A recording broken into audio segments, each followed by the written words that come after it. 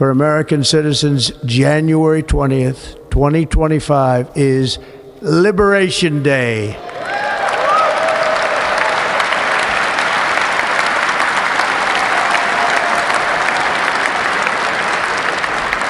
It is my hope that our recent presidential election will be remembered as the greatest and most consequential election in the history of our country. As our victory showed, the entire nation is rapidly unifying behind our agenda with dramatic increases in support from virtually every element of our society, young and old, men and women, African Americans, Hispanic Americans, Asian Americans, urban, suburban, rural, and very importantly, we had a powerful win in all 7 swing states, and the popular vote, we won by millions of people. We set records, and I will not forget it. I've heard your voices in the campaign, and I look forward to working with you in the years to come. Today is Martin Luther King Day, and his honor, this will be a great honor, but in his honor, we will strive together to make his dream a reality. We will make his dream come true.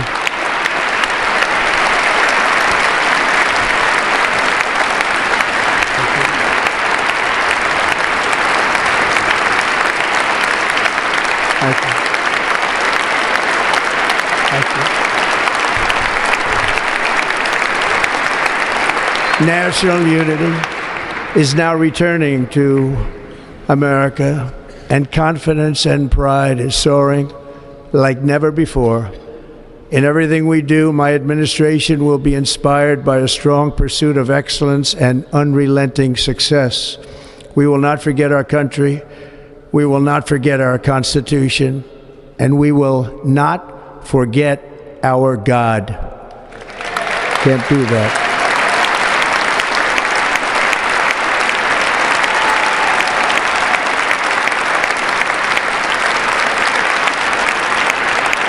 Today, I will sign a series of historic executive orders. With these actions, we will begin the complete restoration of America and the revolution of common sense. It's all about common sense. First, I will declare a national emergency at our southern border.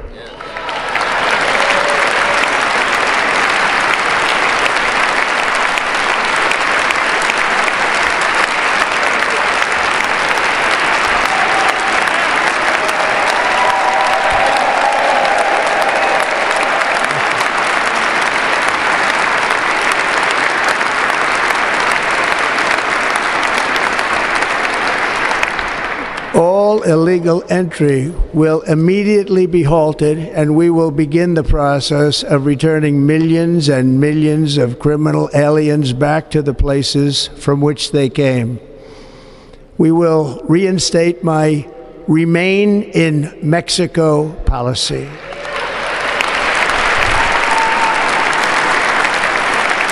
I will end the practice of catch and release.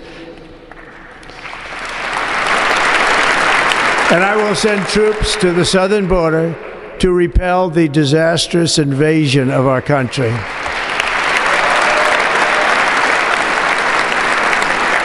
Under the orders I signed today, we will also be designating the cartels as foreign terrorist organizations.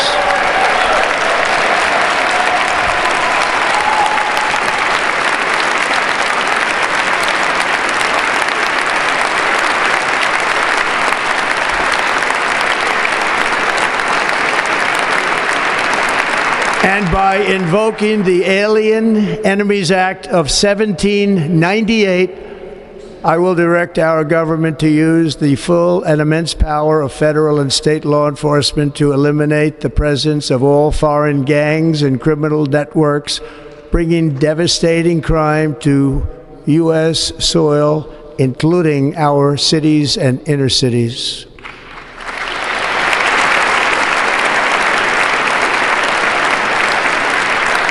As Commander-in-Chief, I have no higher responsibility than to defend our country from threats and invasions, and that is exactly what I am going to do. We will do it at a level that nobody's ever seen before. Next, I will direct all members of my cabinet to marshal the vast powers at their disposal to defeat what was record inflation and rapidly bring down costs and prices.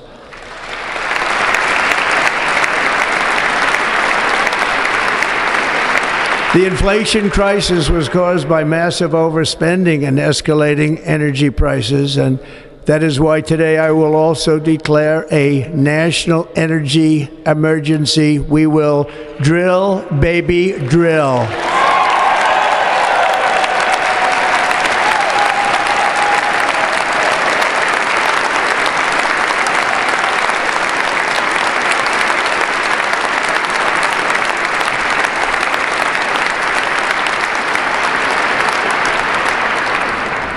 America will be a manufacturing nation once again, and we have something that no other manufacturing nation will ever have, the largest amount of oil and gas of any country on earth, and we are going to use it.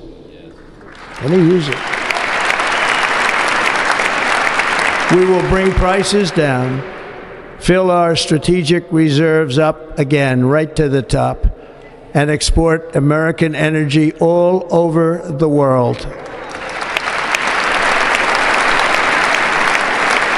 We will be a rich nation again, and it is that liquid gold under our feet that will help to do it. With my actions today, we will end the Green New Deal, and we will revoke the electric vehicle mandate, saving our auto industry and keeping my sacred pledge to our great American auto workers.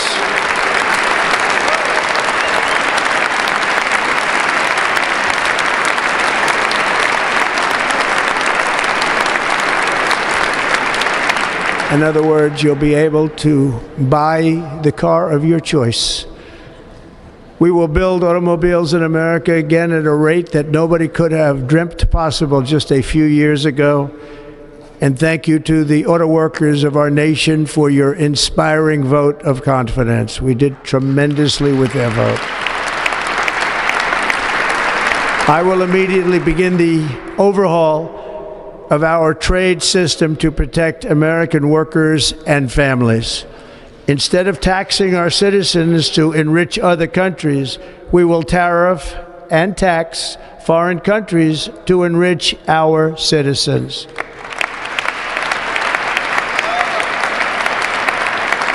For this purpose, we are establishing the External Revenue Service to collect all tariffs, duties, and revenues. It will be massive amounts of money pouring into our treasury, coming from foreign sources.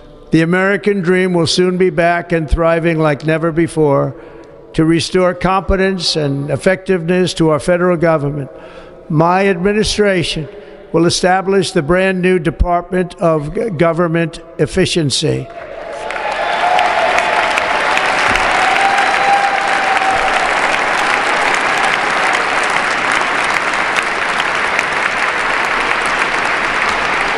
After years and years of illegal and unconstitutional federal efforts to restrict free expression, I will also sign an executive order to immediately stop all government censorship and bring back free speech to America.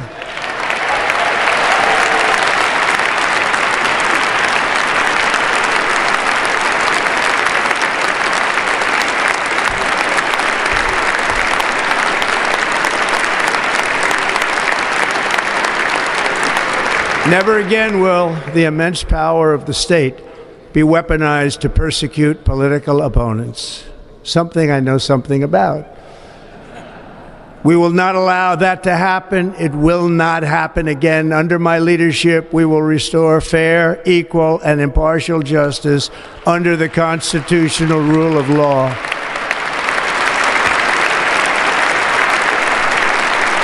And we are going to bring law and order back to our cities.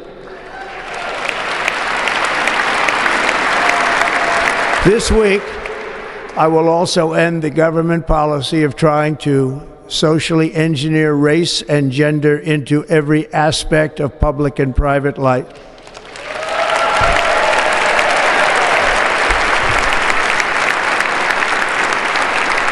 We will forge a society that is colorblind and merit-based.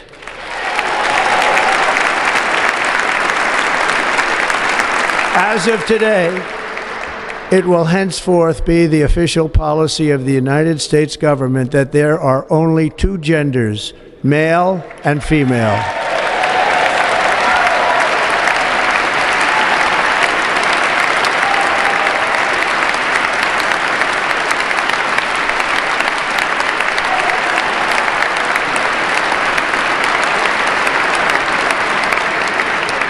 This week, I will reinstate any service members who were unjustly expelled from our military for objecting to the COVID vaccine mandate with full back pay.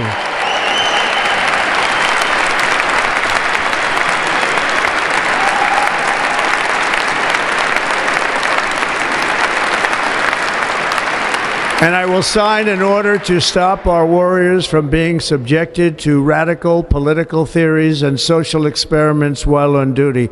It's going to end immediately. Our armed forces will be freed to focus on their sole mission, defeating America's enemies.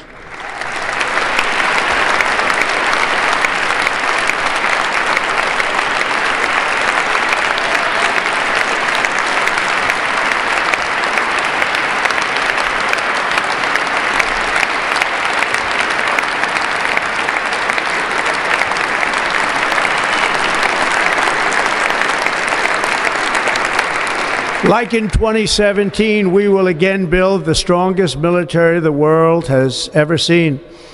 We will measure our success not only by the battles we win, but also by the wars that we end, and perhaps most importantly, the wars we never get into.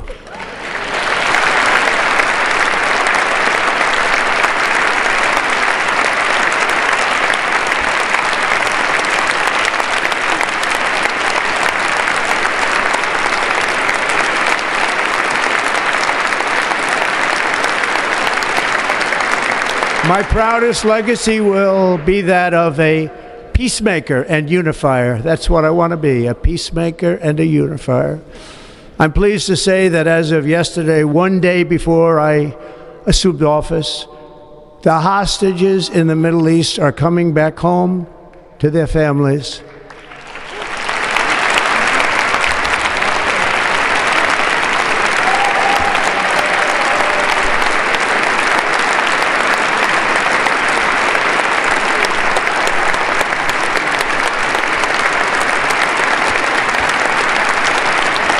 Thank you.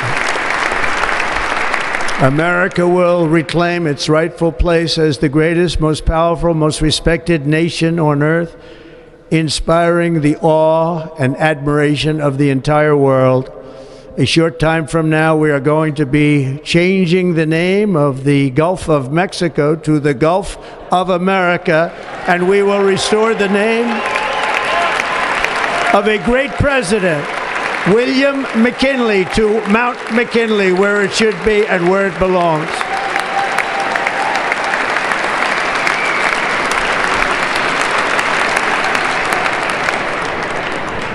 President McKinley made our country very rich through tariffs and through talent.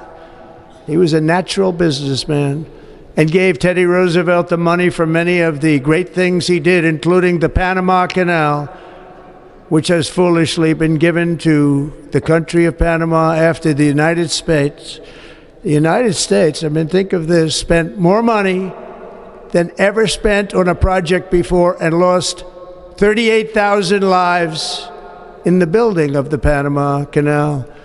We have been treated very badly from this foolish gift that should have never been made, and Panama's promise to us has been broken. The purpose of our deal and the spirit of our treaty has been totally violated. American ships are being severely overcharged. and not treated fairly in any way, shape, or form, and that includes the United States Navy. And above all, China is operating the Panama Canal, and we didn't give it to China, we gave it to Panama, and we're taking it back.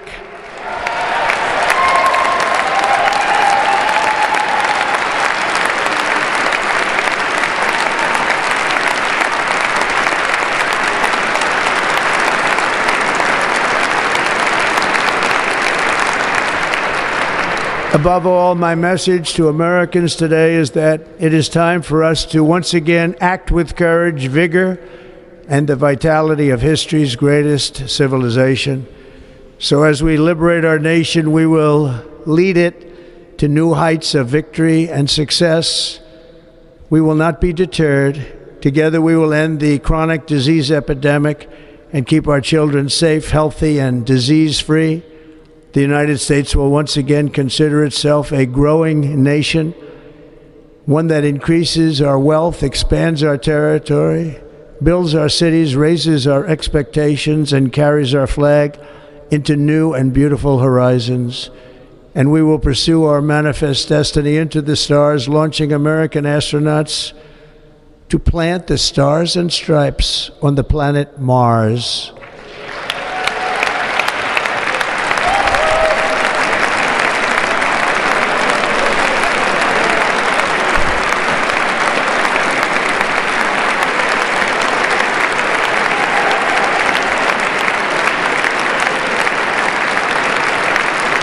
Ambition is the lifeblood of a great nation, and right now our nation is more ambitious than any other. There's no nation like our nation. Americans are explorers, builders, innovators, entrepreneurs, and pioneers. The spirit of the frontier is written into our hearts. The call of the next great adventure resounds from within our souls. Our American ancestors turned a small group of colonies on the edge of a vast continent into a mighty republic of the most extraordinary citizens on earth. No one comes close. Americans pushed thousands of miles through a rugged land of untamed wilderness. They crossed deserts, scaled mountains, braved untold dangers, won the Wild West, ended slavery, rescued millions from tyranny, lifted billions from poverty, harnessed electricity, split the atom, launched mankind into the heavens, and put the universe of human knowledge into the palm of the human hand. If we work together, there is nothing we cannot do and no dream we cannot achieve. Many people thought it was impossible for me to stage such a historic political comeback. But as you see today, here I am. The American people have spoken.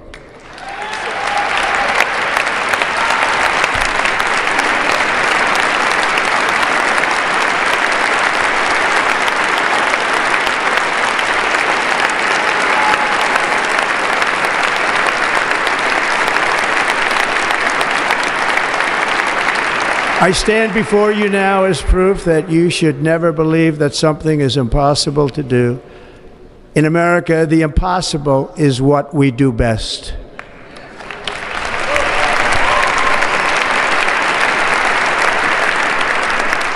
From New York to Los Angeles, from Philadelphia to Phoenix, from Chicago to Miami, from Houston to right here in Washington, D.C., our country was forged and built by the generations of patriots who gave everything they had for our rights and for our freedom. They were farmers and soldiers, cowboys and factory workers, steel workers and coal miners, police officers and pioneers who pushed onward, marched forward, and let no obstacle defeat their spirit or their pride. Together they laid down the railroads, raised up the skyscrapers, built great highways, won 2 world wars, defeated fascism and communism, and triumphed over every single challenge that they faced. After all we have been through together, we stand on the verge of the 4 greatest years in American history. With your help, we will restore America, promise, and we will rebuild the nation that we love, and we love it so much. We are one people, one family, and one glorious nation under God. So to every parent who dreams for their child, and every child who dreams for their future, I am with you, I will fight for you, and I will win for you. We are going to win like never before.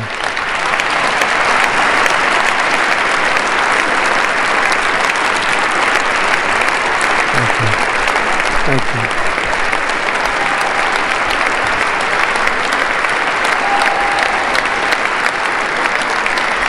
Thank you. Thank you. In recent years, our nation has suffered greatly, but we are going to bring it back and make it great again, greater than ever before. We will be a nation like no other, full of compassion, courage, and exceptionalism. Our power will stop all wars and bring a new spirit of unity to a world that has been angry, violent, and totally unpredictable. America will be respected again and admired again, including by people of religion, faith, and goodwill. We will be prosperous. We will be proud. We will be strong, and we will win like never before. We will not be conquered. We will not be intimidated. We will not be broken, and we will not fail. From this day on, the United States of America will be a free, sovereign, and independent nation. We will stand bravely. We will live proudly. We will dream boldly, and nothing will stand in our way because we are Americans. The future is ours, and our golden age has just begun. Thank you. God bless America. Thank you all. Thank you. Thank you very much. Thank you very much. Thank you.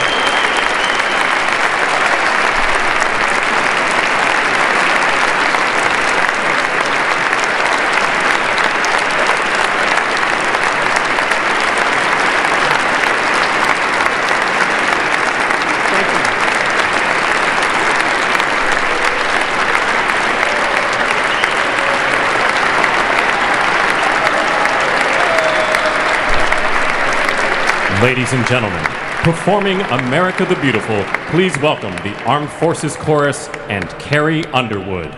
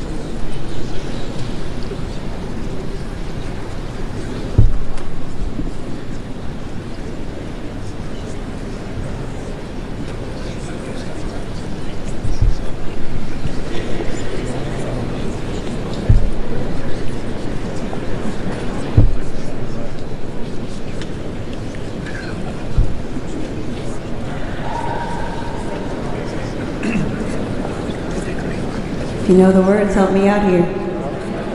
Oh, beautiful for spacious skies, for amber waves of grain, for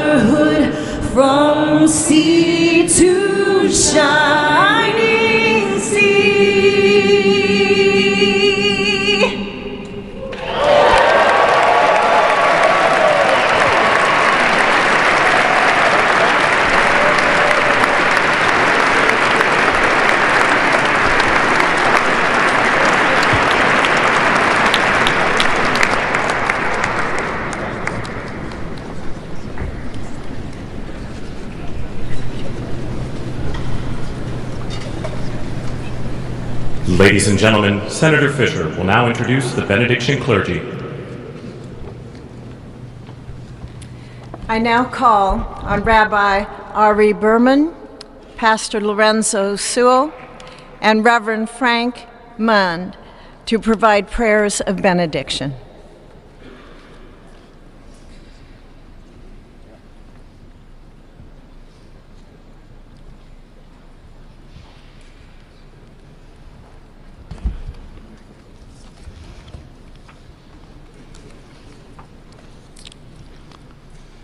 Let us pray.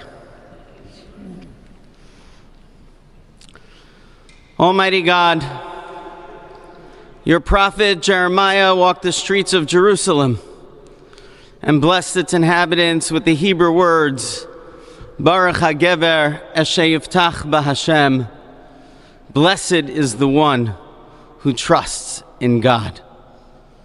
Thousands of years later, this great nation, which adopted these words as its motto, "In God we trust," stands at a moment of historic opportunity.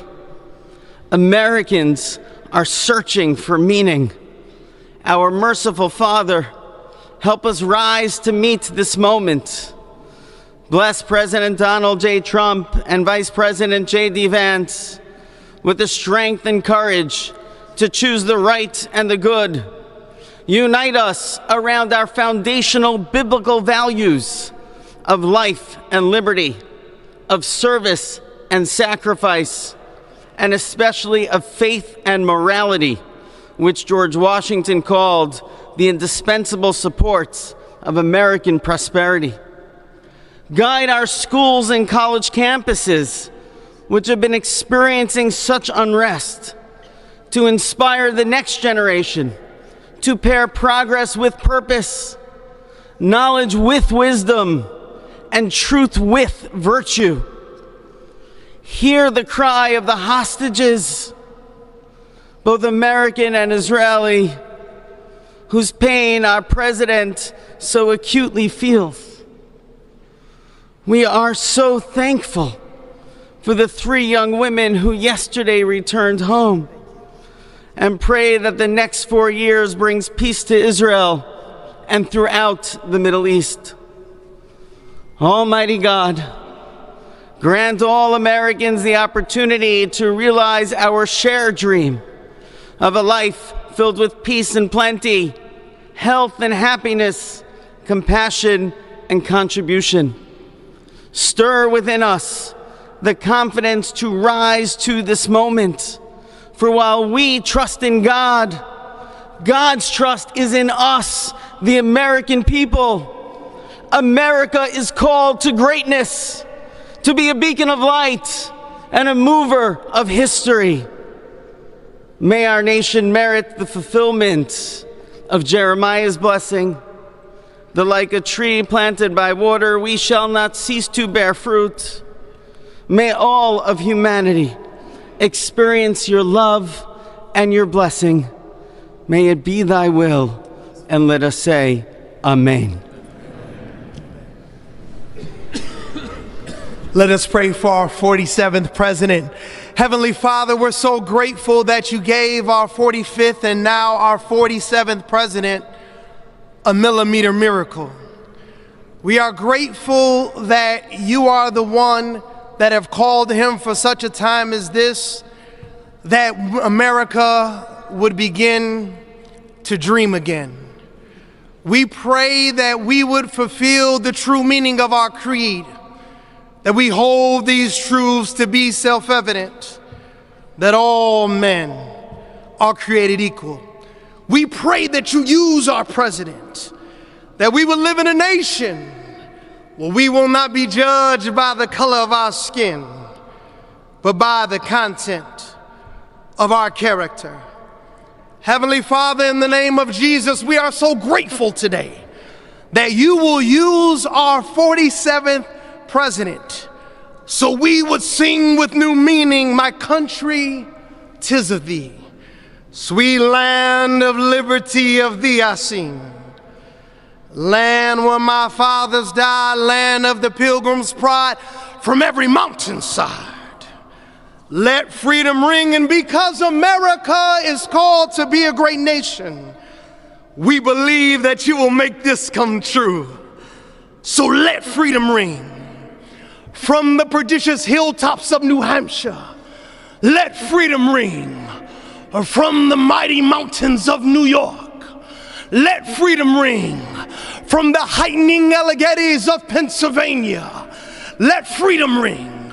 From the snow-capped Rockies of Colorado, let freedom ring. From the curvaceous hilltops of California, but God, we're asking you not only that, let freedom ring from Stone Mountain, Georgia. Let freedom ring from Lookout Mountain of Tennessee. Let freedom ring from every hill and every molehill in Mississippi, from every state, every city, every village, and every hamlet. And when we let freedom ring, we will be able to speed up that day where all of your children, black men and white men, Protestant and Catholic, Jew and Gentile, will be able to sing in the meaning of that old Negro spiritual, free at last, free at last. Thank you, God Almighty.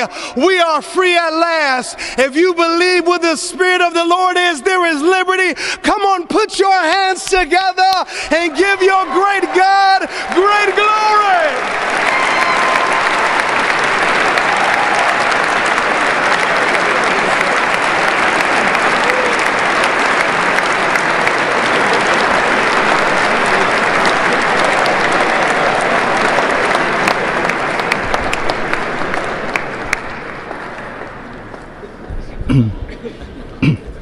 Almighty and eternal God, we gather here today in reverence, joined in our shared hopes and dreams for our beloved nation. In this sacred moment of the inauguration of President Donald J. Trump and Vice President J.D. Vance, we turn our hearts to you, seeking your divine assistance and abundant blessings upon this pivotal moment in history. We come before you with profound gratitude for the many gifts you have bestowed upon our land. Thank you for the freedoms we cherish, for the strength of our communities, and for the resilience of our spirit. As our President and Vice President embrace their newly appointed roles, we humbly implore that your everlasting love and wisdom will envelop them. Grant them the clarity of mind to navigate the challenges that lie ahead, and the compassion to serve all citizens with fairness and integrity. May their hearts be filled with a giving spirit and sincere understanding for those whom they represent.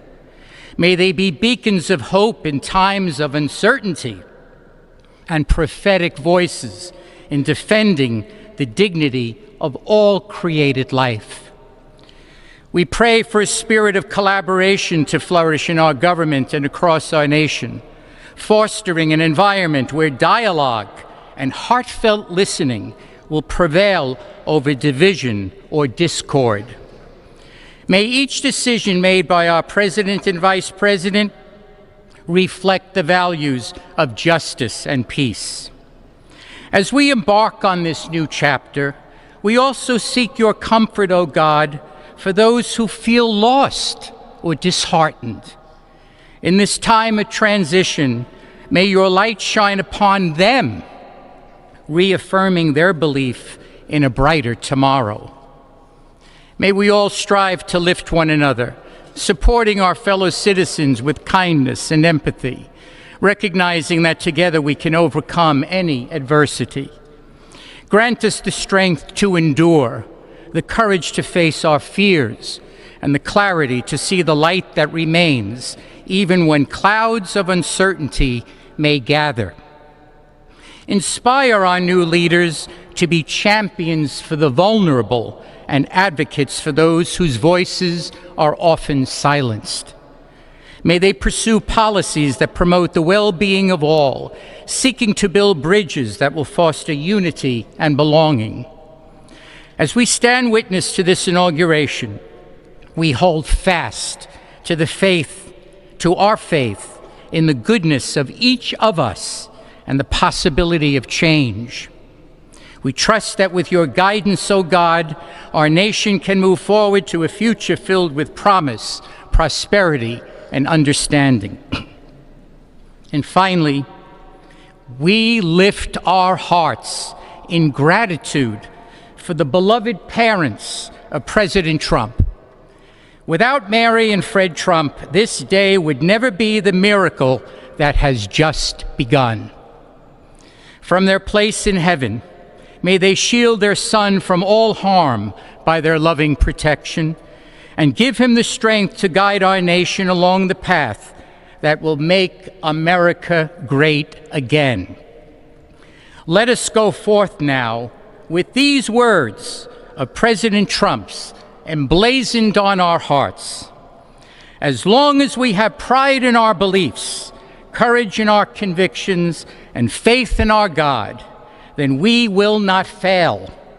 We stand tall, we stand proud, because we are Americans, and Americans kneel to God, and to God alone. Amen. Ladies and gentlemen, please remain standing for our national anthem.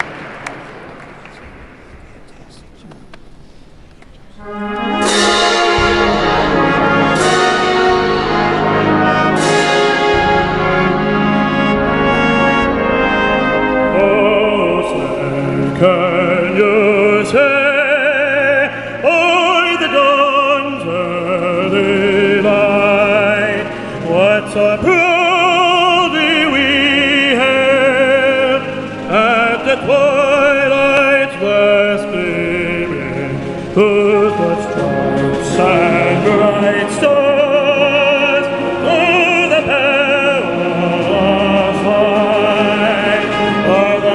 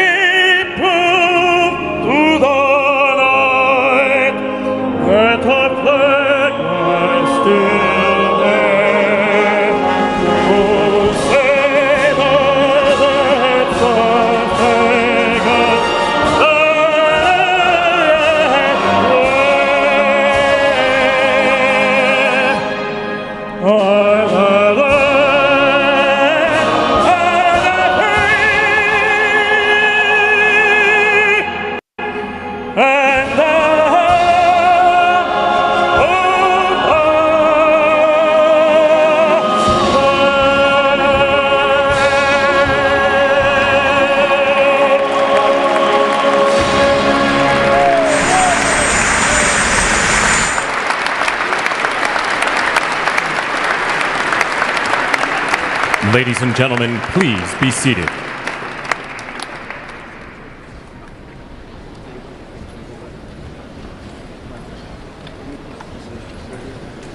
Ladies and gentlemen, please remain at your seats while the President and official party depart the platform.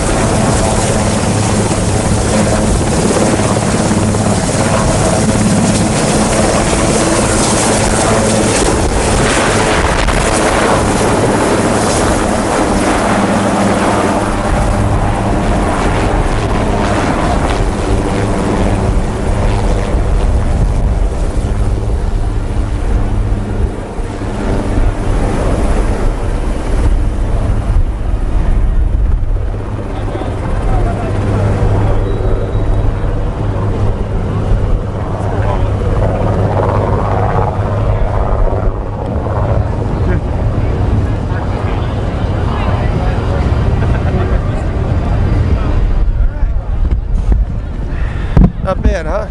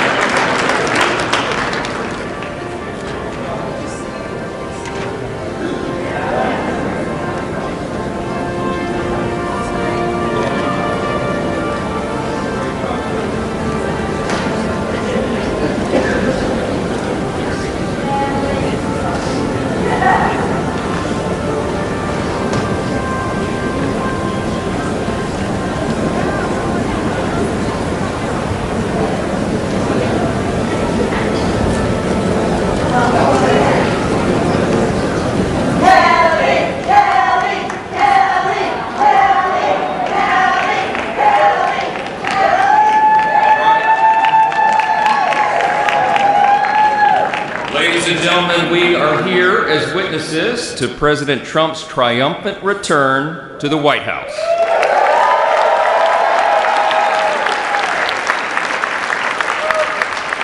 Right now, already this morning, you can feel it around the country. We certainly felt it here in the city. America is coming together and roaring back again, and it begins today, as the President just told us. I know we'd all rather be gathered together on the National Mall with hundreds of thousands of our closest friends, but our disappointment is well overcome with our excitement for the future that we feel today. We have the chance to make the next 4 years the most consequential period in our nation's history. And as Speaker of the House, it is my great pleasure, my great honor, to introduce to you the man who will lead us to this new golden age, the decisive winner of the Electoral College and the popular vote, the 45th and the 47th, and the greatest president of our lifetimes, Donald J. Trump.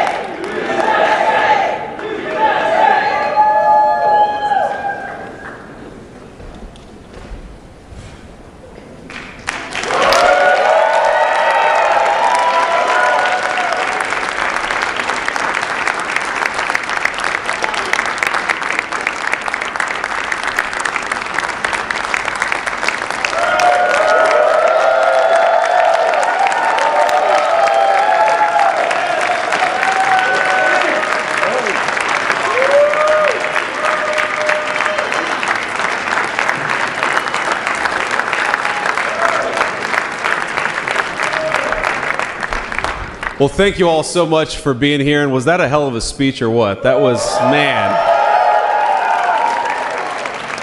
That was a good way to start it off. You know, I didn't know exactly what the president would put in that speech, and I hoped to myself that he wasn't going to hold back, and sir, you didn't hold back. That was a hell of a way to start the next 4 years. But I just want to say from the bottom of my heart, and I know I speak for the president and for all of us, thank you, thank you, thank you for making this possible. We love you.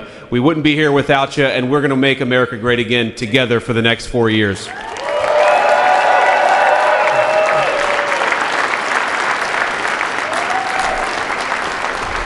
And the last thing I'll say is, you know, having stood outside for about 5 minutes to wave goodbye to the Bidens, thank God we moved that thing indoors, because it was a beautiful ceremony and it was cold as hell outside.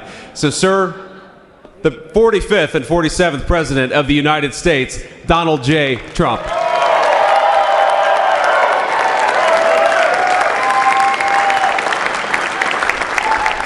No, he's right. I said, oh, look at this beautiful sunny day. We blew it. And then I went outside and we were freezing. You would have been very unhappy. The sun was very deceptive, I will tell you. It is cold out. And I'm sort of saying, you know, that was so beautiful today. Maybe they should do it there every 4 years. Does that make sense? I don't know. Because, you know, the outdoor thing is really good, but it gets a little cold around this time of the year, as some people have noticed. And a lot of times they suffer through it. There was no suffering in that room. It was 72 degrees. It was perfect with the best acoustics I think I've ever heard in a room. This is not so bad either. But I just want to say, you're a younger, far more beautiful audience that I just spoke to. And I want to keep it off the record. I want to keep that off the record. Because I don't want to have all those big shots up there. I don't want to think you're more powerful than them, you look better than them, and I love you. Now, we just had a great time. We just had a great day.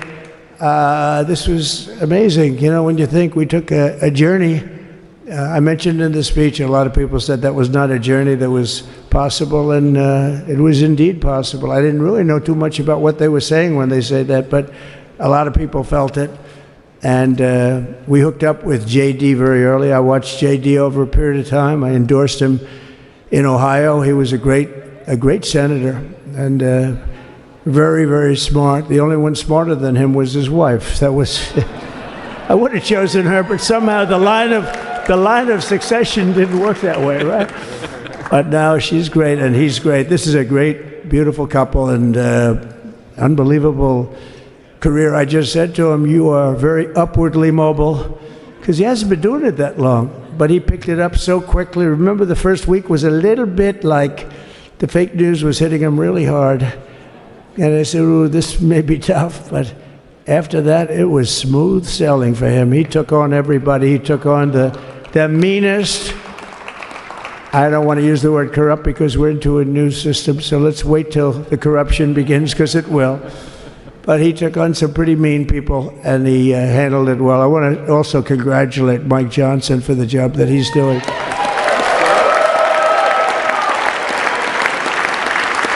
Steve, we gave him a majority of almost nothing, and then I said to make it tougher on him, let me take 2 or 3 of the people, right? I said he'll only have to suffer with that for about 3 months. How are they doing, by the way? Are they? Is that moving along? Totally unified. I said, do you mind if I take this one, that one, and a couple of others? He didn't mind. He can handle it.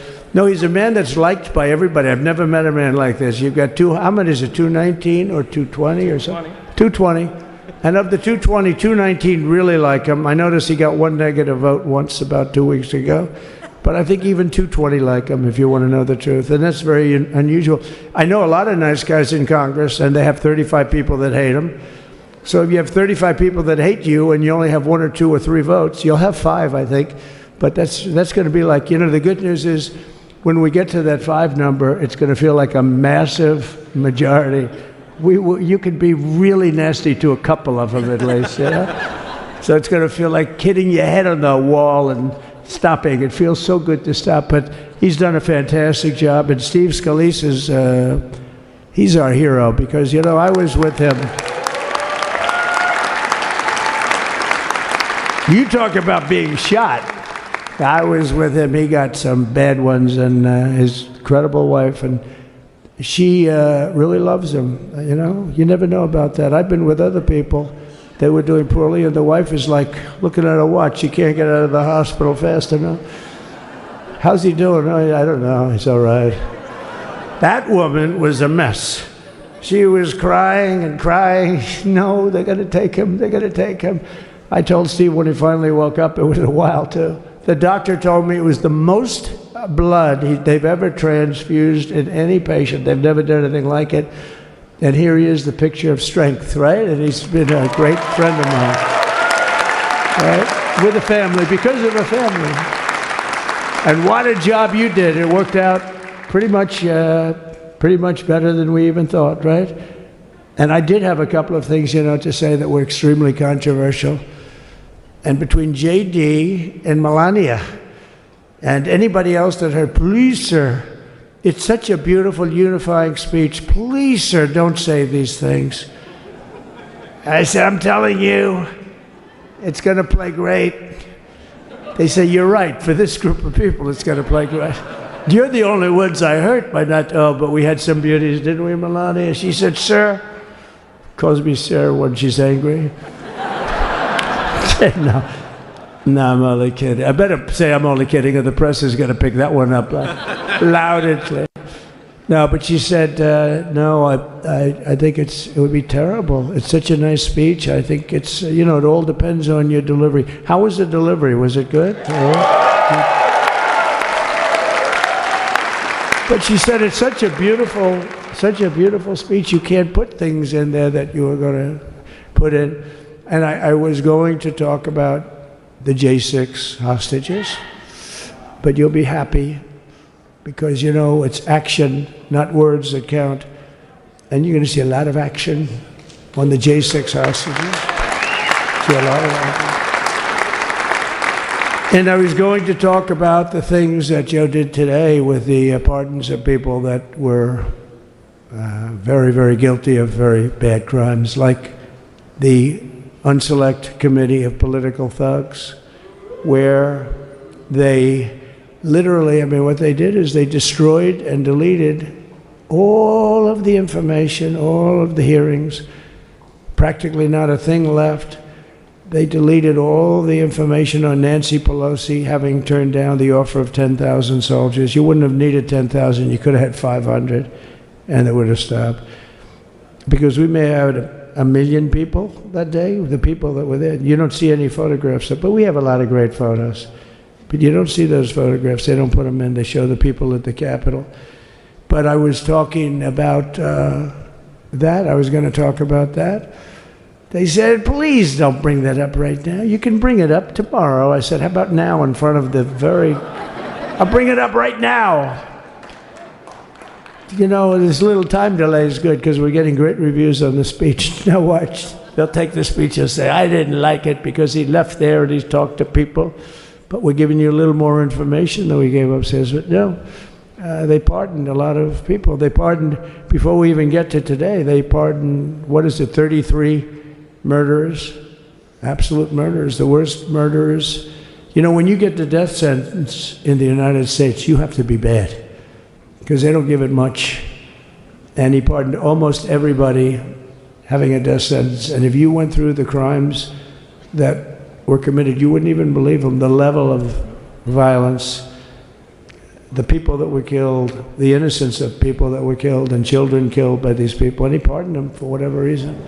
He spared them, but they didn't spare the people that they killed. And who knows what happens in the future. It's one of the worst because a lot of times they let them out early after that. They say you're going to be in for life, but then all of a sudden they get let out for good behavior, and then they go on a rampage. It's one of those little things, right?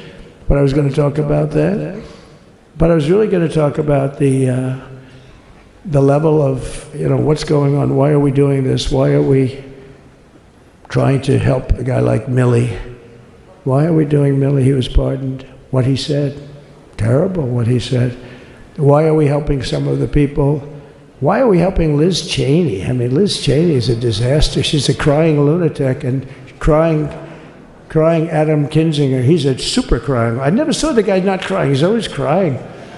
I looked at him. I remember years ago he was actually on my side.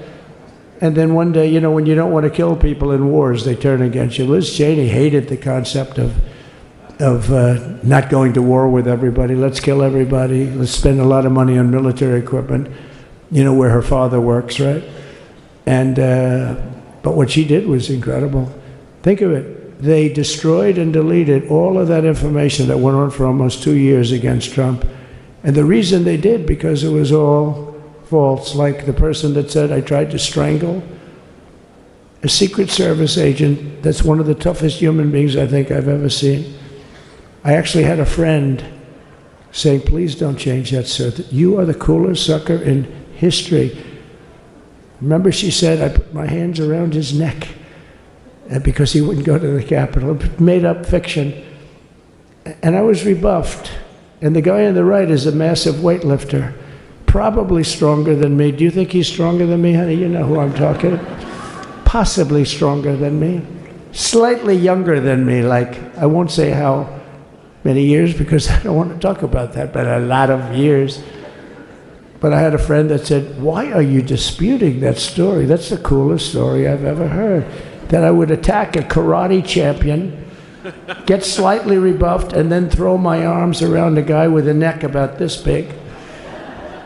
Even though there are bars, you know, there are bars, you can't really do that anyway. So I wanted to talk about that. But all of that stuff got deleted. And the reason it got deleted is they were all caught in lies. You know, Secret Service testified, and they said it didn't happen. Actually, the two guys were very embarrassed. They're suffering because their friends are saying, did Trump really do that to you? But they gained a whole new respect for me. But it was just make-believe stuff, and there were a lot of make-believe stories made up. So rather than suffer the wrath, like the story with Nancy Pelosi, I offered her 10,000 soldiers.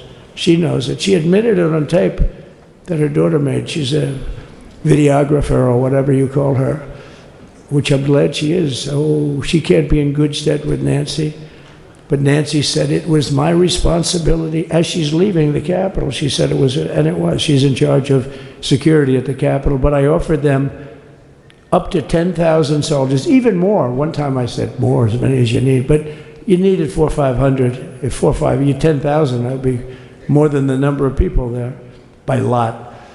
But we offered her 10,000. Think of it, 10,000 soldiers. In other words, J6 wouldn't be J6. There would have been no J6. But she rebuffed them. She didn't like it. No, she didn't like it. Maybe she wanted that to happen. But she's guilty as hell. And now we would have to go through the process because they destroyed all evidence. They deleted everything. There's virtually nothing left. The other fake story and so many other fake stories. And many people came out on our side. And those people now would got to find them. There's nothing left. So that's a criminal offense. If that were a civil case, it would be a criminal offense. If that happened civilly where you did that, it would be a criminal offense. So I decided I'm not going to make this speech complicated. I'm going to make it beautiful. I'm going to make it a unifying speech. And then when they said we have a group of people that are serious Trump fans, I said, this is the time to tell those stories.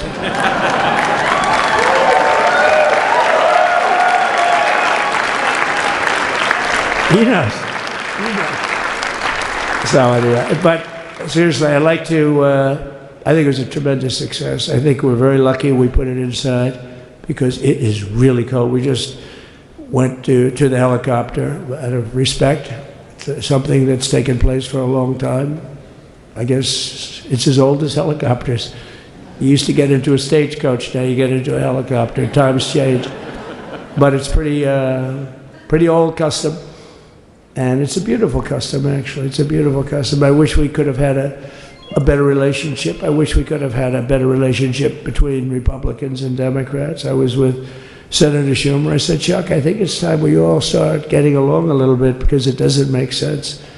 I mean, we literally never get a Democrat vote. They never get a Republican vote, almost. And although there is a bill coming up very shortly that we have a lot of Democrat votes, right? That's going to be a very a beautiful bill. We're going to have a deciding, I would say, within a week or so, I think. And it's going to be a very good bill. You all know what I'm talking about. So I just want to thank you all for being here. You have been our fans from day one. All these people all over. You've been our fans. This has been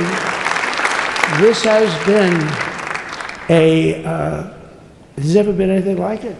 There's never been anything like it. This has been a movement like no movement ever in history for probably any country, let alone this country.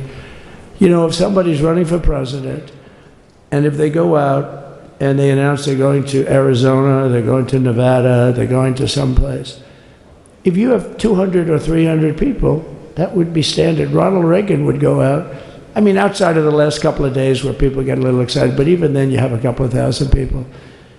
But if you're going to go someplace, any place, any one of the swing states, any one of the other states, I mean, how about the non-swing states? We won Alabama by 48 points.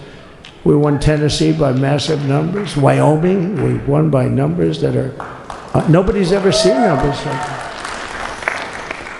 And, you know, places like California, we did great, but when they send out like 38 million ballots, and nobody knows where the hell they're sending them, and then they come pouring back, the whole thing. You know, they passed a law in California that if you work in an election bureau, and if you so much as ask for a voter ID, if you say, sir, ma'am, could I please look at your voter ID? They have the right to put you in jail. You're a criminal. Can you believe that? There's only one reason that happens. They want to cheat.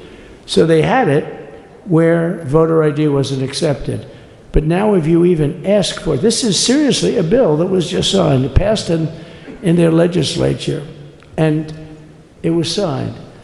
And I think when we get things cleaned up and we get back to a little bit of normalcy, I'm going to ask the Speaker to really get involved, because I think we would have won the state of California, because, you know, if you look at my numbers with Hispanic, we're at 56%. And we were winning. We won the Texas border that had never been won. As the governor said, he's doing a good job, the governor, by the way, of Texas. But as the governor said, it hasn't. Oh, did I get lucky? Did I get lucky? Supposing I said, you know, he's not here, but the governor of Texas has done a terrible job. Wow, look at you. You mean we couldn't get you up in the front row? I'll tell you. Supposing I said, JD, the governor of Texas, is not doing his job.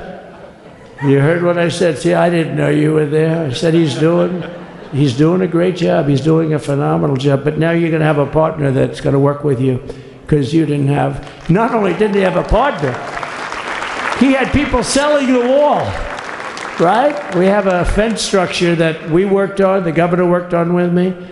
And I didn't love it, to be honest with you. I wanted a nice precast concrete, you know, 40, 50 feet high, like a beautiful, could have been a T-shape, Y-shape. I love construction. I wanted that sucker to go up maybe 50, 60 feet. It would have looked beautiful, a nice Y shape. And they said, the problem is, sir, they climbed that like a rabbit. I said, what do you mean? No way. And they brought some of these guys out. They climbed it like... And the other thing is you hit it with acid and the thing will disintegrate. You know, they have things for concrete. So they needed very hardened steel, very special steel. And then they needed 7,000-pound concrete inside that steel, inside that steel. And then they have a rebar that's the toughest steel made. Very hard to cut. So this is why very little is cut. I mean, it's right. And then they put a anti-climb panel on top. I hated it. I said, it's so unattractive.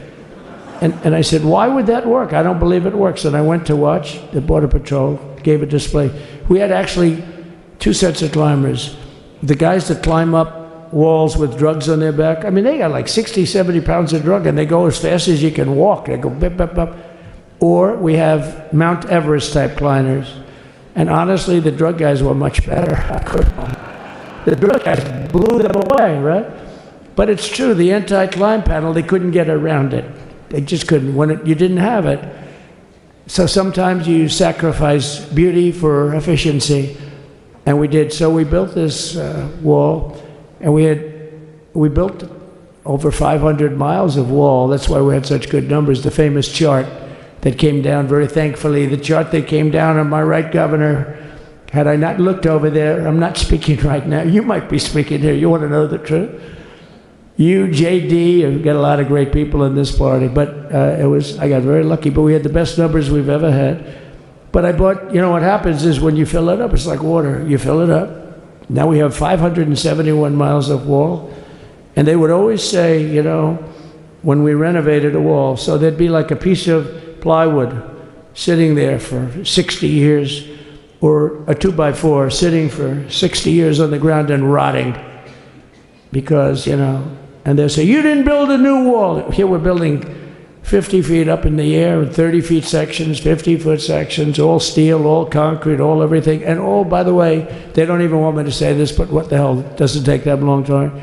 They were all wired for all of the equipment. We put wires in everything so they can easily wire for all the different types of equipment. And if there's a doubt, we have a wire.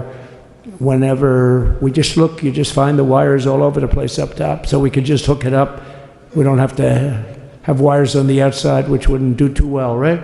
So anyway, we built an extra 200 miles of wall, and the governor wanted to buy it. He tried to buy it, and they wouldn't sell it to him. He wanted to put it up himself. Could have been done in 3 to 4 weeks, 200 more miles, because when you do it, now they just keep going further out, getting around. So we did an extra 200 miles, and it was all bought, and they announced that they're not going to put it up. And that's when I realized they wanted open borders, and that's when I realized that people are going to come pouring through the wall like nobody's ever seen before, but you've seen it. A lot of you are here because of that. I made it my #1 issue. They all said inflation was the #1 issue. I said I disagree. I think people coming into our country from prisons and from mental institutions is a bigger issue for the people that I know. And I made it my #1. I talked about inflation too, but how many times can you say that an apple has doubled in cost? I'd say it, and I'd hit it hard, but then I go back to the fact that we don't want criminals coming into our country. We don't want the jails of every country in the world virtually being deposited into the United States. And that man had to suffer with it. And he did an unbelievable job. I'll tell you, he was a very popular governor, but now he's like an unbeatable governor because of your border policies. He was fantastic. And he really was. Governor Abbott he's a great man, great leader. And but it did make him did you do it? You didn't do that for politics. You did it because you wanted to do the right thing. But I'll tell you, it sure as hell worked for politics too. It's self-preservation, that's right. But no, because the people are demanding it. The people of Texas are demanding it. The people are demanding it all over. So anyway, we built it, and they wouldn't let us use it. They wouldn't let the governor use it, and other governors, they wouldn't let him use it. But he was the leader of the pack and did a great job. And then we heard about a month ago that not only wouldn't they let us use it, they were selling it. They were going to sell it for 5 cents on the dollar. Now, 5 cents on the dollar then, but today it would cost more than twice as much to build because we bought it like 6 years ago. And it was just sitting on the ground, and that does not do well for the whole thing.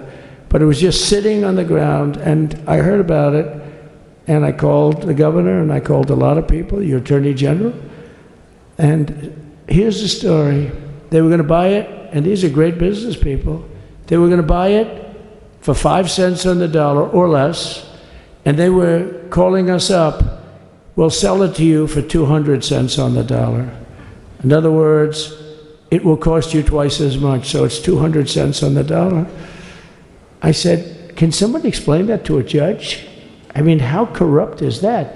You'd think they'd say, maybe we'll sell it to you for 20 cents, 30 cents, but not 200 cents.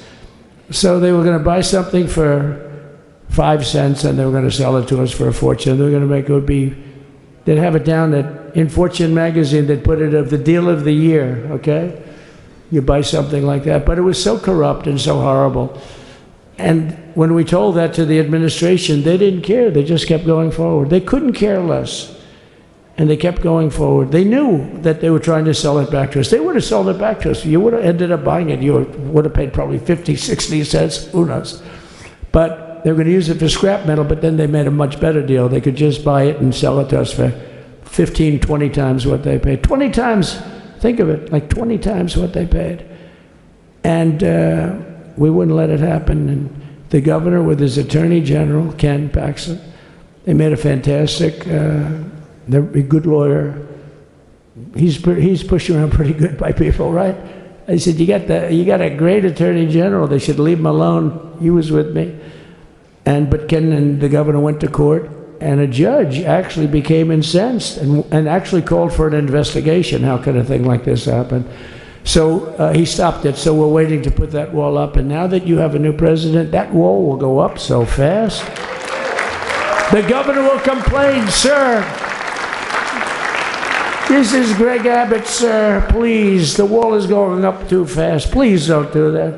You know the story about winning. No, we're going to win too much. We're winning too much. Please, let's stop. People always love that one. We'll do this with the wall. Governor Abbott calls, sir, the wall is going up too fast. We can't take it. We just can't take it. No, I think you'll be very happy if the wall goes up too fast, right? But we'll get that done. We'll work with you on that. But it was a great decision by a great Texas judge, right? And it was beautiful, beautiful to watch. He stopped them right in their track. I mean, they were literally loading the stuff onto trucks. It was terrible. Honestly, it was terrible. And he wouldn't take it. So I'm so glad I mentioned that they have a really good governor in Texas. And I swear, I didn't know he was here. I swear to you, it sounds like a setup. I didn't know you would end. Did I get lucky? I said the right thing. Because there have been moments when I wasn't so happy with him, you know? But not too many, I can tell you that. So anyway, it's good to see you too, Governor. Great. But I just want to thank everybody. You've been incredible. I recognize so many of you. It's so crazy. But this has been a long journey. This was a journey that started in 2015, probably started 20 years before that. People used to say, you're going to run for president? You're going to run?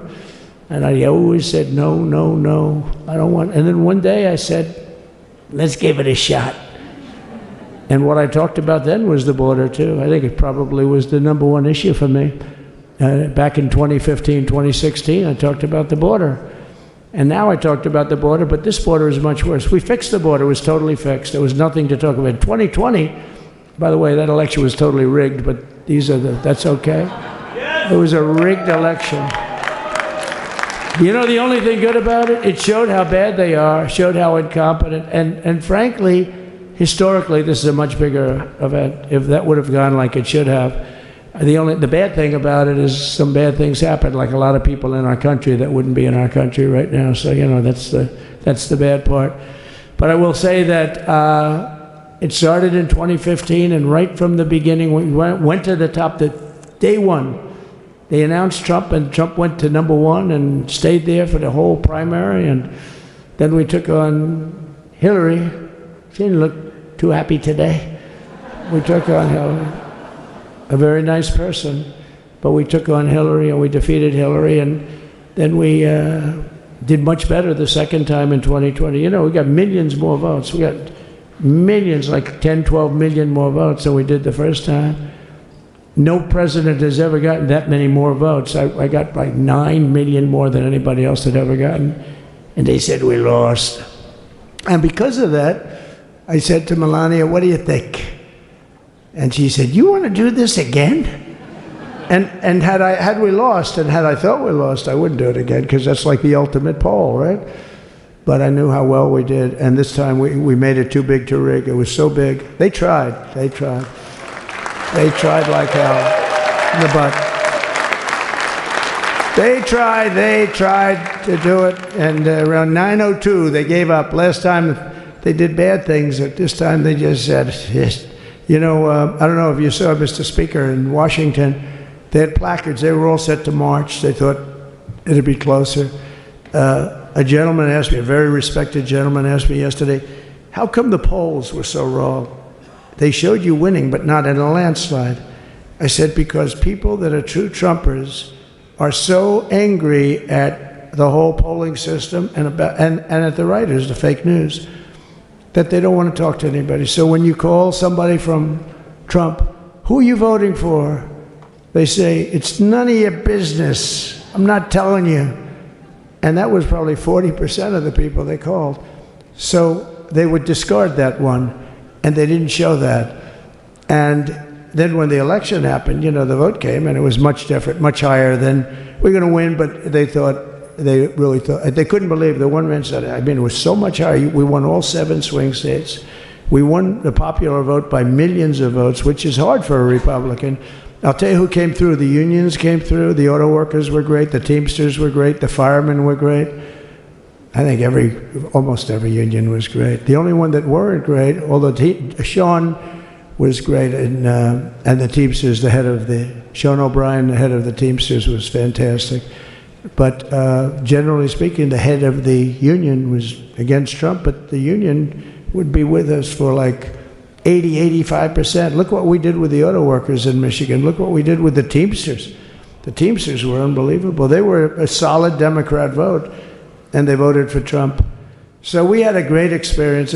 Now we have to go to work and get it done, because we have to do something that's going to be great. We're going to turn our country around, and we're going to turn it around fast. And I think this was a better speech than the one I made upstairs, okay?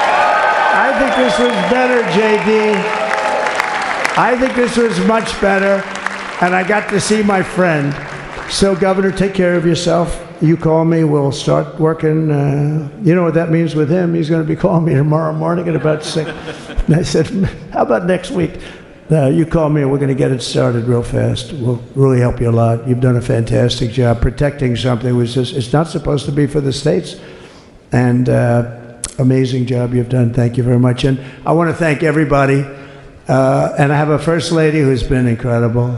She's been incredible.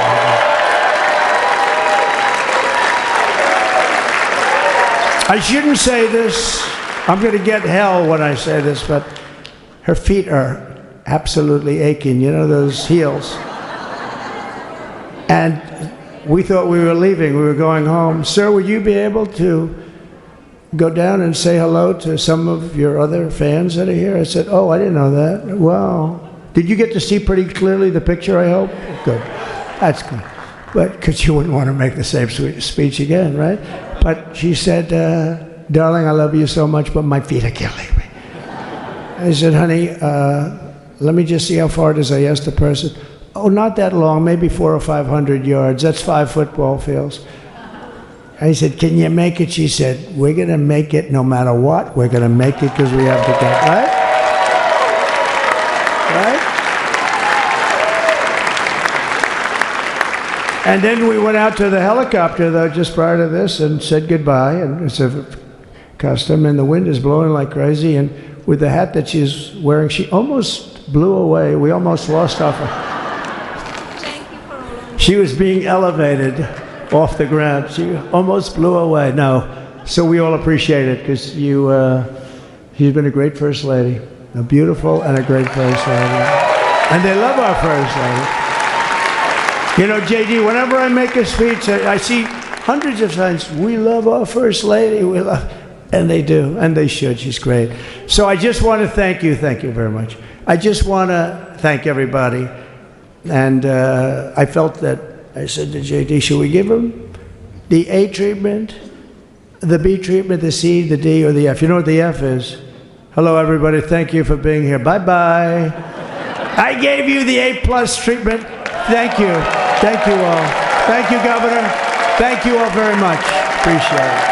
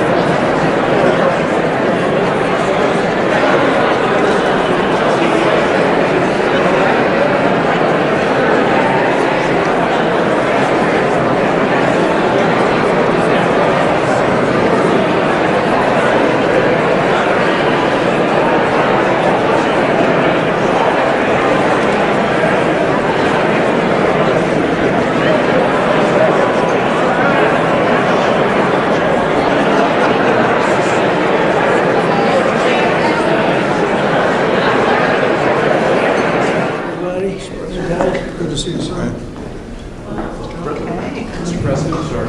Good to see you, sir. Congratulations.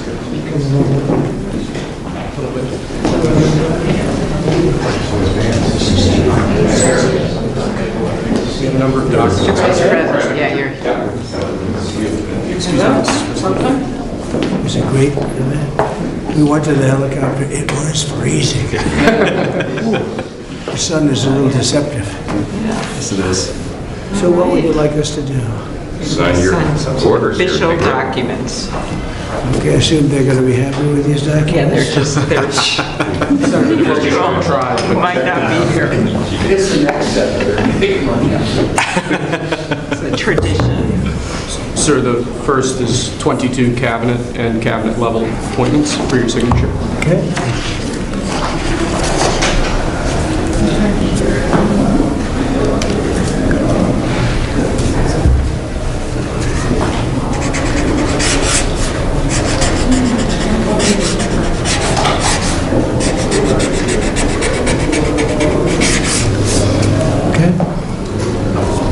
The next one will be, excuse me, the next one will be 47 sub-cabinet level appointments, sir.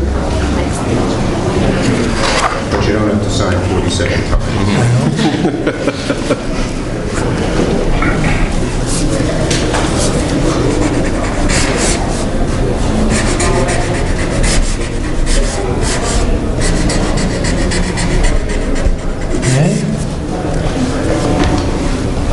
Thank you, sir.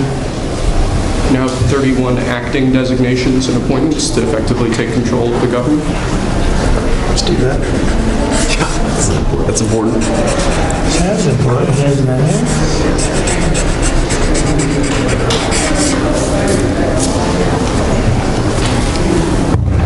And we have 15 commission chairman and acting chairman appointments. Send here. Commission chairman and acting chairman.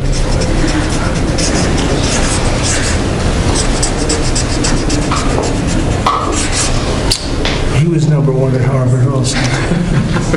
You know that? Good counsel. They have something in common. Thank you, sir. Lastly, we have a proclamation ordering that on all future inauguration days, including this inauguration day, that flags shall be flown at full mast. Very important.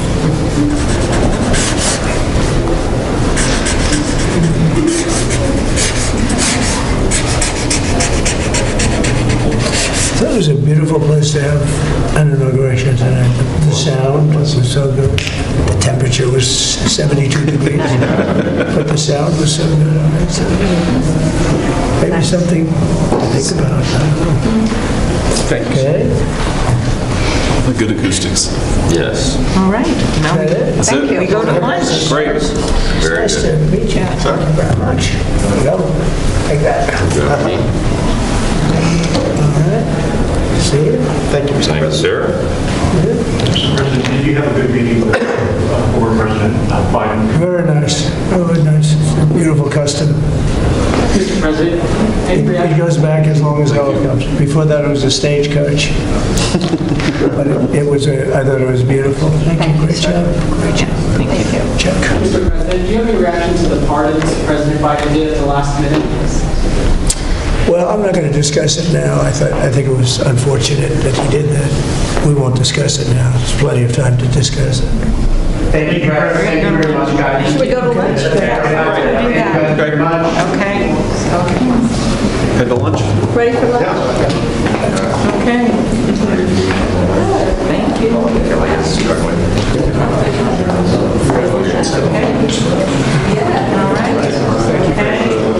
That was 3 times the number of appointments you did in 2017, sir, on day 1. Plenty of time. Just getting started. A lot of good work to do. So rarely you stop it. It's good counsel. Try to look through your documents. That's when they keep reading.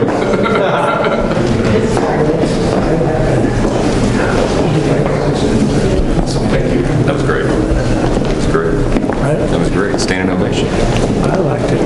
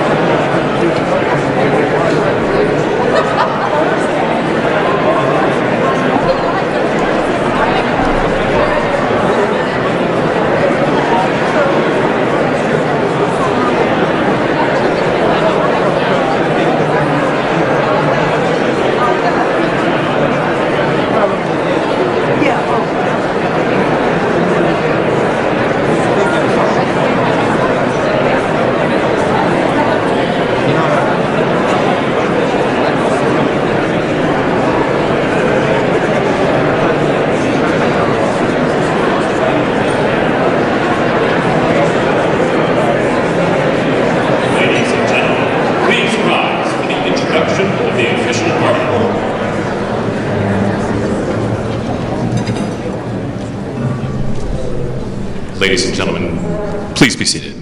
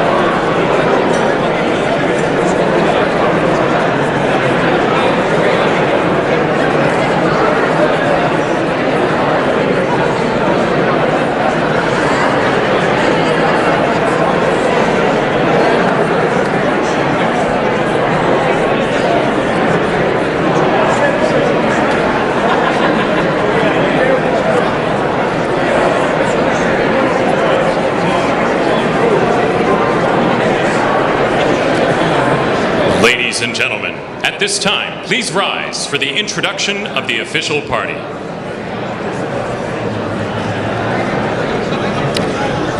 Please welcome members of the Joint Congressional Committee on Inaugural Ceremonies, the Speaker of the House, the Honorable Mike Johnson, accompanied by Mrs. Johnson, Senate Democratic Leader, the Honorable Charles Schumer, accompanied by Mrs. Weinschall Schumer, House Majority Leader, the Honorable Steve Scalise, accompanied by Mrs. Scalise, and House Democratic Leader, the Honorable Hakeem Jeffries.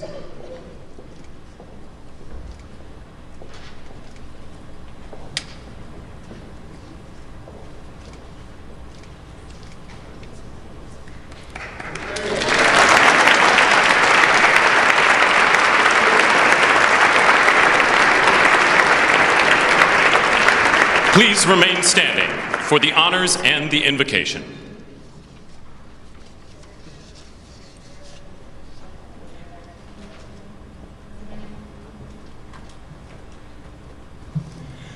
Ladies and gentlemen, escorting the Vice President of the United States, ranking member of the Joint Congressional Committee on Inaugural Ceremonies, the Honorable Deb Fischer and Mr. Fischer.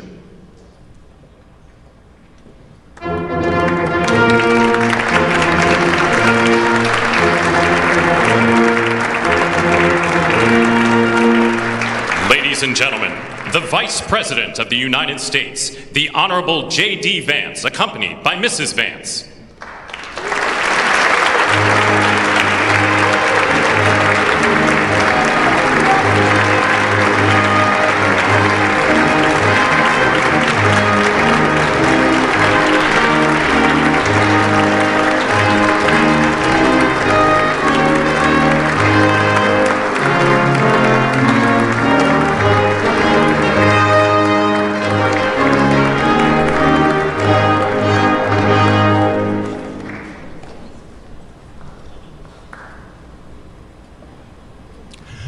Ladies and gentlemen, escorting the President of the United States, the Chairwoman of the Joint Congressional Committee on Inaugural Ceremonies, the Honorable Amy Klobuchar and Mr. Bessler.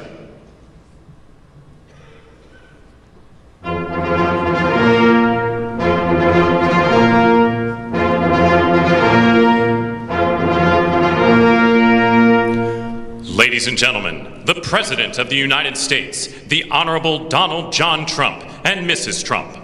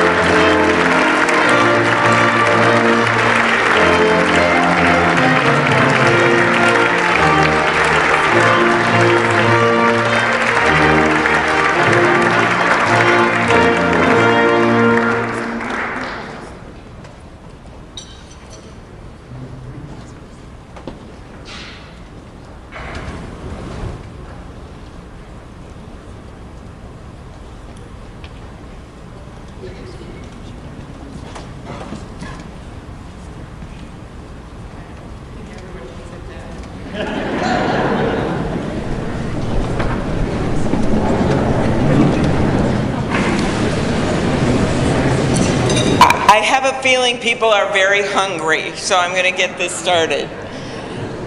Mr. President and Madam First Lady, Mr. Vice President and Madam Second Lady, my colleague Senator Fisher, distinguished guests including the Speaker, Leader Jeffries, and Senate Leaders Thune and Schumer, on behalf of the United States Congress, welcome to the 60th inaugural lunch.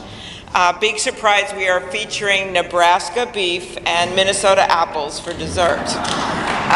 We are here in Statuary Hall, where these luncheons have taken place since President Reagan's first inauguration in 1981, and where the House of Representatives once met over 150 years ago. That would be before you were born, Mr. Speaker. In 1864, after the new House wing of the Capitol was built, and in the midst of the Civil War, Congress dedicated this chamber to host statues chosen by every state. Walking into the hall, we all passed under the arch, holding the marble Car of History clock. The statue shows Cleo, the Greek muse of history, holding a book to record events as they happen. And as you can see, she's heard a lot of stuff. And as she rides her chariot forward into the future, she looks behind her to remember the past. She remains here as she has for hundreds of years, a reminder that history will remember the events of the present, and it is on us to write that history right now. Speaking of art, the painting right here before you, I chose this painting for this lunch this summer, and it's titled American Horizon. It's by Jane Wilson, who grew up on her family farm in Seymour, Iowa. Coming from the middle of our country, Senator Fisher and I both like the painting because the artist is from America's heartland, but the horizon could easily be Florida, Mr. President. I will also note that this is the first time in history we are featuring the work of a woman artist at this lunch, and we thank the Art Institute of Chicago for their assistance. Looking at the vast open landscape of this painting, we're drawn to the bottom of the frame where the land or the water, depending on where you're from, meets the sky, and the horizon endures. The enduring horizon is especially meaningful for us today as we mark our enduring democracy as we approach its 250th anniversary. It's a reminder that what's over the horizon is our next chapter. And it is my prayer that the people in this room can write that chapter together. I'd now like to ask U.S. Senate Chaplain Dr. Barry Black, and we thank God he is back with us and in good health, to deliver the invocation, after which lunch will be served. Thank you.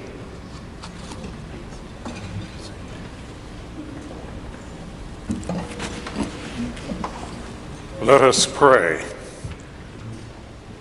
King of kings and Lord of lords, whose kingdom is above all earthly kingdoms, and who judges all lesser sovereignties. Look with favor upon President Donald John Trump and Vice President James David Vance. Empower them with the wisdom and courage needed for our times. Protect them from the vicissitudes and challenges that obstruct the making of a world of justice, peace, and righteousness. Lord, give them a deep desire to do their best for our country and world, and a determination to act in ways pleasing to you. Preserve their families in health and strength by your grace and power. Bless now this luncheon as each of us finds your grace sufficient for every need. We pray in your sovereign name. Amen.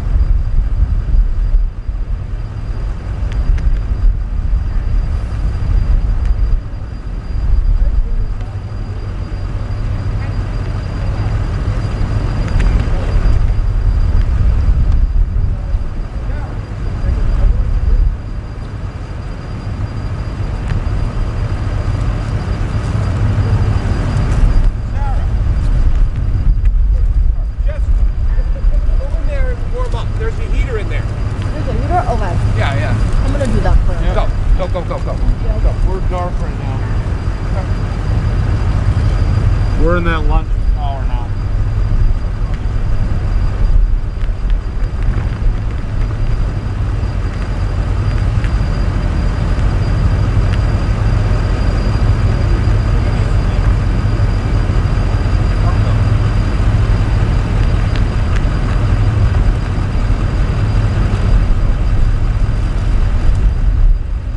All right.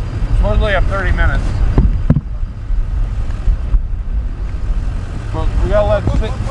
We gotta let 6 know he's hot. And 7's hot. No camera operators. Yeah. They're just no one's gonna take them. But they're just showing stuff. Let me go let him know. Hey Tom! We're guard.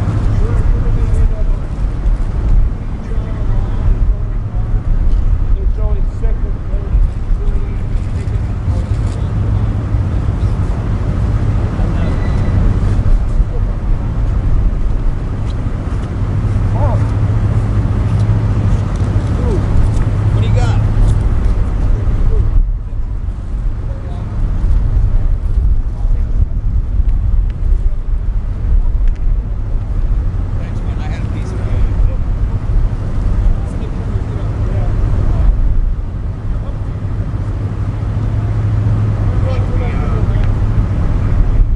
$77 million Americans voted for Donald Trump to make sure that it is always America first.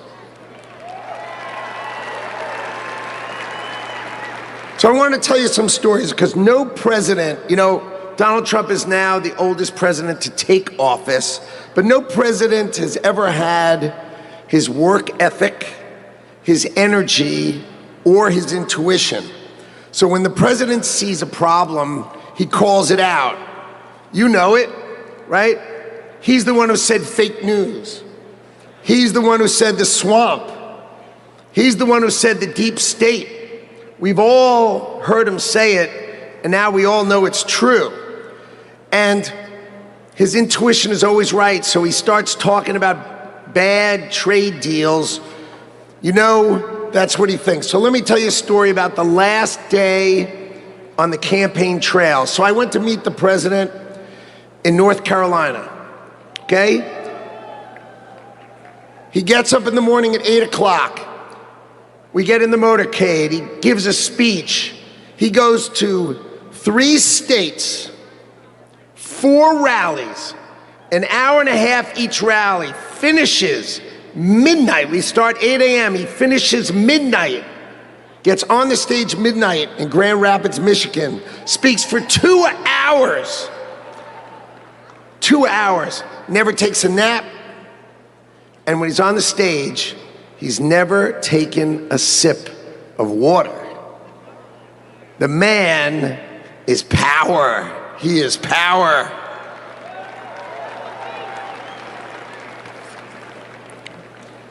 See, no other president will let the administration do it. He's going to help us fix America. So, I've never been in politics before. I spent my life working and building companies, and I worked hard to build a life that really it's only possible in America. But on September 11th, when we saw our darkest day, it changed my life forever. See, my company was located on the 101st to the 105th floors of the World Trade Center. We lost 658 of our 960 New York-based employees. My younger brother Gary got killed. He was 36. My best friend Doug, 39. 658 of my friends and colleagues got killed. So 9/11 could have broken us, but we Americans, we're strong. We don't break. So we all, my employees and I, we dedicated ourselves to rebuilding the company so we could take care of the 658 families that we lost.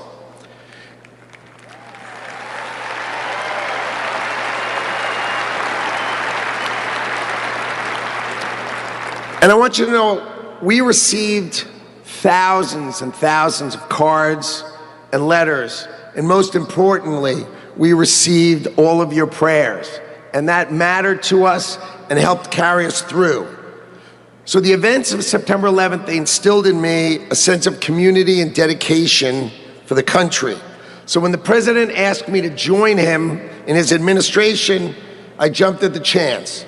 So I was the co-chair of the transition team, which helped pick for the president and helped sort of set him up so he could pick all the nominees. And then I'm really proud to tell you that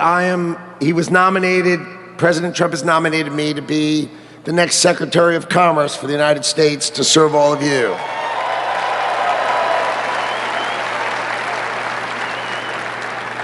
So let's talk about commerce. You see, we plan to end the decades of policies that threw American workers to the wolves.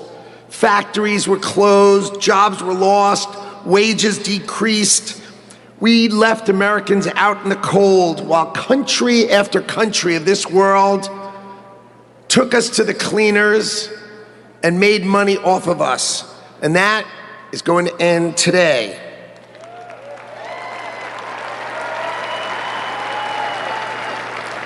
At the start of the 20th century, America was the richest country on earth, and we defended our workers from unfair trade policies with tariffs. And we only made money. We had no income tax. All we did is charge other countries and foreign companies, if they wanted to sell to America, you had to pay for entry. Okay, so imagine this. The US government had no income tax. Americans got to keep all their hard-earned money, and foreigners paid the price. So now, what's happened? We have the Internal Revenue Service. That means charge us internally. Now imagine politicians who can't even balance their own checkbook, taking our money, and what do every year? Let's just take more, let's just take more, let's just take more. So this is how Donald Trump is going to end it and fix it.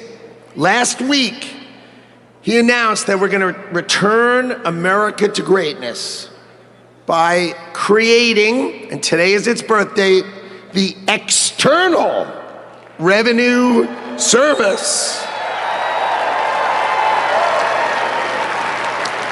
So if you're always wondering, is some bureaucrat going to cut your benefits? Not under Donald Trump. Not under Donald Trump. It means foreign companies are going to pay if they want to come and sell products to the wealthiest country on earth. And if they want to compete with American workers, then let's just not tax our American workers.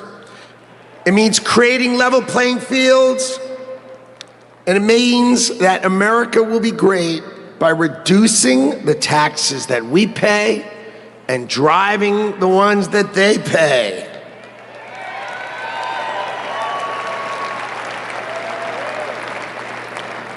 So what that means is the External Revenue Service will put up tariffs or walls that protect you. And that means if these companies don't want to pay, there's only one thing they can do: build their factories in America, hire Americans with great high-paying jobs. Let's double the size of our unions in America, but not just by adding more and more great-paying jobs. That's our objective. So today is the beginning of celebrating the return of common sense and ending the decades of disrespecting the American worker and the disrespect and unfair treatment of our workers. Today, Donald Trump returns to the White House and prosperity returns to America. Thank you all. And I love today. What a day.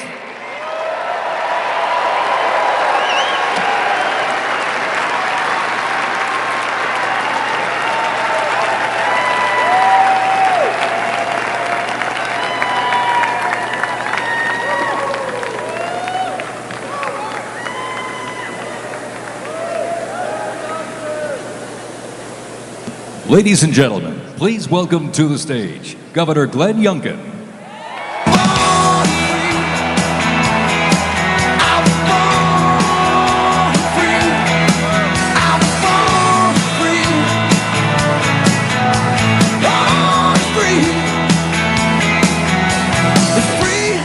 Thank you. Well, come on now, can't you feel it? The American spirit is alive and well.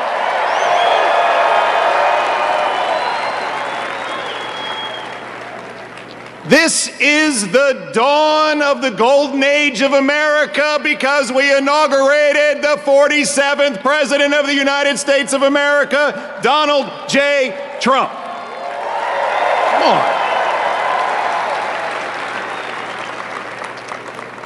What a day to be in Washington, D.C. You know, I live right across the river in Virginia. And by the way, in Virginia, we know that taxes have to be low, jobs have to be plentiful, and it's your money, not the government's. But we also know that in Virginia and in America, freedom is not free. We know that our military heroes and their families sacrifice everything. We know that law enforcement stands in the breach. We must back the blue, and I want everybody here to give a rounding applause for the 25,000 military and police officers keeping us all safe today in Washington, D.C.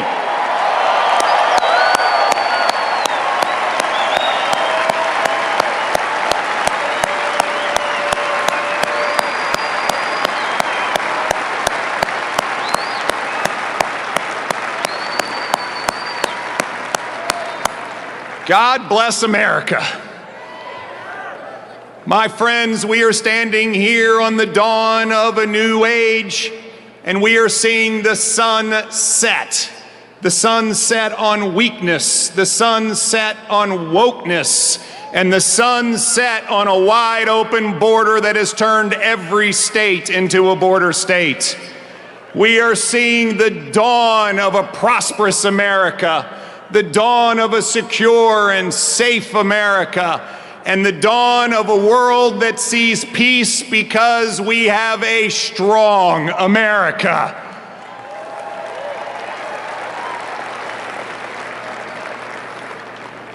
Our new president, Donald J. Trump, has never, ever lost faith in America. They tried to take him down legally. They tried to put him in jail. They tried to even assassinate him. And he never gave up on America, and America, we will never give up on him.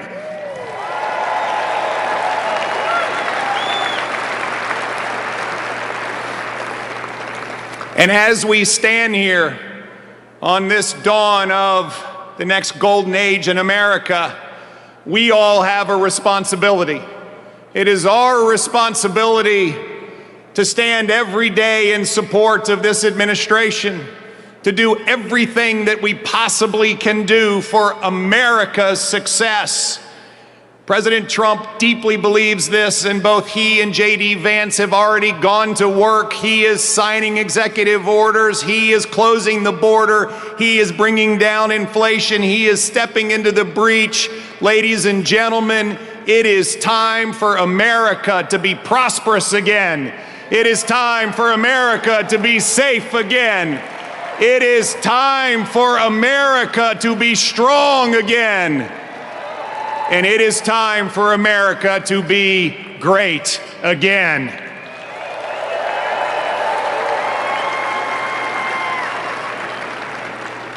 I hail from the great Commonwealth of Virginia, and we know a few great Americans in our history. From George Washington to Thomas Jefferson to James Madison to Patrick Henry, who echoed, "Give me liberty or give me death." My friends, those words that Thomas Jefferson penned, which are the greatest words, at least in this hemisphere, ever written, that we hold these truths to be self-evident, that all men are created equal and we are endowed by our Creator with certain unalienable rights, and among them are life, liberty, and the pursuit of happiness. Well, ladies and gentlemen, we stand here on the dawn of a new age where life, liberty, and the pursuit of happiness are available to every American. And we must stand together as we collectively say, God bless America, and God bless Donald J. Trump and J.D. Vance. Thank you all very much. God bless you.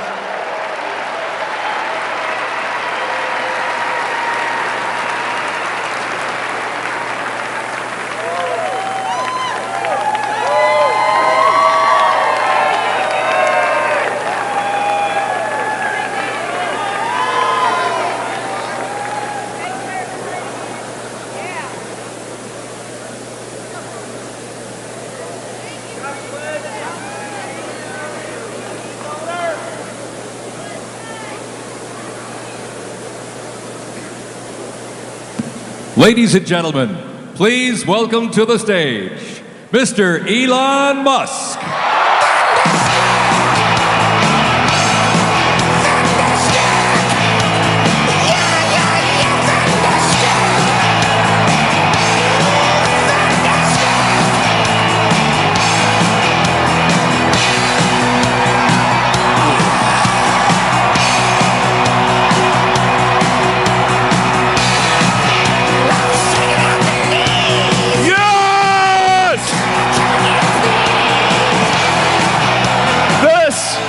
This is what victory feels like.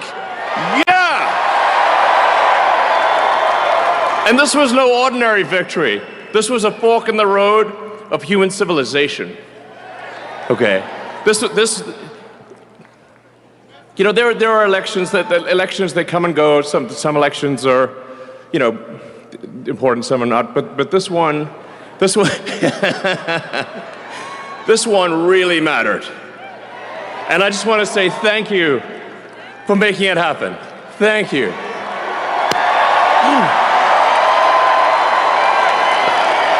you. My heart goes out to you. It is thanks to you that the future of civilization is assured. Thanks to you.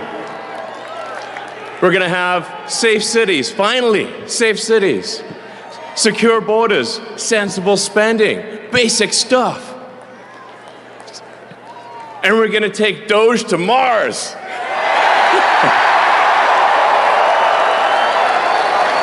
I mean, can you imagine how awesome it will be to have American astronauts plant the flag on another planet for the first time? Bam!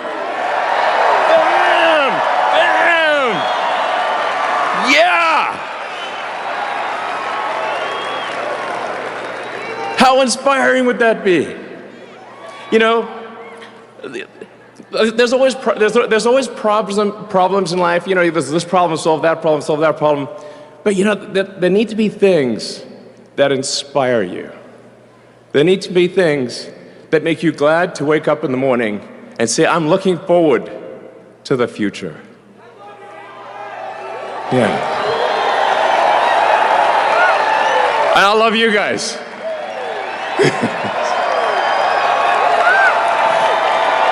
So,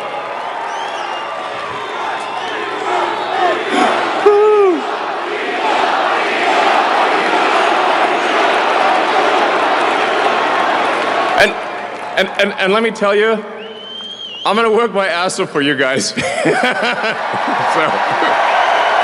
I really will. So, and yeah, but I'm super fired up for the future. It's gonna be very exciting. As the president said, we're gonna have a golden age. It's gonna be fantastic. And one of the fundamental things, one of the most American values that I love is optimism. And this feeling like we're gonna make the future good. We're gonna make it good. So, man, I can't wait. This is gonna be fantastic. So thank you again. And yeah. I'm just so excited about the future. Thank you, guys. Thank you.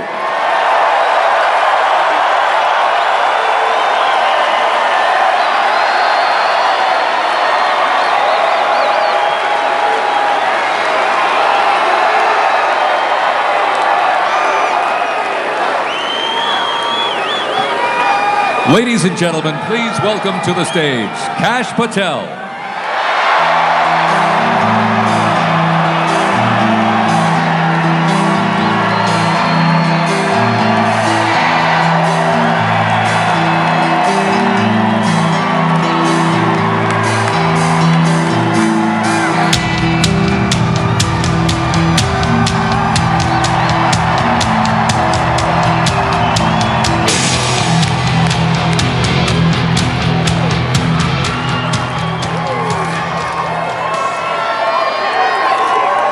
My, oh my, how do you follow Elon Musk when he tells you you're going to take you to Mars?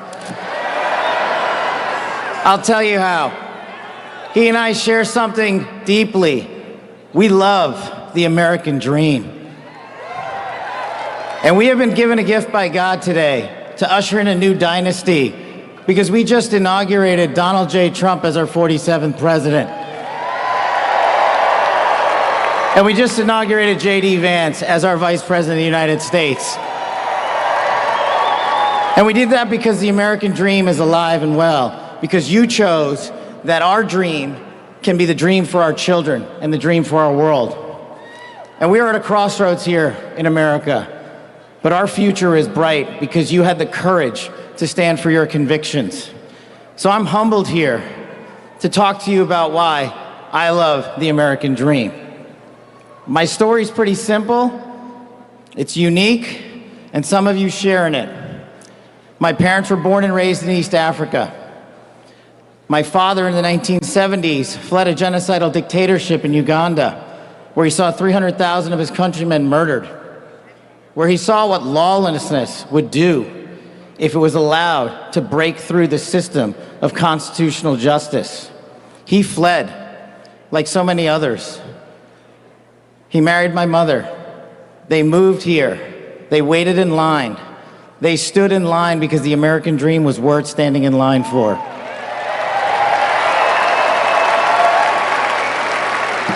That dream is woven into the fabric of this nation, and our immigration policy is the greatest policy in the world. And now that we have Donald J. Trump and J.D. Vance, it will become the greatest policy in the world again.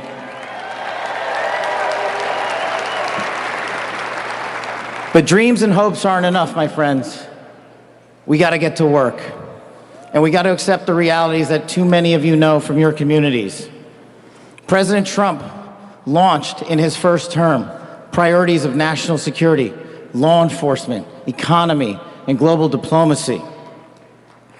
But now we have to retread some of that.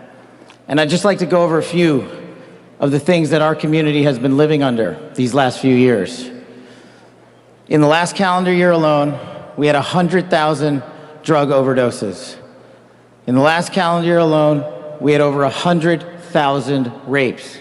In the last calendar year alone, we had 17,000 homicides. That is unacceptable in 2025 in the United States of America. That is why we need constitutional law and order. When I read the statistic that for the age group of 18 to 45, the #1 cause of death is CCP fentanyl. We are not prioritized to go after the threats that face this country, and most of all, that face our future generations. But thank God, we will be starting right now.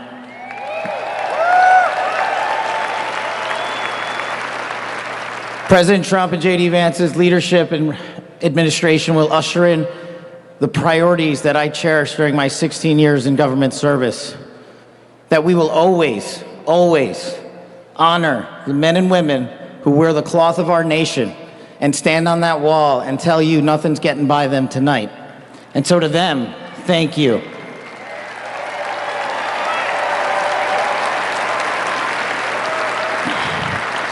To our teachers and our frontline workers and our first responders, y'all choose to show up every single day for our children, for our communities, and we will now show up for you. Thank you for keeping us safe.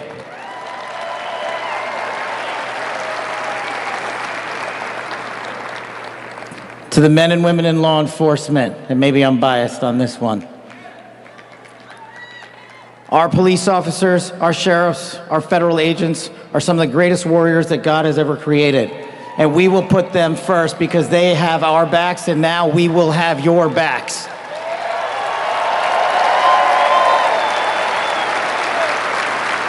I am standing here because of the American dream. I am not standing here because of the color of my skin. I'm standing here because I earned my right on this stage, and you earned your right to be here with me.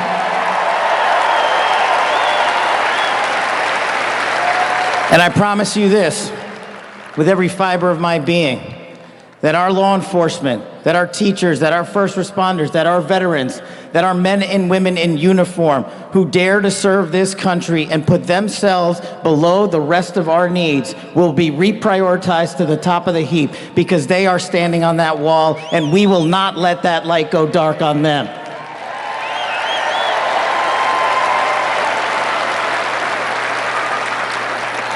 Whether I was a national security prosecutor, a public defender, President Trump's deputy director of national intelligence, his chief of staff at the Department of Defense, or so many other roles that I was humbled and privileged to serve when I swore an oath to that Constitution, which I hope to do so again one day soon. You have my word that you have ushered in a dynasty of change. You have ushered in a dynasty that will allow our children to live this American dream. My American dream. I am living the world's American dream. I am the son of lawful immigrants. We worked our tails off just like you all do, and I'm gonna make you a deal.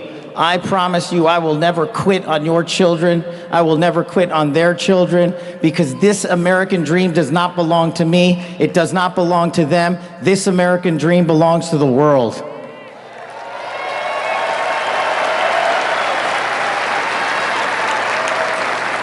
So in closing, I just want to tell you this. It's pretty cool to be speaking in Capital One Arena right before the boss.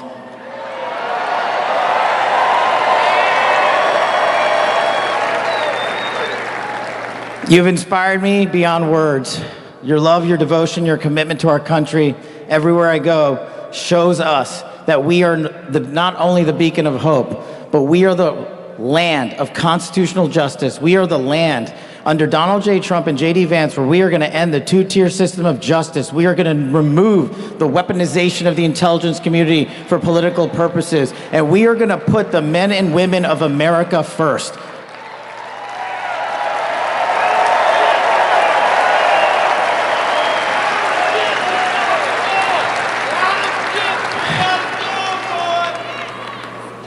So listen, there's just one thing left to do. We all got work to do. We've got the greatest president and the greatest vice president in the history of the world. And so I just need you all to do a little bit more. Every time you see a law enforcement officer, every time you see a veteran, every time you see a teacher, shake their hand. Give them a little bit of your time, because they're giving us all of our time. And don't forget to enjoy the ride, ladies and gentlemen. God bless America. God bless these United States of America. God bless every one of you. I'm living the American dream. My name is Kash Patel, and I ain't going anywhere. Let's go to work.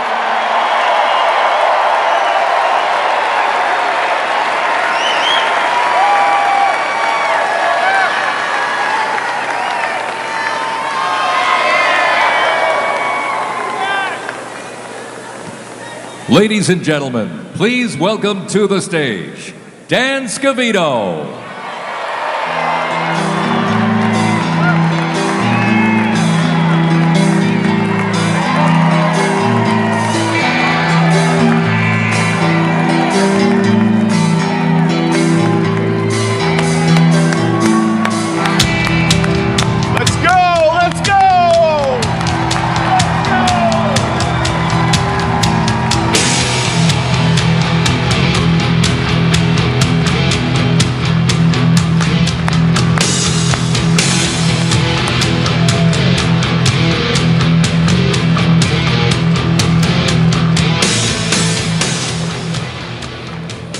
Hello, Patriots. How's everybody doing this evening? We're back!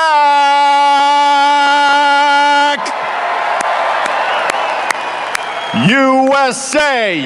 USA! USA! USA! USA! USA! USA! The 45th and the 47th President of the United States of America will be here shortly. He's down at the Capitol. He'll be in a little while. He'll be here. They asked me to come out and say a few words and say hello to you great American patriots that came from all over the country. Thank you for being here today.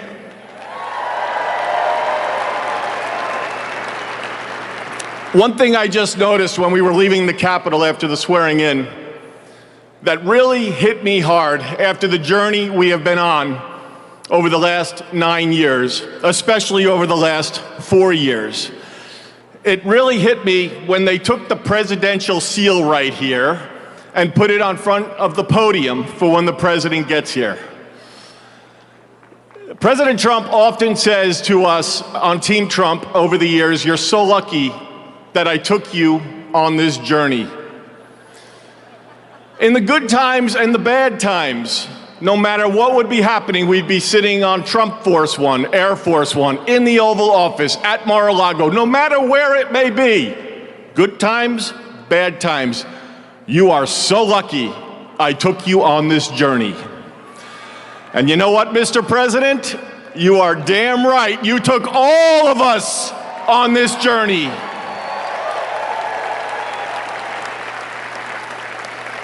There's been a lot of stops along the way from 2016 when we started back in 2015 with a small campaign team flying around the country, doing rallies, small team, 6, 7, maybe 8 people. Then it continued to grow. Before you knew it, the GOP nomination was going to Donald J. Trump in Cleveland in 2016. Fast forward, he became the 45th president of the United States of America.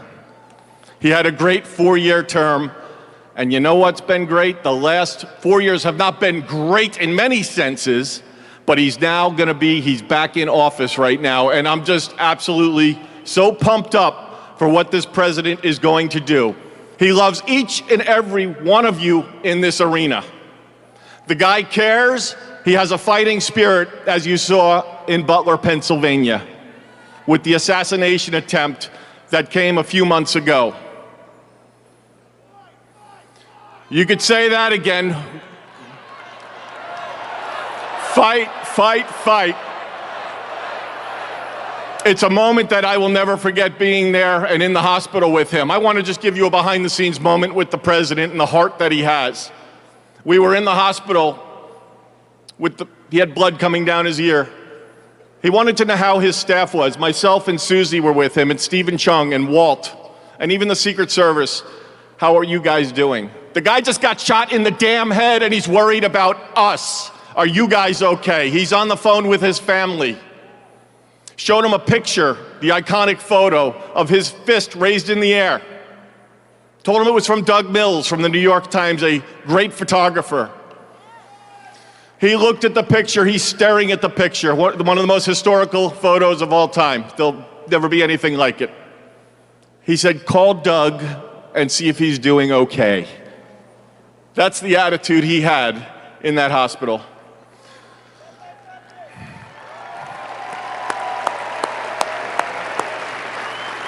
Our president has been resilient through a lot.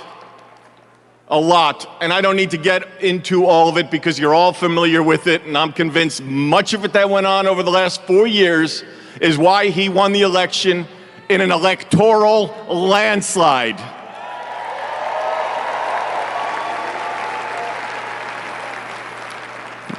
In Butler, Pennsylvania, when he got up and he raised that fist and he shouted, "Fight." He will do that for every one of you, for the United States of America. He will always put America first, without question. He loves what he does. He's got a great administration and a great team behind him. What a journey. McDonald's, drive-through window, garbage trucks showing up at a rally, and him on the plane putting on his orange vest. Sir, are you going to take that off? I'm going to the rally in my orange vest. The guy is 1 in a trillion. There will never be anybody like this man again. Enjoy this moment. Enjoy this movement. And together, we will continue to fight, fight, fight, put America first, and make America great again. God bless everybody here. We love you. Thank you.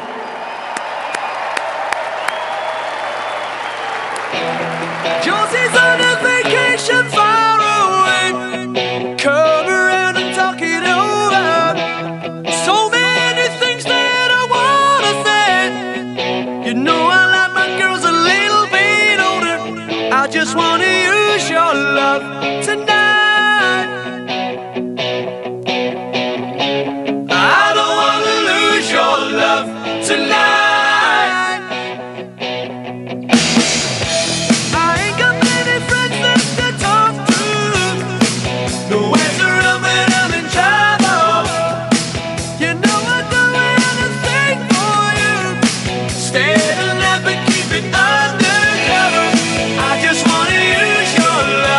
Tonight.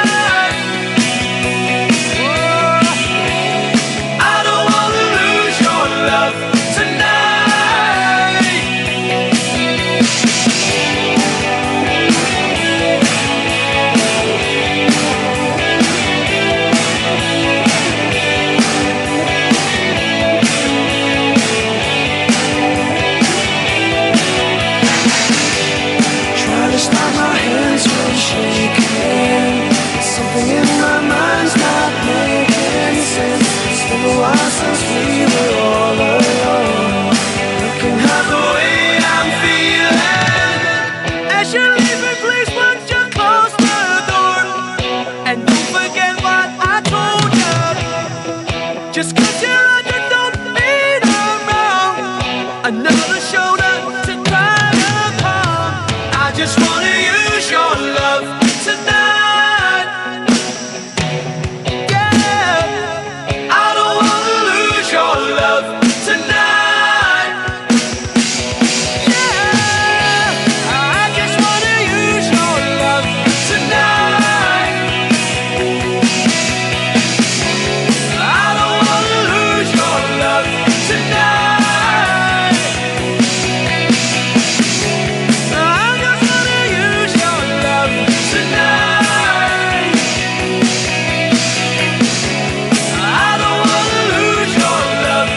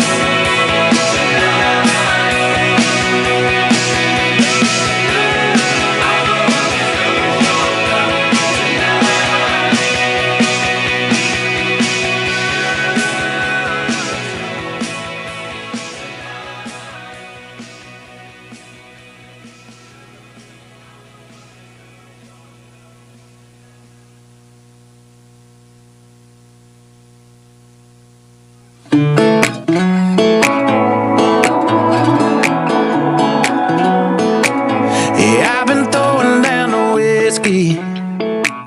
I ought to get my money back. And someone said it drowns a memory. Oh, but it ain't doing jack. Yeah, I've been sipping, I've been buzzing, shooting doubles like it's nothing, all but nothing makes you go away. I need something you prove, something stronger than I'm used to. Yeah, I've been pulling 92 hard to feel like nothing's gonna cut it, that's the hard truth. Yeah, I need something you prove. Oh, I need something you prove. Put 'em up till they shut 'em.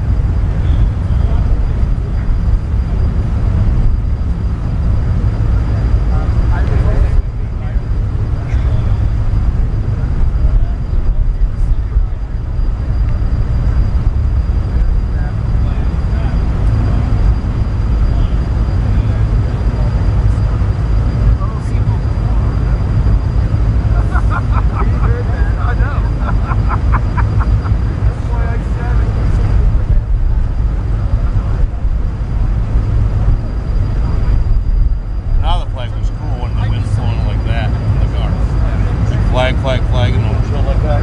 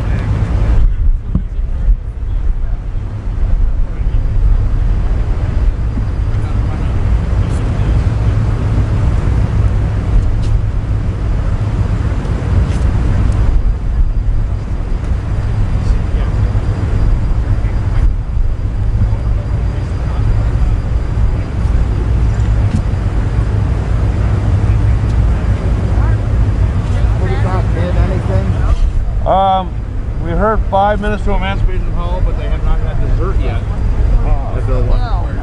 Somebody get out the cheesecake. Get out there. Come on, serve it up.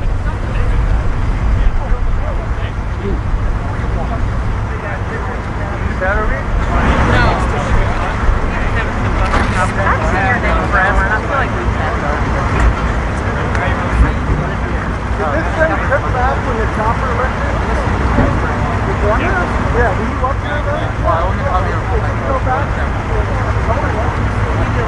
I thought it was, I could tell like this thing trip back.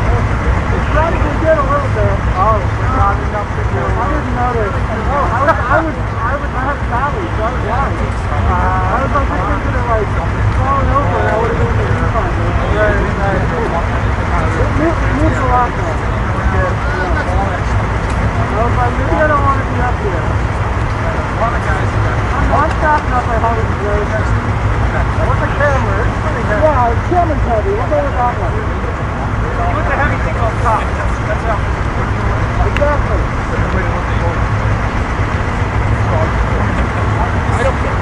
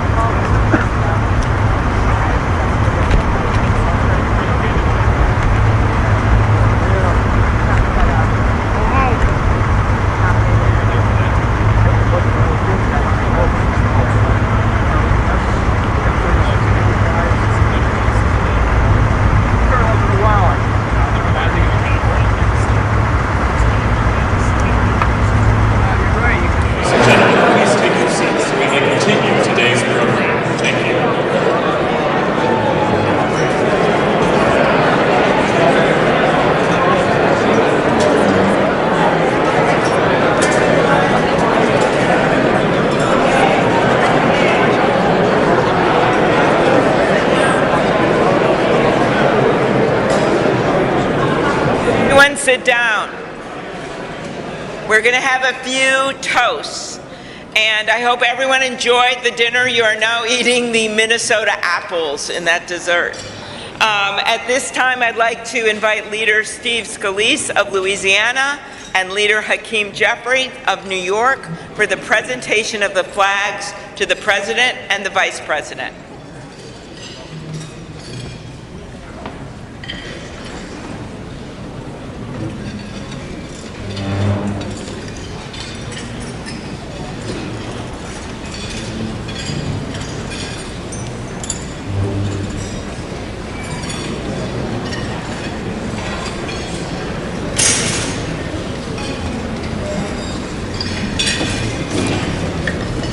Mr. President, Madam First Lady, Mr.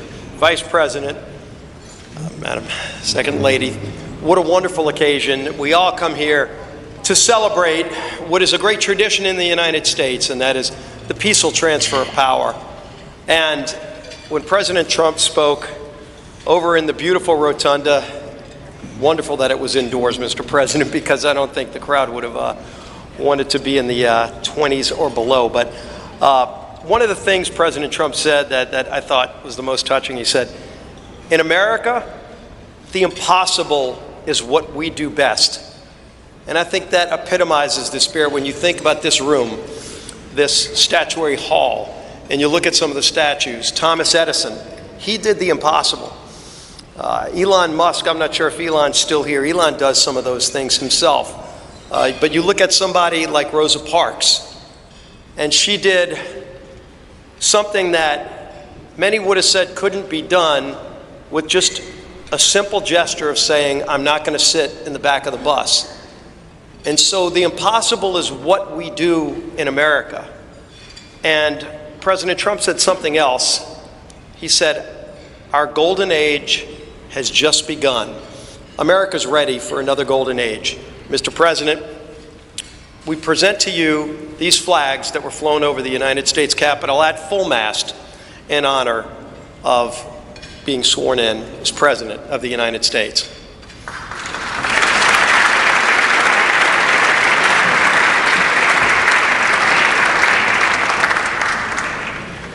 Thank you, Chairwoman Klobuchar, for your leadership of today's ceremonies.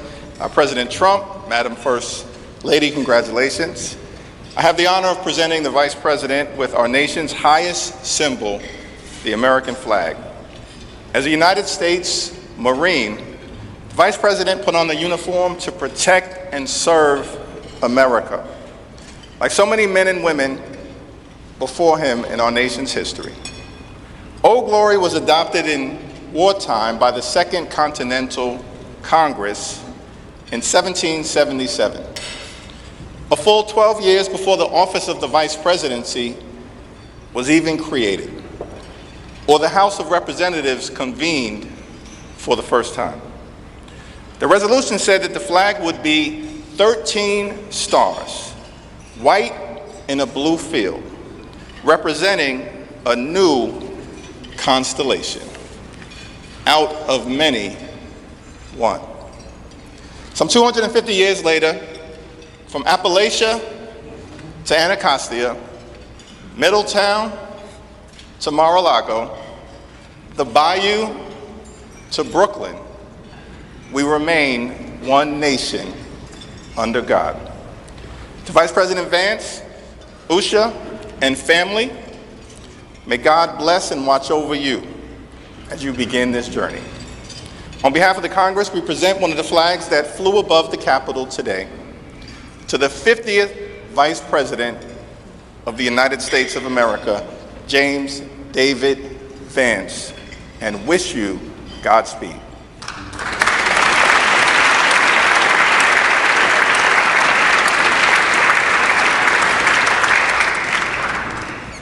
Thank you, Leaders Scalise and Jeffries. I now ask my friend Senator Deb Fischer of Nebraska, as in the beef you had for the entree, who has been an excellent partner in planning today's events, to come up and present the inaugural photographs. Well, my thanks to Chair Klobuchar for putting together again in the last 2 days the 60th inaugural ceremony here at the United States Capitol. Amy did a wonderful job along with all of the committee, all of our staffs, in order for this to come together and be a very memorable experience. It is a tradition that the committee give our new President and First Lady, our Vice President, and Mrs. Vance the official photographs taken at the swearing-in ceremony. And so it is such an honor to be able to have those presented to you. I hope you will display them with pride, with honor, and with a humbleness that I know you will carry with you every single day that you serve the people of this country. May God bless you all.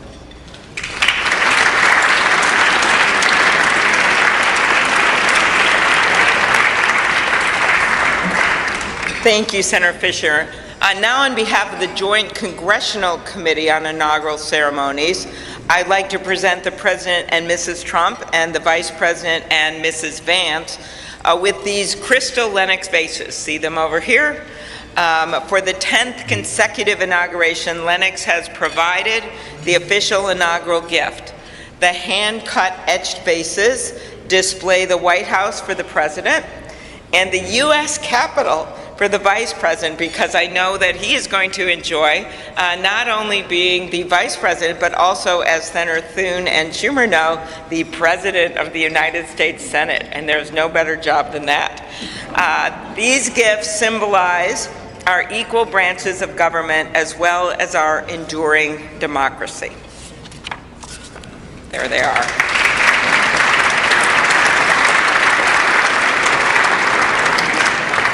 I will now invite Speaker of the House, Mike Johnson of Louisiana, to give the toast to the Vice President.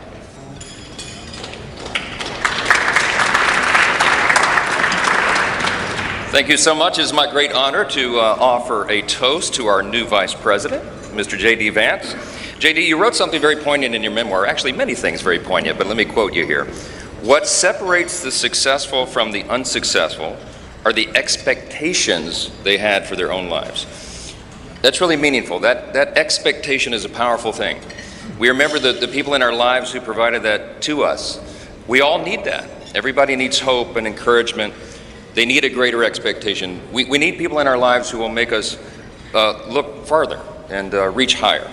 JD's written a lot about the people in his life that have done that. He's written about, we know the great story of your grandparents and what they did in your life. He's written about his professors and mentors that he met in law school.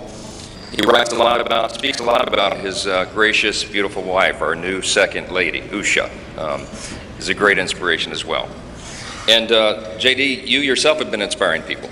Your story really has. It's one of the reasons that I believe God has raised your platform as he has, because you've been so faithful to tell that story and to inspire so many others.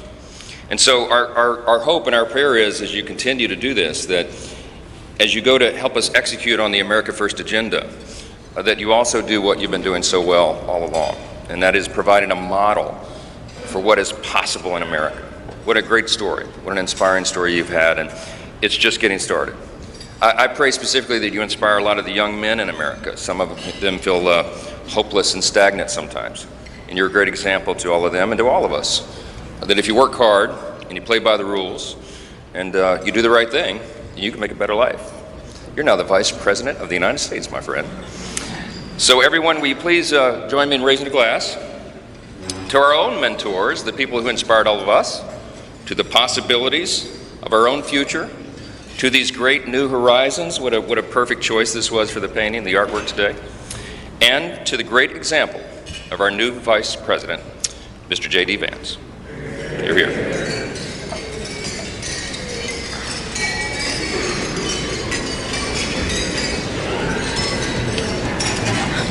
Thank you, Speaker Johnson and Vice President Vance. I will now invite my senator next door in the state of South Dakota, Senate Majority Leader John Thune, to give the toast for the President.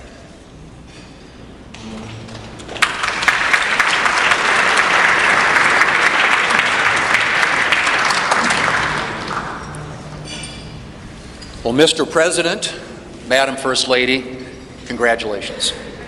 It is an honor for all of us to be able to be here today with you on this historic day as we celebrate your inauguration. Mr. President, one of the most important influences in my life when I was getting started in politics was Ronald Reagan.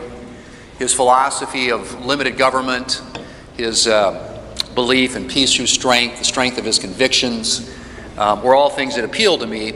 But I was also drawn by his optimism and by his belief in America. And Mr. President, those are qualities that I see in you. One of the things that resonated throughout your campaign was the unshakable belief in our country and in her citizens. You remind us of everything that's possible in America. I'm looking forward to working with you over the next 4 years to build up our great country. It says in the scriptures that if you ask for wisdom, it will be given to you and given to you generously. And so I pray, and our prayer is, that God will richly bless you in the years ahead and grant you not only strength, but wisdom. And ladies and gentlemen, I ask you to join me in raising a glass to the President of the United States, President Donald Trump. Hear, hear.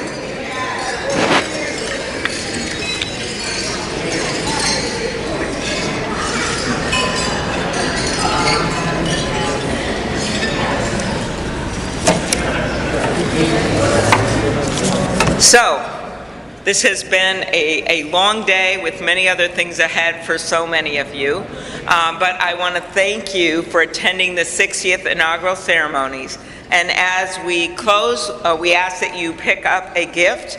All of our guests are going to get a set of commemorative glasses in embossed leather featuring the Great Seal of the United States, which Senator Fisher and I selected together, and maybe Senator McConnell added some bourbon from Kentucky. Just saying. It is now my privilege to conclude this luncheon by asking Margaret Kibben, the chaplain for the House of Representatives, to deliver the benediction. Thank you. And we know we love this eagle podium. It's pretty good, Mr. President. Ladies and gentlemen, please rise for the benediction.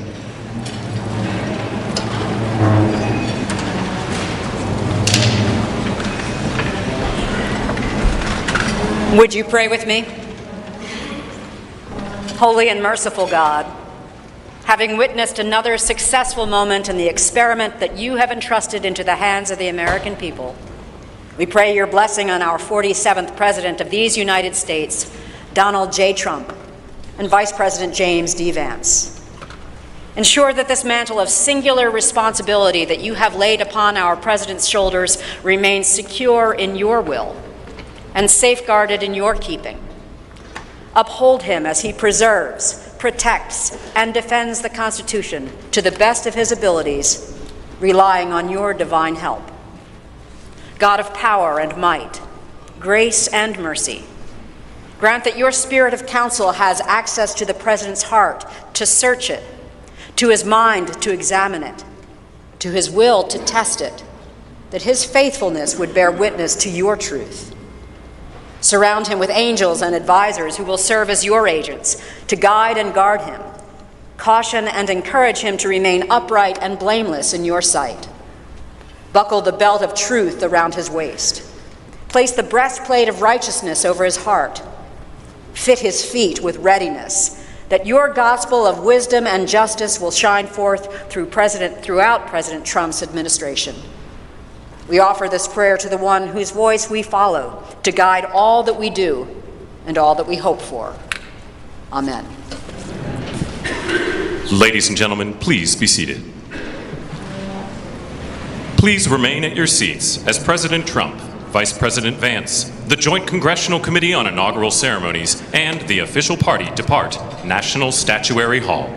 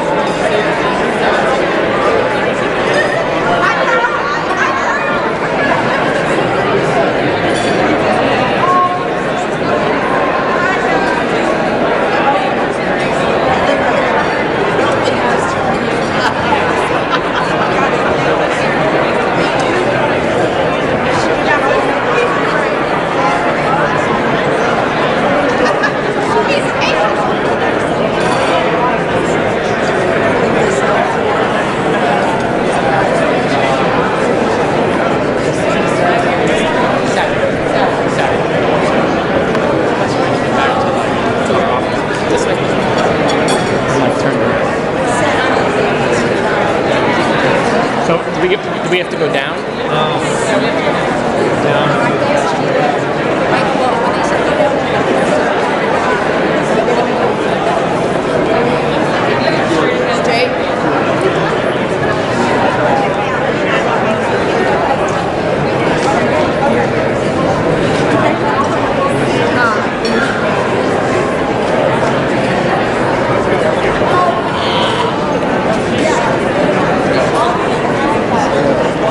Just a little step to the governor's mansion, and then 1600 Pennsylvania.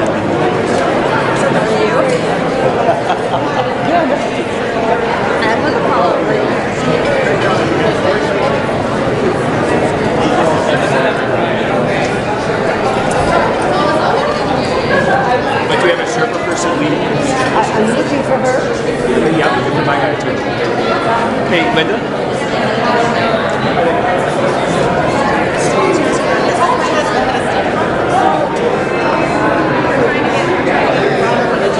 She wants to do ed policy. Oh, you're kidding.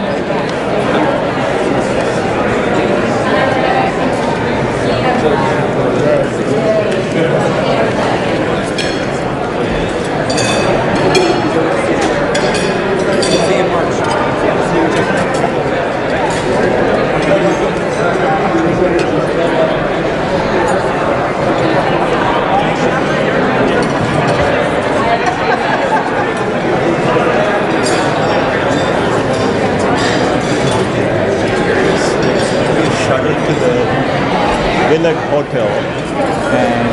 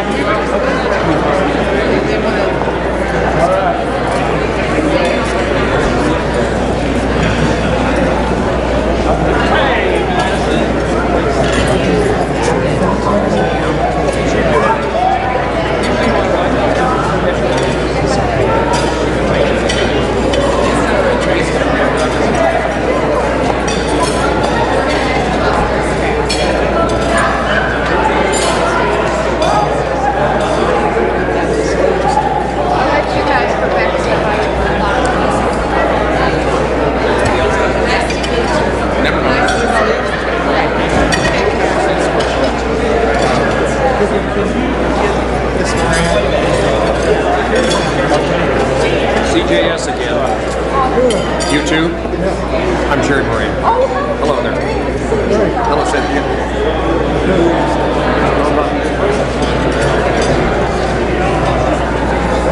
Same spot.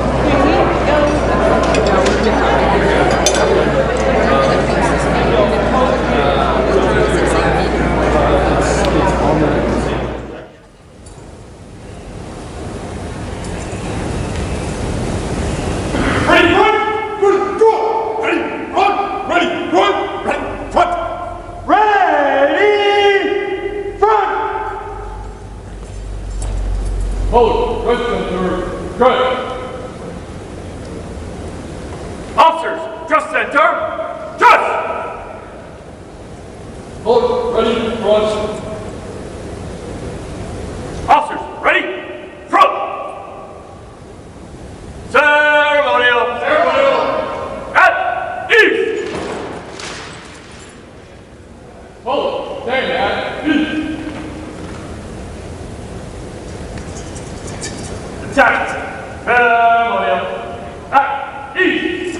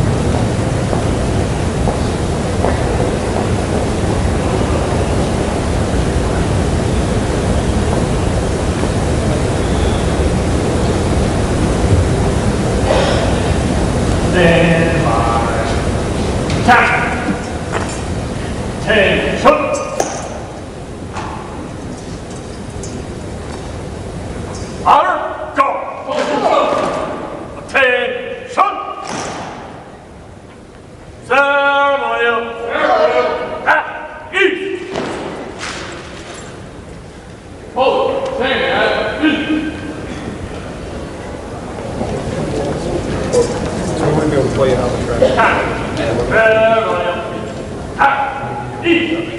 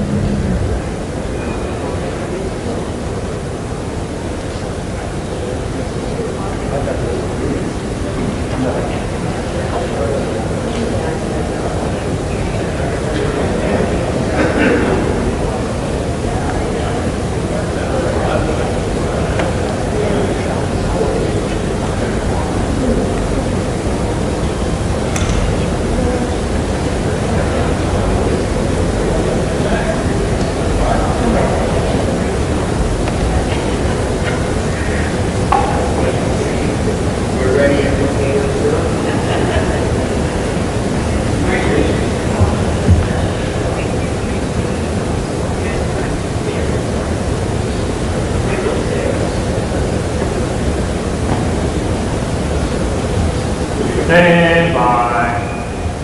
Detachment. Attention. Honor. Guard. Attention. Hold. Right. Shoulder. Hold.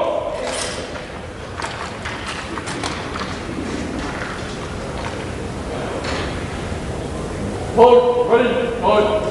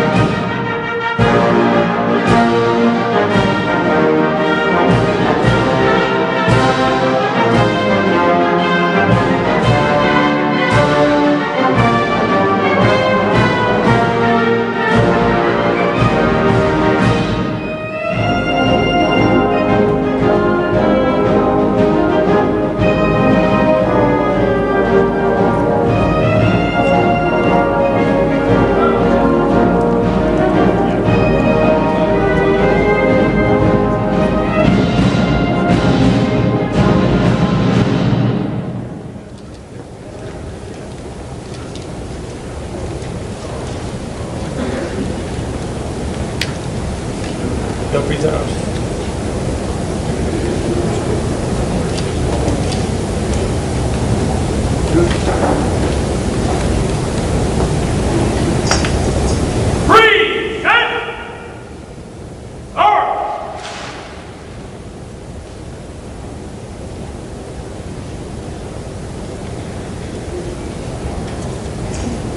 Present.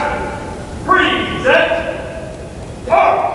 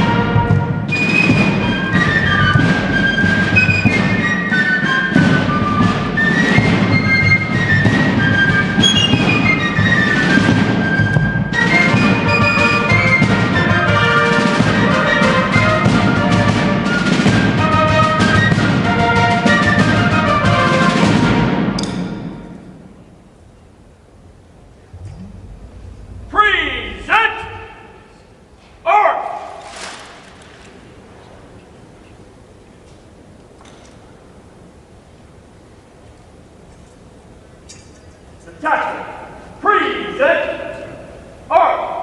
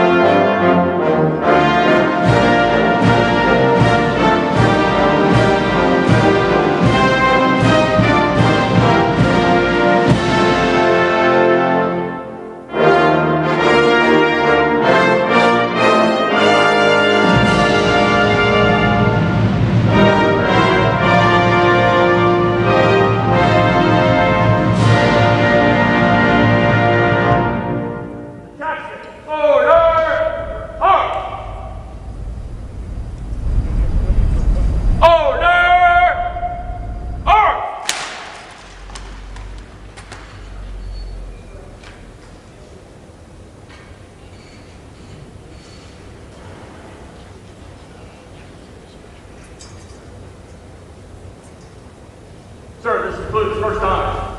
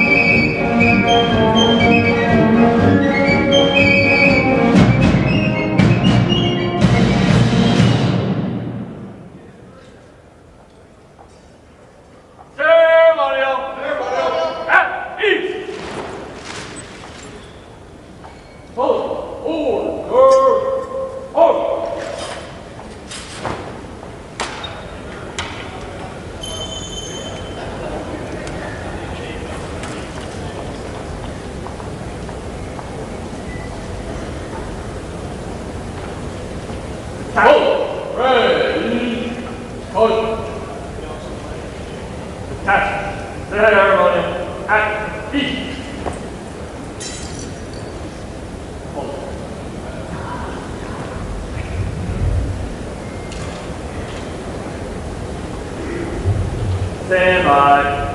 Time. Attention. Honor, guard. Attention. Hold. Right shoulder up.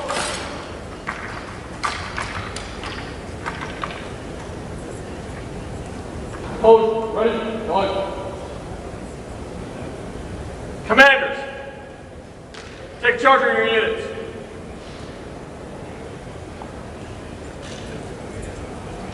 Right. Bang. Forward. Forward.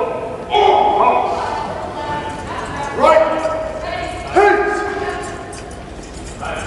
Forward. Left. Right. Hold. Side. Hold.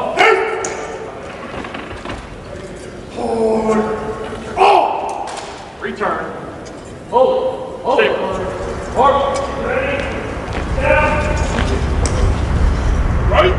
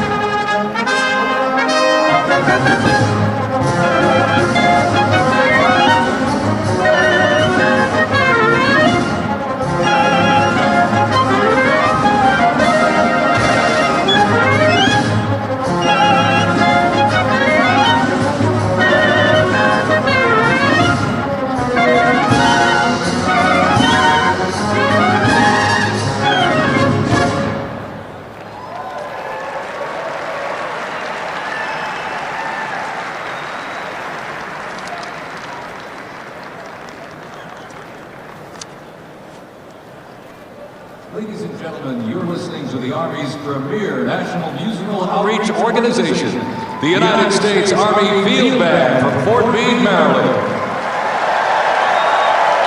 They are led by Commander and Conductor Lieutenant Colonel Domingo S. Robinson. The U.S. Army Field Band develops positive connections on behalf of the Army, the Department of Defense, and the United States through live music, multimedia performances, television productions, and emergent technologies, traveling thousands of miles annually across our nation and around the world, and appearing regularly on major television and streaming events. The Field Band proudly honors our soldiers and veterans while strengthening ties with communities worldwide.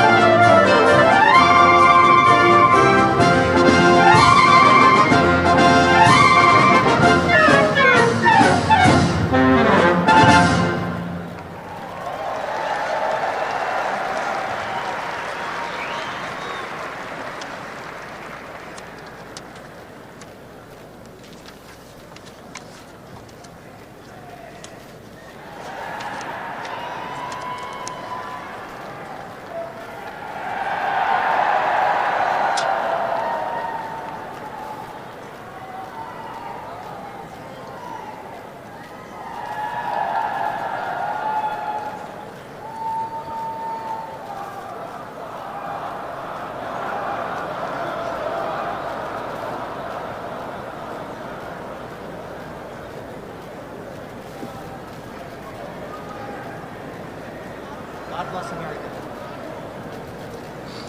God bless America.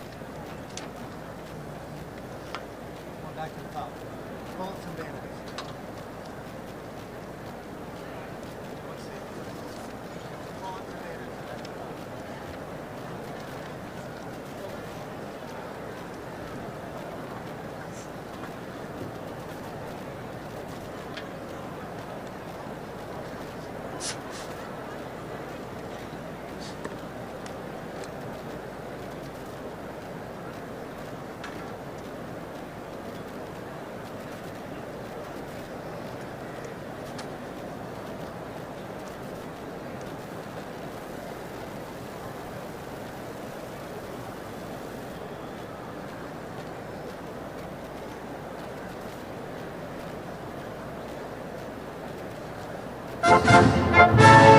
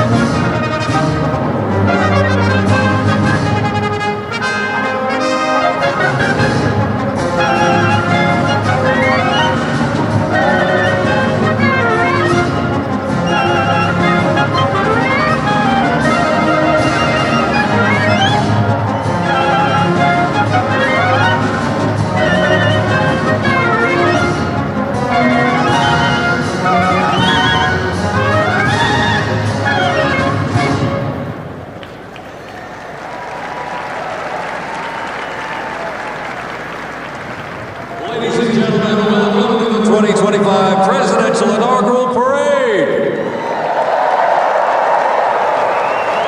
My name is Dan Taylor, and I'm very honored to be requested by our president to be your parade announcer. And it's great to be here with you. I have to say it is a bit of a different format for a parade, but of course our president wanted to keep us safe, wanted to keep us warm. And I can tell you something, the talent that's going to be coming through these doors into this arena, it is going to get hot in here tonight. So thank you for joining us as we celebrate this historic occasion on behalf of the Trump-Vance Presidential Inaugural Committee. The ceremony's about to begin. We're going to get things underway, so if you're with family and friends, been talking in the halls or whatever, get down to your seats, grab a snack. We're going to get the show on the road.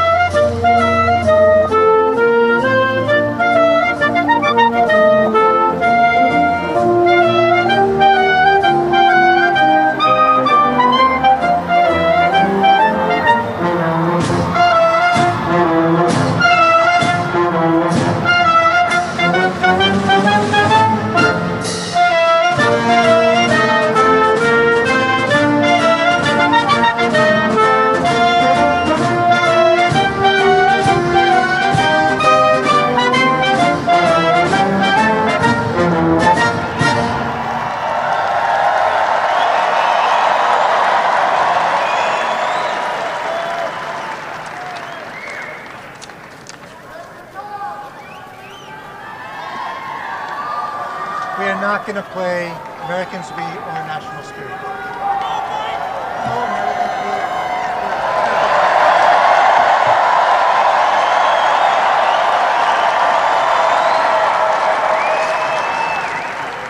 Next up, the Herald will play Honors.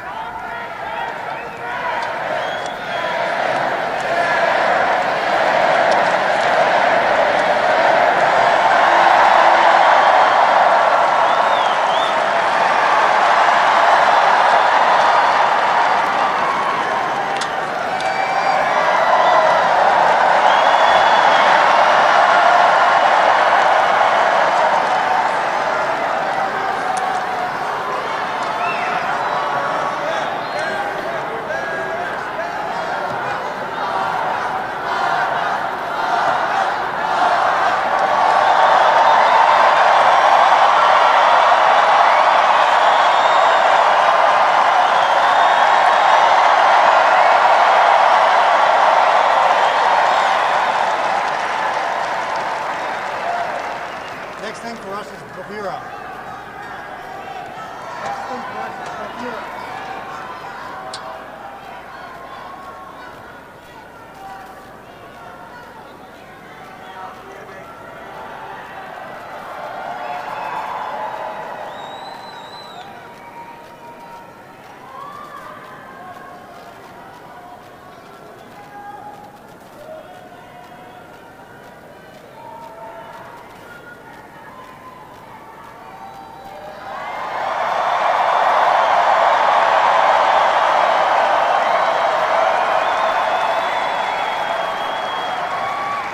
Ladies and gentlemen, we'd like to welcome the official fanfare music group of the President of the United States. Under the direction of Major Aaron Morris, the U.S. Army Band Herald Trumpets performing their fanfare that's actually written for the 47th President of the United States. Listen to this, it's amazing. This is Brass and Glory.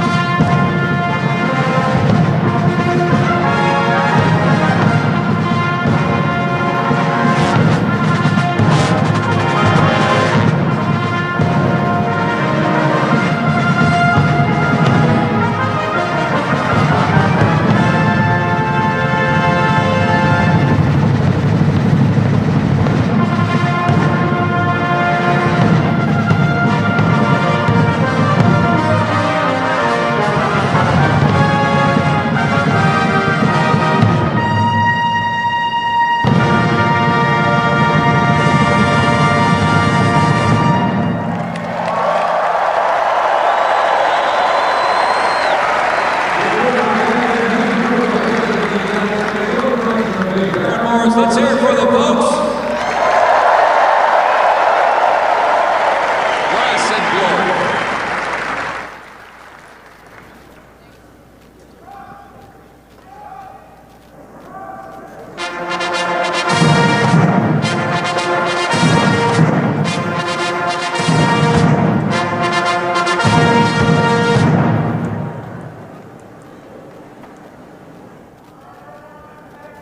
Ladies and gentlemen, please welcome the 50th Vice President of the United States of America, Vice President J.D. Vance, accompanied by the Second Lady, Mrs. Usha Vance.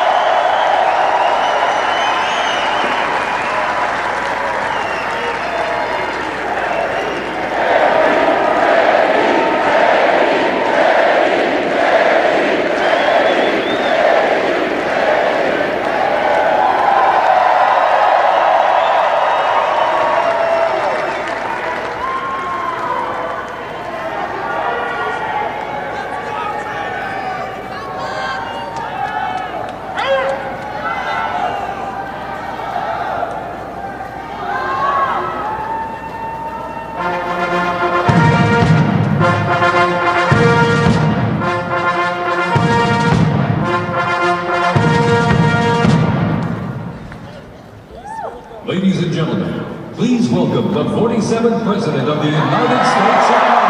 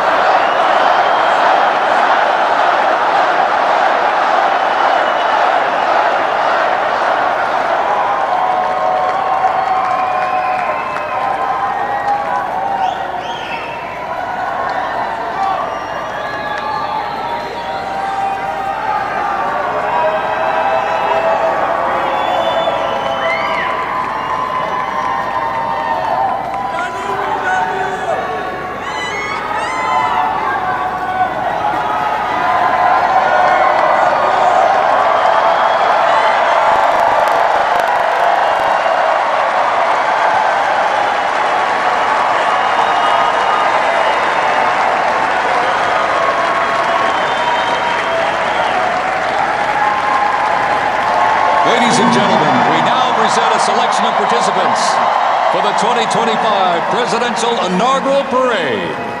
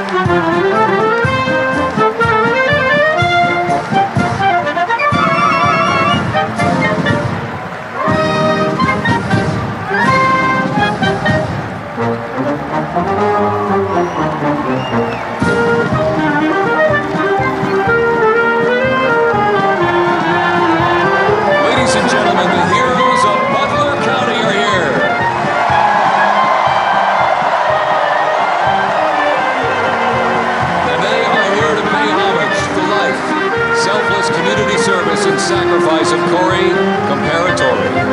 Mr. Comparatori, a 10-year U.S. Army Reserve veteran and past fire chief to the Buffalo Township Volunteer Fire Company, who died during the assassination attempt on the life of President Trump in Butler, Pennsylvania, July 13th, 2024.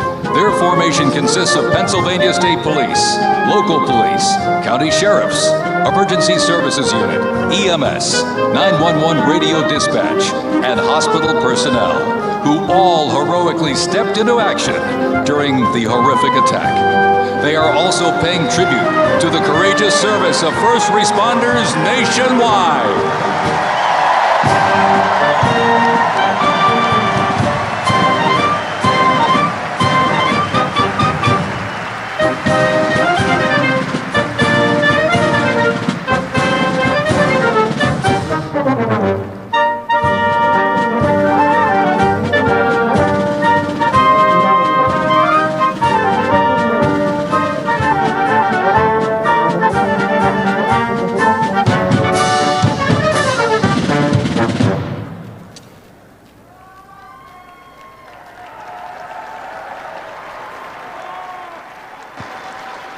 Ladies and gentlemen, at this very special event, let us now take a moment of silence in honor of Corey Comparatori.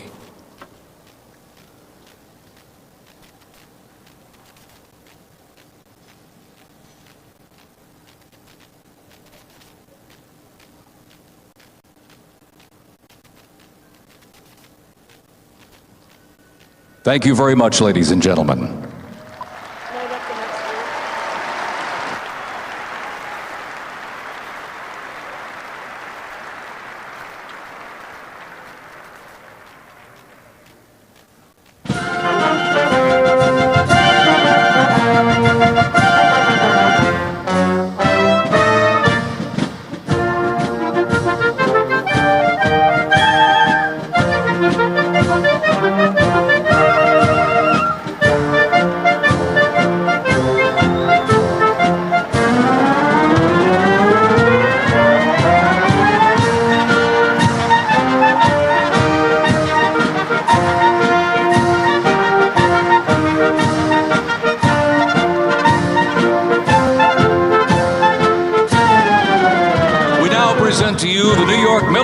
Academy from Cornwall-on-Hudson, New York.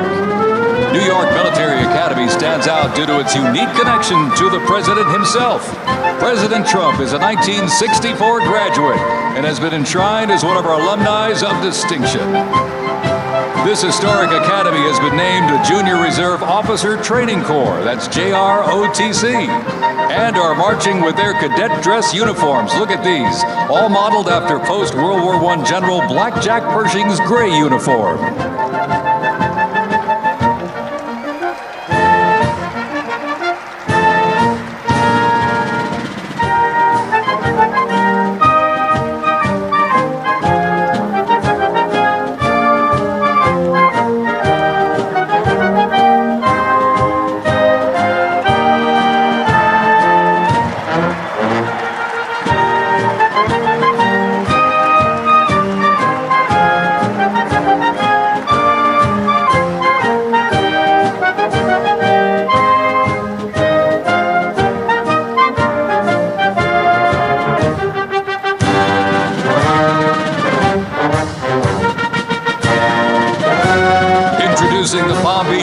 And Fire Honor Guard unit representing the town of Palm Beach, Florida.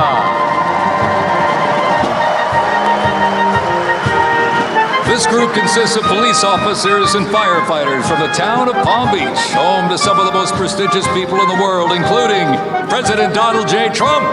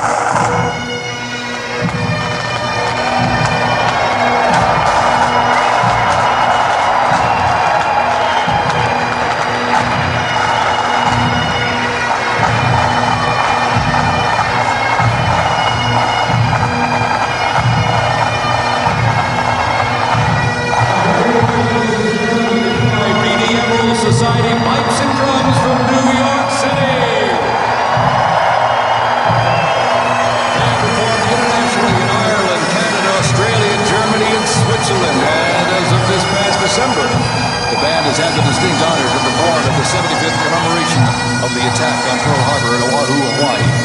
The band has also played for hospitalized children, military veterans, as well as the 1980 and 2005 presidential inaugural parades, and His Holiness Pope John Paul II.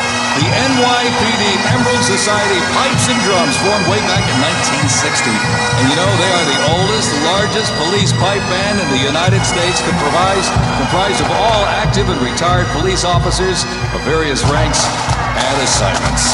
Listen to those bagpipes. Let's hear it for it, folks.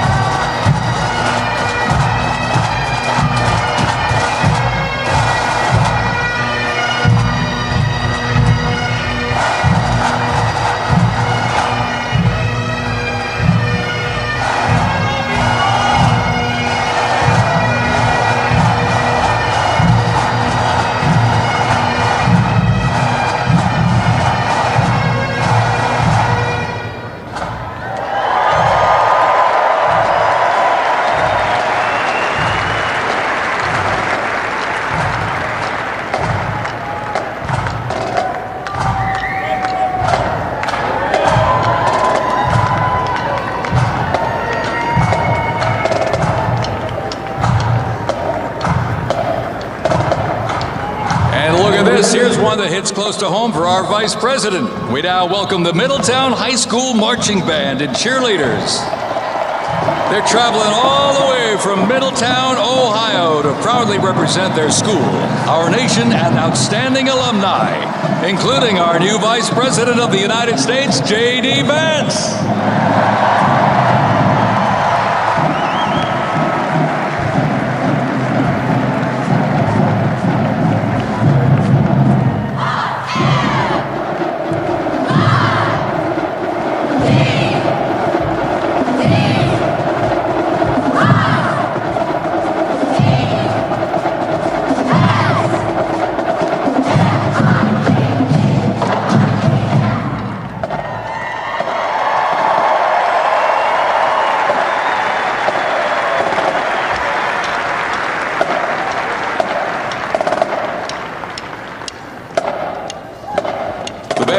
In countless parades, community and sporting events, as well as competitions, they have also always qualified for the Ohio Music Educators Association state finals for 23 years straight. How about that? And have earned the highest rating in 18 of those appearances. Woo! And today they performed America's Sweet Land of Liberty.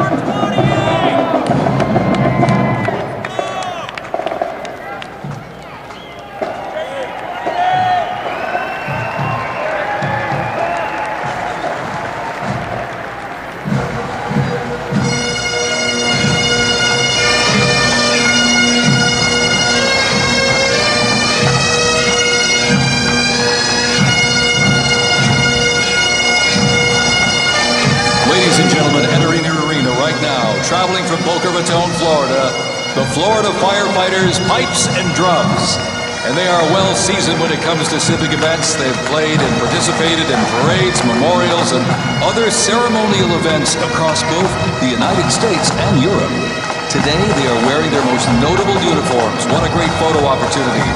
Consisting of the Glengarry headgear and kilts. And they are proud to honor their fallen brothers and sisters each and every day.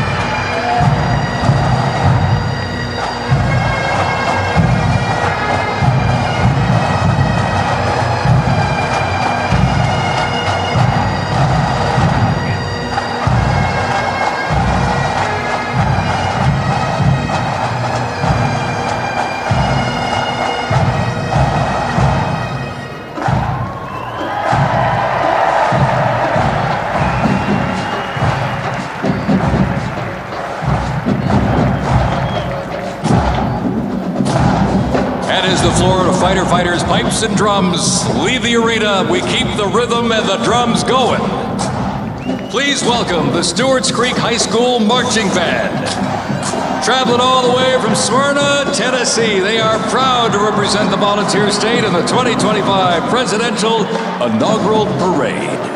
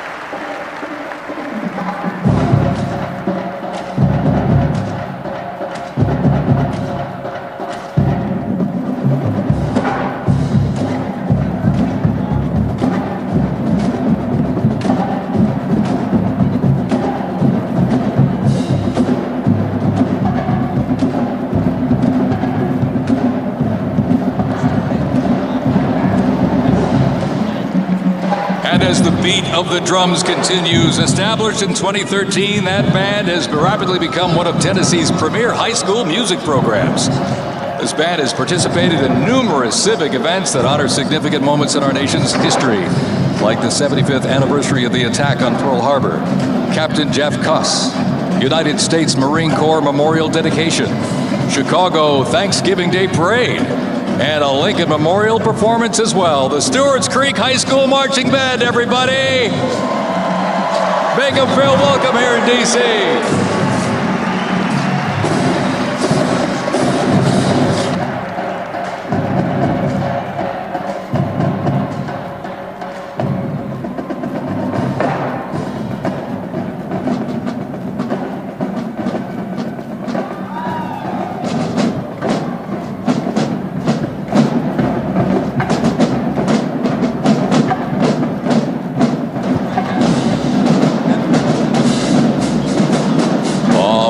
Ladies and gentlemen, now welcoming the Mississippi Valley State University Band. They're traveling all the way from Edabita, Mississippi. Look at this, gang. This is the Mean Green Marching Machine. They are proud to represent historically black colleges and universities at the 60th Presidential Inauguration.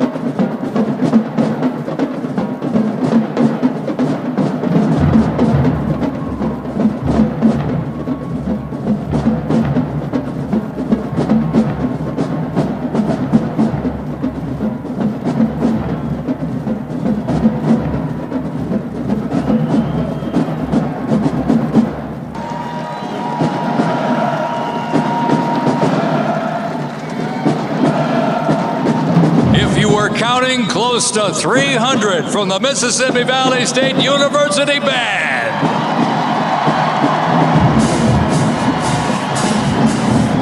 You know, since its founding, the band has consistently played a significant role at their university and across the United States. They have performed for athletic events, Mardi Gras parades, Rose Bowl parades, and many, many more. The Mississippi Valley State University Band takes great pride in presenting culturally diverse presentations for students, faculty, and the surrounding Mississippi communities. Take a look at that brass out there. Woo! That's just part of the big green marching machine. The Mean Green Marching Machine from Inaugural, Mississippi, ladies and gentlemen.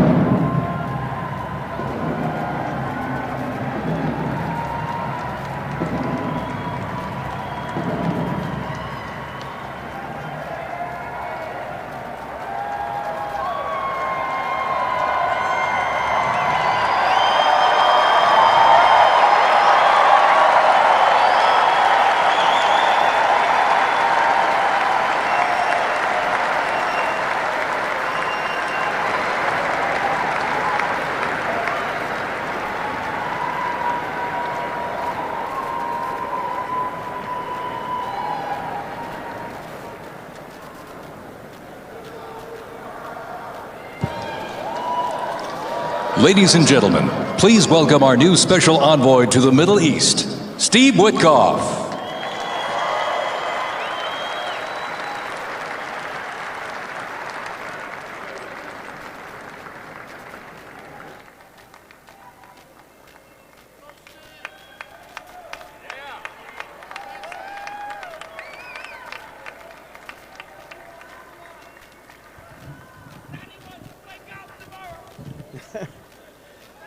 Good evening, everybody. I was appointed by President Trump to be the special envoy for peace in the Middle East.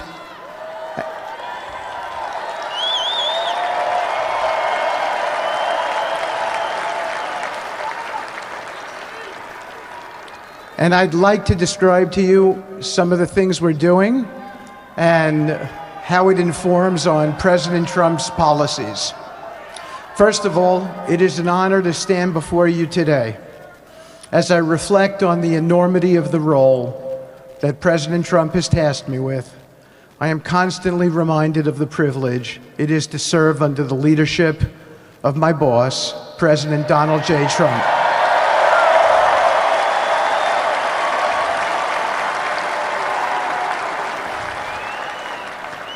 His presidency has provided a clear, bold vision for the Middle East, and it is this vision that guides every step I take in the mission.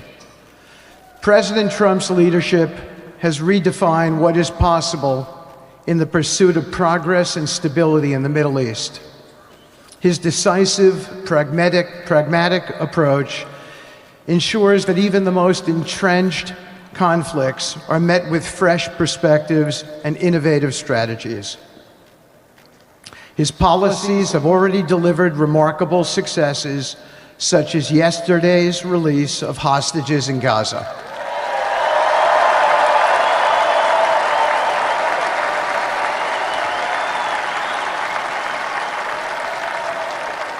Thank you. This achievement demonstrates the strength of President Trump's leadership and the respect he commands on the global stage. It is yet another example of his ability to deliver results in the most complex and challenging situations.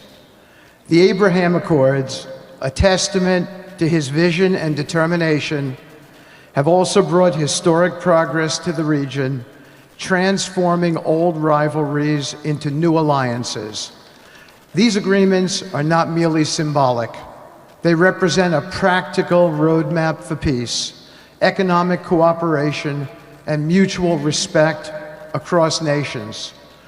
My role, as President Trump has tasked me, is straightforward yet profoundly challenging: to turn his vision into actionable outcomes. He sets the agenda, he lays the framework, and he inspires people like me into bold action. My responsibility is to implement his vision, engaging with leaders across the region to find pathways towards sustainable peace and stability. And let me tell you, having Donald Trump as a boss makes this task not only possible, but far more effective.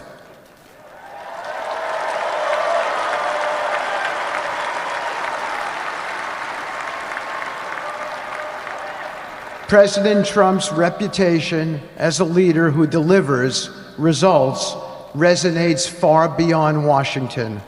Leaders in the Middle East know he means what he says. His ability to cut through bureaucratic gridlock and focus on tangible results is the game changer. It allows me to approach delicate negotiations with the confidence that the full weight of the United States is behind me. The principles President Trump has laid out for our approach to the Middle East and foreign policy in general are fourfold, and they are clear. 1, respect for sovereignty. Every nation deserves the right to determine its own destiny, free from the interference of external powers. 2, economic prosperity as a bridge to stability. Through economic partnerships and investment, we can build a foundation for cooperation that transcends historical grievances. 3, courageous diplomacy. Real progress requires difficult conversations and bold decisions, and it is through these that trust is built and maintained. And finally, 4, reciprocity and accountability. The United States requires reciprocal actions from our partners. We are done carrying the financial burden for nations that are unwilling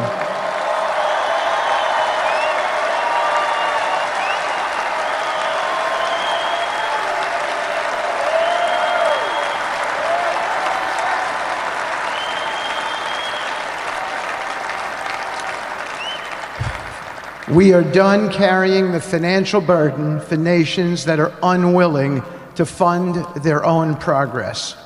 The days of blank checks are over.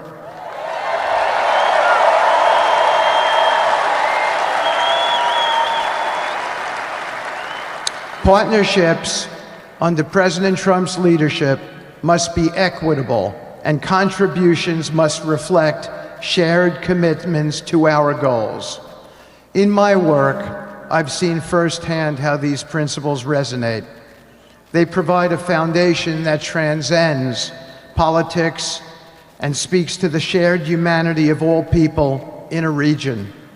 Leaders across the Middle East recognized that this Trump administration is serious about results, not symbolic gestures, but real, meaningful progress that improves lives. Thank you.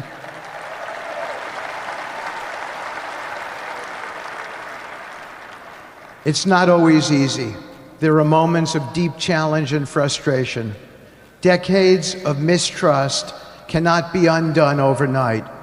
Yet I take comfort in knowing that I am not in this alone. President Trump's clarity of vision ensures that I never have to question what success looks like. His leadership provides the confidence and direction necessary to navigate these complexities. As we move forward, my commitment is to continue the work of advancing President Trump's vision for the Middle East. Whether through expanding the Abraham Peace Accords, fostering economic development, or facilitating dialogue between long-standing adversaries, my focus remains on actionable results. Let me close by saying this: a stable and prosperous Middle East is not an unattainable dream. It is a goal within our reach, made possible by strong leadership and unwavering commitment. Under President Trump's guidance, we are proving that the impossible can become reality. Thank you, but I have one more thing to say. We have some special people for me to introduce you to many of them here today. Several of the families have lost children and loved ones, and they're here because they're part of an effort to retrieve their bodies so they can be buried in a proper way. Several have children who are still in captivity. There is an American family here whose loved one is scheduled to come out in 14 days, and they're going to be meeting the president tonight. So let's give them all some love and a big hand. Come on up.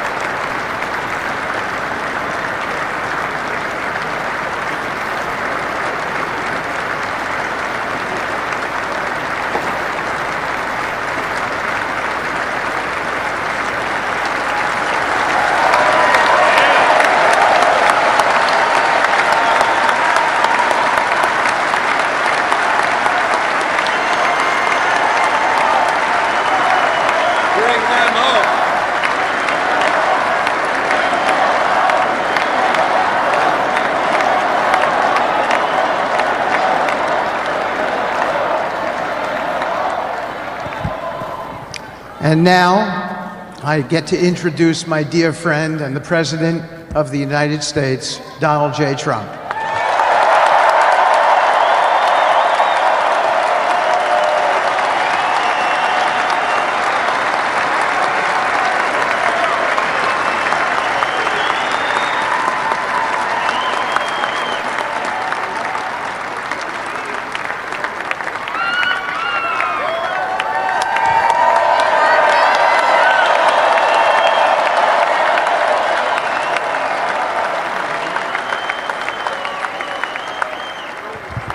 Thank you very much, everybody. Appreciate it. Thank you.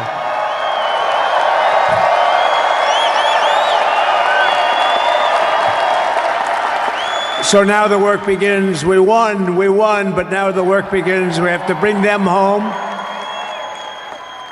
And you know, tonight I'm going to be signing on the J6 hostages, pardons, to get them out. And as soon as I leave, I'm going to the Oval Office and we'll be signing pardons for a lot of people, a lot of people. And thank you to Steve Witkoff. He's a great guy. He's a friend of mine. He's been a very successful man. He's a great negotiator. He's a wonderful guy. People love him. And he's got a tremendous power of persuasion. And that's what we need. We don't need stiffs. We don't need stiffs. We got a lot of stiffs. You just had a whole load of them. And to the former hostages with us today, welcome. And welcome home. Some of the folks are former hostages. Not a good situation. The 3 young ladies that came home yesterday, you saw that. More coming home every day now. They're coming home. But they were hurt. They were hurt. They were hurt. One had her head blown off, fingers on her hand, and her hand indeed was blown off. She was trying to defend herself from a bullet being fired. You believe this? A bullet knocked off her hand. I don't know. You look at it, it's a disgrace. We never stopped praying for you, and we're so glad that you're reunited with your friends and families, and God bless you all. And some of them are just saying, no, my son is gone. But please just bring home his body, right, Steve? Many of you have told me that your son is gone, but bring home his body. It should have never happened. 3 years, it's ridiculous. Should have never happened. Wouldn't have happened. I also want to express my tremendous gratitude to the hundreds of thousands of proud American patriots who came from all across the country to join us in this celebration. It's a celebration of a big win.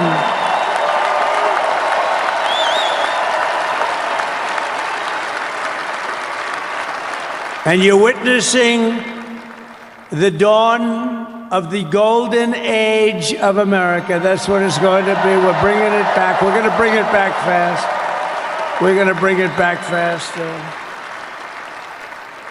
Let us also thank the incredible service members, National Guardsmen, Police, Secret Service, and law enforcement personnel who are keeping us all safe, even though, and they are great people.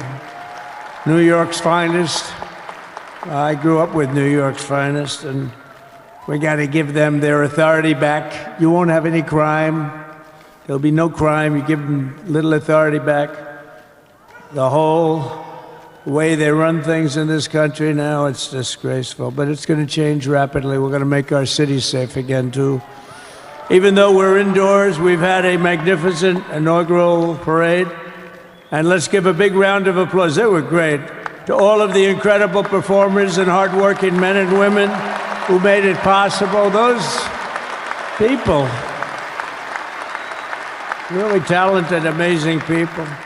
I also want to thank my wonderful family for being here, especially my beautiful wife, our First Lady, Melania.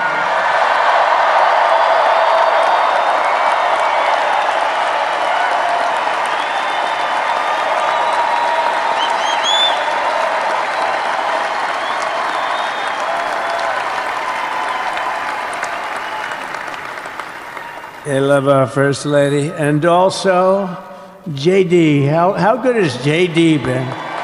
And his beautiful wife, Usha. How good is JB? JD has been great. He's another good negotiator, Steve. He's a great negotiator, too. We need negotiators in this country. But so many of the people on the stage behind, not only family members, as an example, Lara Trump, the wife of Eric. She was the head of the Republican Party, along with my friend Michael. Stand up, the two of you. What a job. What a job they did. They worked so hard. They knew there'd be rigging, but they said, we're going to make it too big to rig, and we did. We made it too big to rig. We won every swing state by a lot. We won the popular vote by millions and millions of votes. We won the whole ball of wax. And now we're going to go and drill, baby, drill, and do all the things that we've wanted to do and bring your costs down, your prices down, and make our country safe.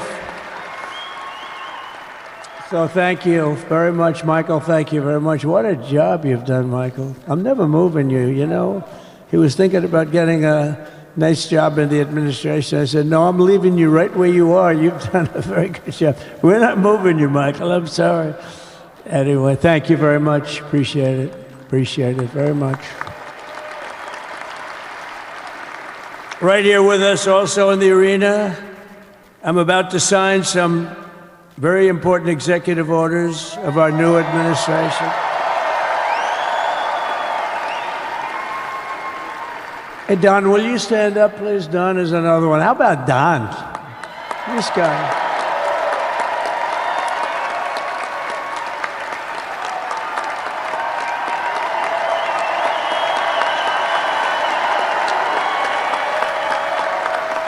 He's a popular one. He goes out and speaks. He gets a big crowd.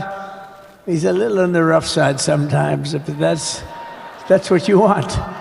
He's done a fantastic job, and he loves our country. Thanks, Don. Great job. You've done a great job. And Ivanka.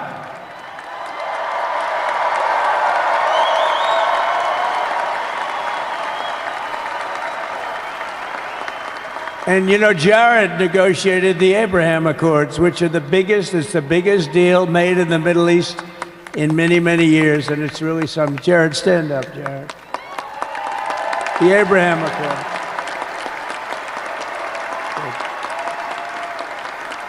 And Tiffany's going to have a little baby. And Michael.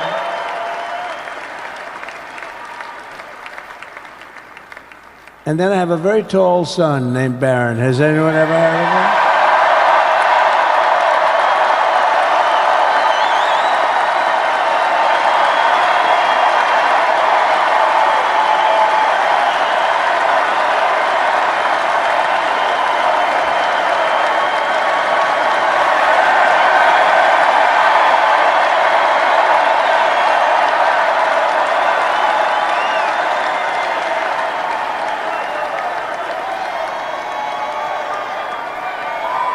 Thank you.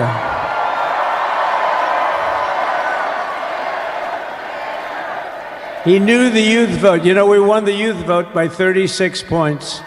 And he was saying, Dad, you got to go out and do this one and that one. And we did a lot of them. And he respects them all. He understood them very well. And he said, Dad, you got to go out, do Joe Rogan, do all these guys. And we did. We did. And Joe Rogan was great. They were all great, right? Aaron, they were all good. He understood the market. Another famous one, how about Kai? Stand up, Kai.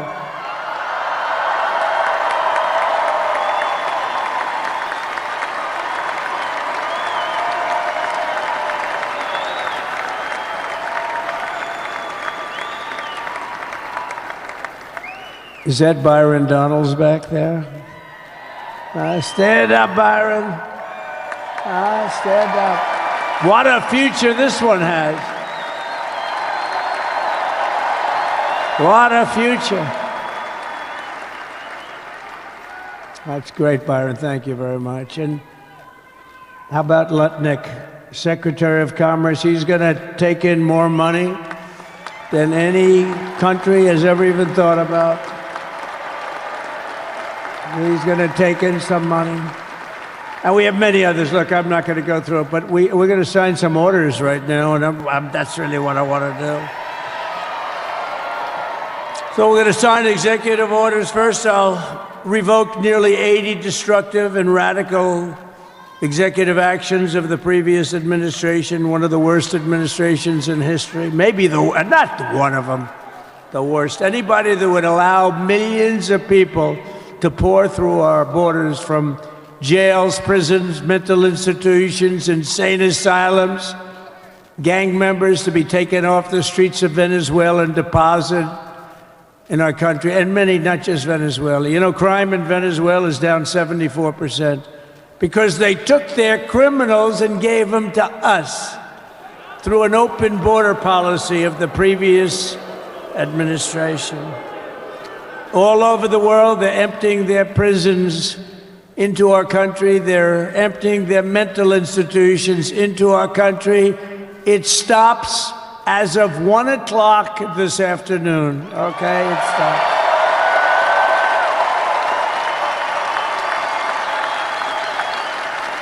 So I'm revoking nearly 80 destructive, radical executive actions of the previous administration. They'll all be null and void within about, 5 minutes? Is that them over there? 5 minutes?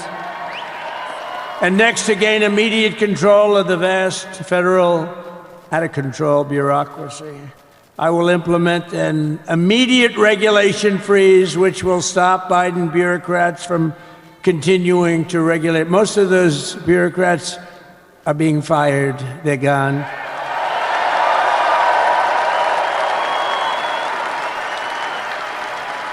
Should be all of them, but some sneak through, but we have to live with a couple, I guess. I'll also issue a temporary hiring freeze to ensure that we're only hiring competent people who are faithful to the American public. And we will pause the hiring of any new IRS agents. We will also require that federal workers must return to the office in person. And we're going to take the 88,000 people that they hired to go after you with guns. By the way, they're allowed to use guns and harass you like they were so many other people. Remember this? Okay, remember? Do you remember a little statement about tips? Does anybody remember that little statement? I think we won Nevada because of that statement. But they went out and harassed you over the tips. In other words, we are restoring control of our government to the people. We're going to take those 88,000. Let's see if they'd like to work on the border, because that's where we want them, really.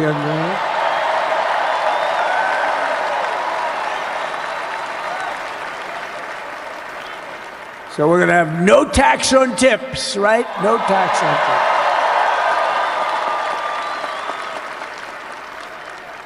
And we may have, like the Speaker of the House, is he here? He's done such a good job. Is Mike here? He's around here someplace. I saw him just a little while ago. Hello, fellas. Look at you guys. Yeah, I know it. He's great. He's doing great. They're all doing good. The Republican Party has never been unified like it is right now. They want to save our country. And we're going to more than save it. We're going to make it greater than it's ever been before by a lot. Next, I'm going to sign a presidential memorandum directing every member of my cabinet to marshal every power at their disposal to defeat inflation and rapidly bring down the cost of daily life, because your costs have gone through the roof in the last 4 years. Perhaps you didn't notice. Does anyone notice their costs are like double, triple, quadruple? You can't buy bacon. Apples have doubled in price. You want an apple, anybody? Pay twice what you did 2 years ago. We'll put more money in your pocket, and we'll bring back the American dream and to reduce energy costs and liberate our economy. So we have more oil and gas than any country in the world, and we're going to use it. We're not going to do the wind thing. Big, ugly windmills, they ruin your neighborhood, they ruin you. If you have a house that's near a windmill, guess what? Your house is worth less than half. And did you see up in New England with the whales? You see what's happening? So they had 2 whales killed in about 14 years. Last year and the year before, total, they had 28. So if you're into whales, you don't want windmills either. and they're the most expensive form of energy that you can have by far. And they're all made in China, by the way, practically all of them. And they kill your birds and they ruin your beautiful landscapes. But other than that, I think they're quite good, right? Now, remember when we used to joke and kid when we were kidding, but we don't kid anymore? They want to watch the debates on television. They want to watch your favorite president on television. But the wind isn't blowing, so we can't watch television that night, Gladys. Remember? Gladys, I'm sorry, the wind is just not blowing. We're not watching Trump tonight. But I'm immediately withdrawing from the unfair, one-sided Paris Climate Accord ripoff. The United States will not sabotage our own industries while China pollutes with impunity. You know, China, I mean, look, they use a lot of dirty energy, but they produce a lot of energy. And when that stuff goes up in the air, you know, it doesn't stay there. It's not like you got a wall. We love walls, don't we? Not like you have a wall around and it doesn't. It floats into the United States of America after 3.5 to 5.5 days. It floats across the oceans and it comes right over your neighborhood and it falls into your neighborhood. So they all say, we have to fight for cleaner air, but the other dirty air is dropping all over us. So what the hell are they talking about? Unless everybody does it, it just doesn't work. You know, we had the cleanest air and the cleanest water that this country's ever had under the Trump administration, and we didn't do anything to stop jobs and stop production. Believe me, you're going to see a lot of companies come pouring back because tariffs. I always say tariffs is the most beautiful word to me in the dictionary. Then I was reprimanded by the fake news. They said, what about love, religion, and God? I said, I agree. Let's put God number one. Let's put religion number two. Love, I don't know. We got to put that number 3, I guess, right? And then it's tariff. Because tariffs are going to make us rich as hell. It's going to bring our country's businesses back that left us. And I'll also sign an executive order to immediately end federal government censorship of the American people. In America, we believe in free speech, and we're bringing it back starting today to stop the weaponization. Oh, do I know about that? These creeps. Deranged Jack Smith. You ever hear of him? Deranged. He's a deranged prosecutor. He's sick. They suck him on me. He's now been reduced to getting on an airplane, going back to The Hague or wherever the hell he came from. We got to get rid of that guy. Hey, was he one of the many people that got a pardon today? Did they pardon Jack Smith? You know, did you know that Biden, while I was making my speech, pardoned his whole family?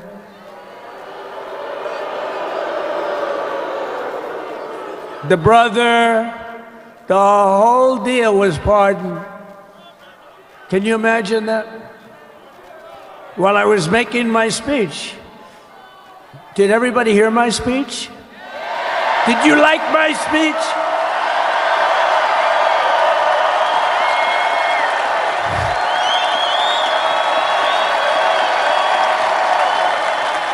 Thank you. I mean, the only thing wrong with it is I had a lot of tough things to say, and I have some great people that work for me. Sir, this is such a great speech. It's so unifying. Don't talk about Biden with his pardons of his family. We want a unified country.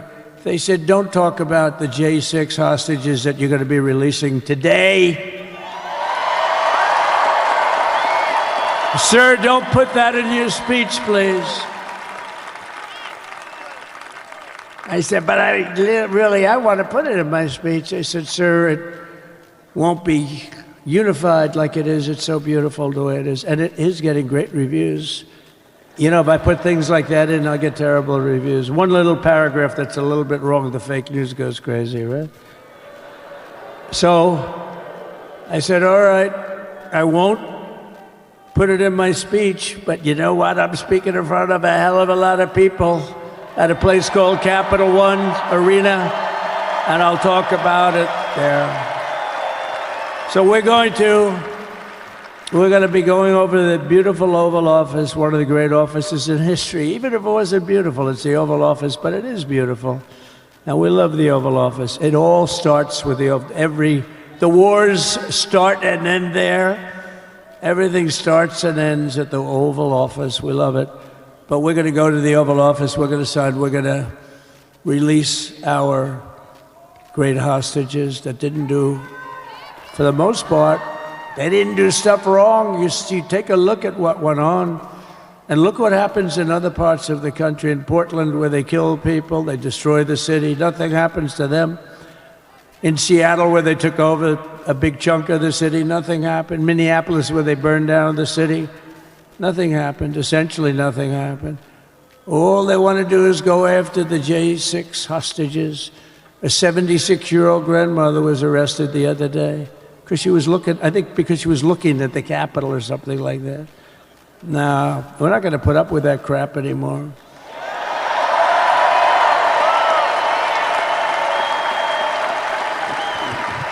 And to stop the weaponization of law enforcement, I've been investigated more than any human being in the world. I believe I have the all-time record. Every day a subpoena. Every single day would get subpoenas. I was more than any person. Alphonse Capone, remember I used to talk about it? Now, Alphonse Capone, Scarface, he was a pretty rough guy. He was investigated about 1/100th what Trump was investigated. My father's looking down at me, my mother, how the hell did this happen? You know what it is? They investigated their political opponent, the opponent of Biden, and then ultimately Kamala. Has anyone ever heard of Kamala?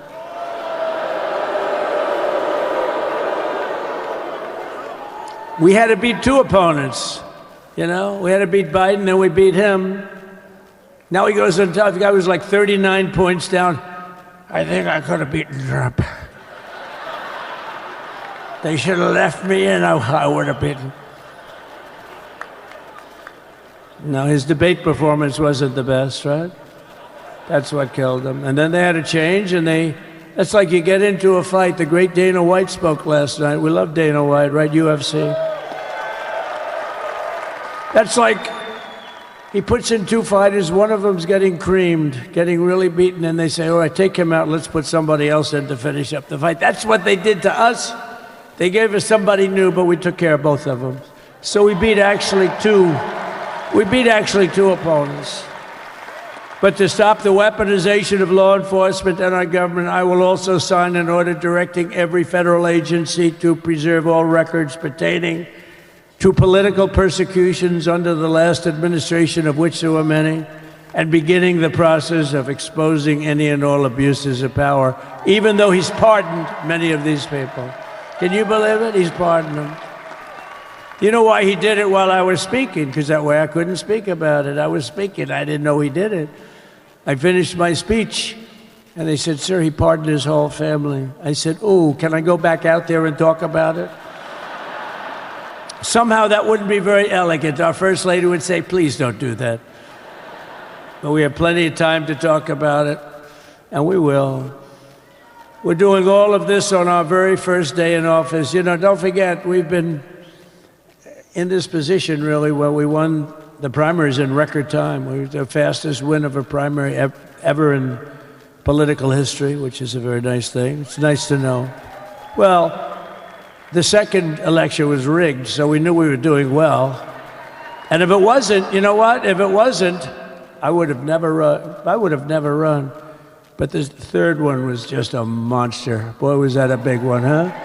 That was a big one. On the second one, we got like 10 or 12 million votes more than the first one. How about that? We did great on the first one. We did much better on the second one. But bad did we do well on the third one. So we're gonna have some fun. It's very simple. We're gonna make our country great. We're gonna make our country great again. We're gonna make America great again. How good a name is MAGA, though, right? You know? I was going to say keep America great, but unfortunately it wasn't great. Can't say keep it great. It will be great again, but CAG, keep America great, CAG, I don't think it's ever going to replace MAGA. Does anybody like CAG? I don't think so. It's never replacing MAGA. Nothing will ever replace MAGA. MAGA was the most successful political operation, political movement in the history of our country, maybe in the history of the world. Let's see what happens, because we're not finished yet. We're not finished yet. We got a long way to go. But we're doing this on the very first day in office, and in just a few moments, I'm not only signing the release of the J6 hostages, I'm signing other things that you're going to love. Oh, you're going to be happy reading newspapers tomorrow, and the next day, and the next day, and the next day. So I just want to thank, I mean, look at this place. It's full to the rafters. You don't have any. Look at those people up there. You don't have any empty seats. And by the way, the Capital One owners, they are so good. We got to root for their teams because they have been so great to MAGA, to us. And I just want to thank Ted and everybody. You guys have been fantastic. And the ice hockey team's doing great. Ovechkin's pretty good, right? They're doing great. So I want to thank them, Capital One arena owners. They have been absolutely fantastic. And thank you once again to everyone. And I can only tell you, you're going to be very happy. You're going to watch a lot of good things happen. We got to stop some wars that are happening and going on. Some stupid things are happening. The war with Ukraine would have never happened, and it has. As you know, Israel would have never been hit on October 7th, and none of you would be up here. None of you would even know anything about this tragedy that you're going through right now. But Iran was broke. Anybody that bought oil from Iran, they couldn't do any business with us. You're not going to do business with America. China passed, everybody passed, they were broke. They didn't have money for Hamas, they didn't have money for Hezbollah. And your sons would be alive, and they certainly wouldn't be incarcerated like they are. It's a shame, but we're getting a lot of people out in a short period of time. So I'm going to go right over to here, and I'm going to sign in front of you. Is that okay? Good.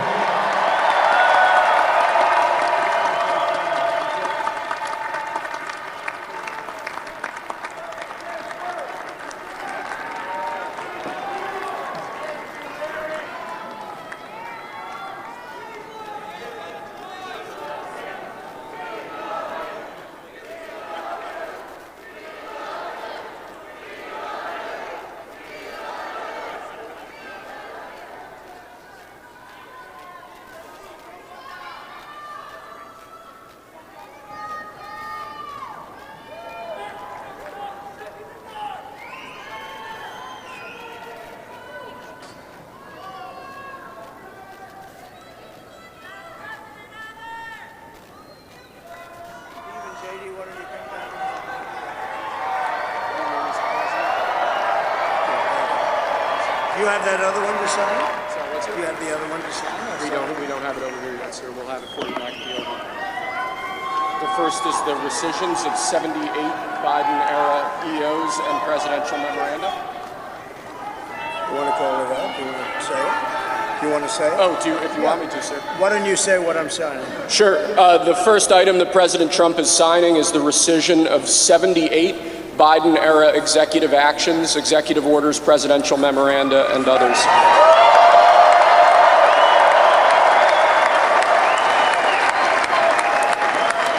Thank you, sir.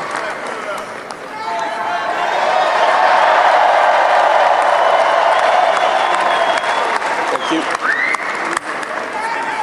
The second item, President Trump, is a regulatory freeze, as you announced in your speech, preventing bureaucrats from issuing any more regulations until we have full control of this, the government and this administration.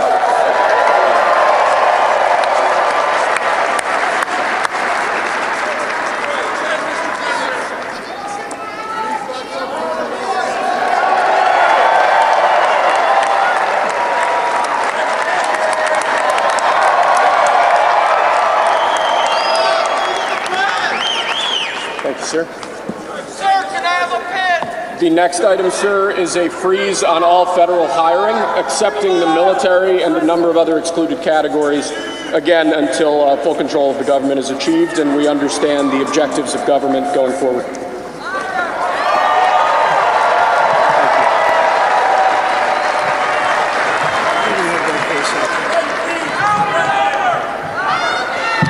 Could you imagine Biden doing this? I don't think so. I don't think so.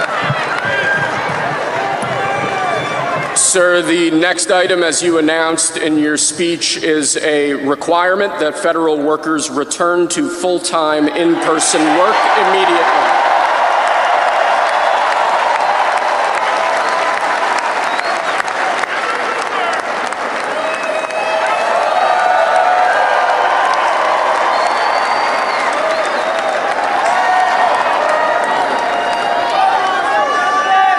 Thank you, sir.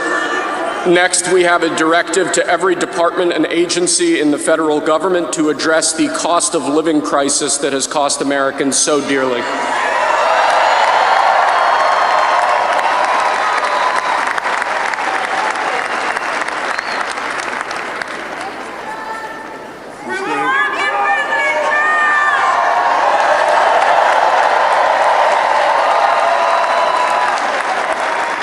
Thank you, sir. The next item here is the withdrawal from the Paris Climate Treaty.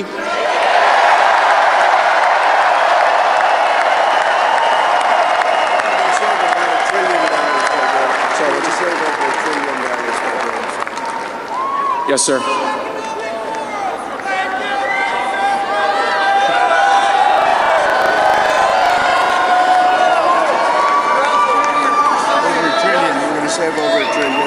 We're going to save over $1 trillion by withdrawing from that treaty.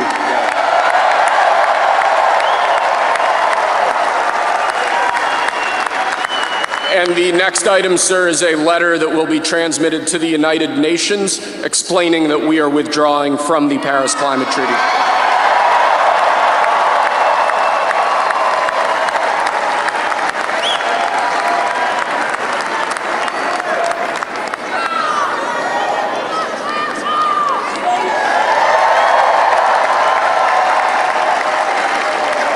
Thank you, sir.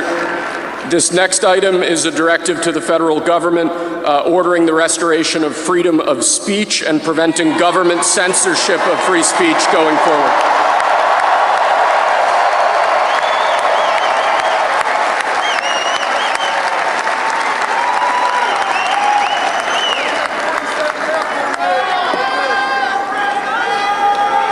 And lastly, sir, before we go back to the Oval Office to sign a large number of other items, is a directive to the federal government ending the weaponization of government against the political adversaries of the previous administration, as we've seen.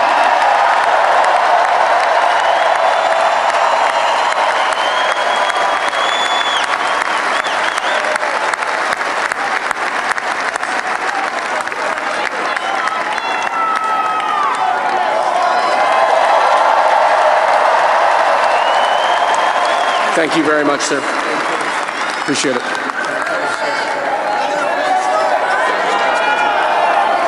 Pretty fun job.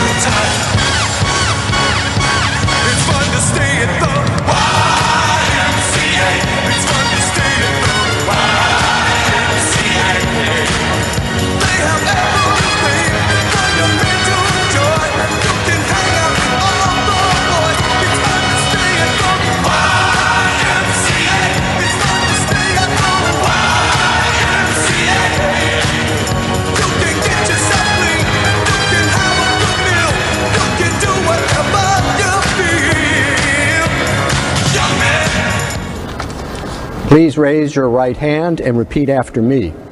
I, Donald John Trump, do solemnly swear. I, Donald John Trump, do solemnly swear that I will faithfully execute the office of President of the United States the office of President of the United States and will, to the best of my ability, preserve, protect, and defend the Constitution of the United States. The Constitution of the United States. So help me God. So help me God. Congratulations, Mr. President.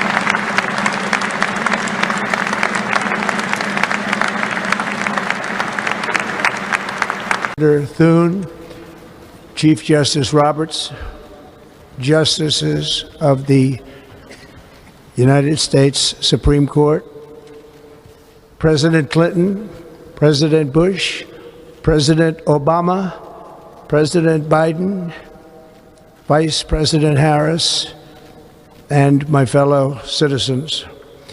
The golden age of America begins right now.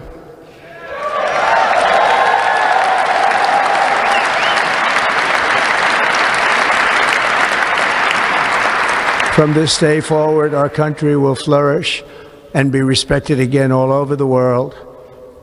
We will be the envy of every nation, and we will not allow ourselves to be taken advantage of any longer.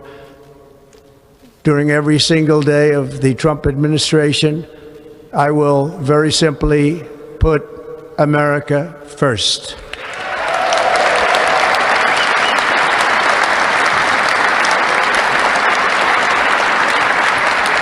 Our sovereignty will be reclaimed.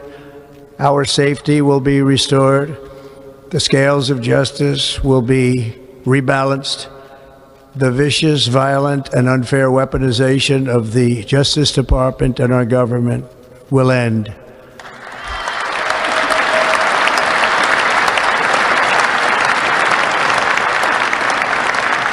And our top priority will be to create a nation that is proud, prosperous, and free.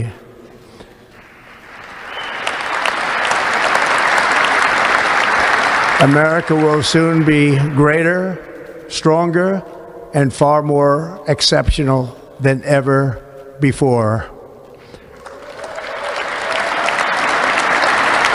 I return to the presidency confident and optimistic that we are at the start of a thrilling new era of national success. A tide of change is sweeping the country, sunlight is pouring over the entire world, and America has the chance to seize this opportunity like never before. But first, we must be honest about the challenges we face. While they are plentiful, they will be annihilated by this great momentum that the world is now witnessing in the United States of America. As we gather today, our government confronts a crisis of trust. For many years, a radical and corrupt establishment has extracted power and wealth from our citizens while the pillars of our society lay broken and seemingly in complete disrepair. We now have a government that cannot manage even a simple crisis at home, while at the same time stumbling into a continuing catalog of catastrophic events abroad. It fails to protect our magnificent, law-abiding American citizens, but provide sanctuary and protection for dangerous criminals, many from prisons and mental institutions that have illegally entered our country from all over the world. We have a government that has given unlimited funding to the defense of foreign borders, but refuses to defend American borders or, more importantly, its own people. Our country can no longer deliver basic services in times of emergency, as recently shown by the wonderful people of North Carolina, been treated so badly.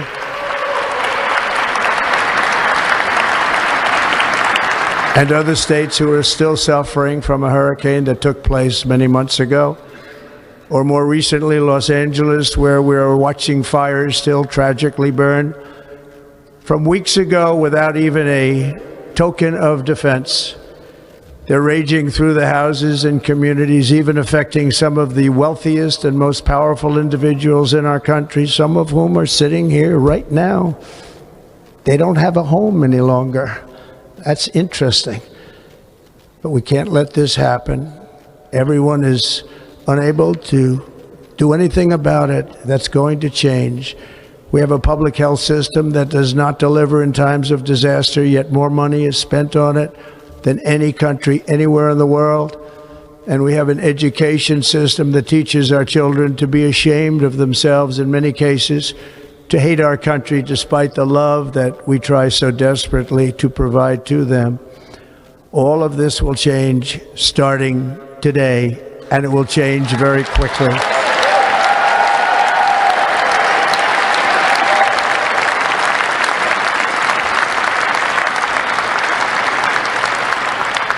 My recent election is a mandate to completely and totally reverse a horrible betrayal and all of these many betrayals that have taken place, and to give the people back their faith, their wealth, their democracy, and indeed their freedom. From this moment on, America's decline is over.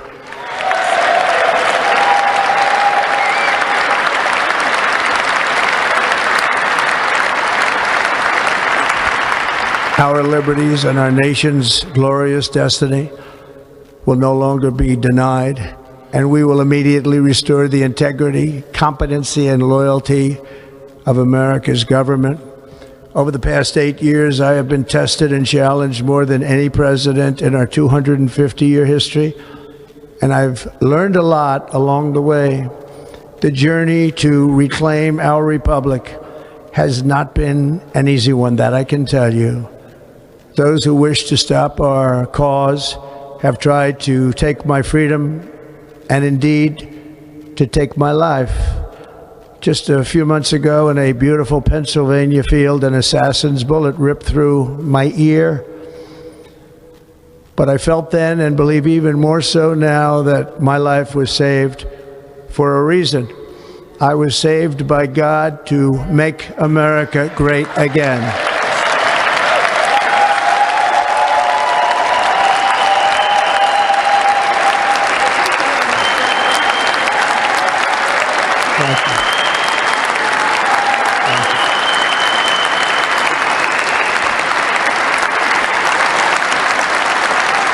Thank you very much.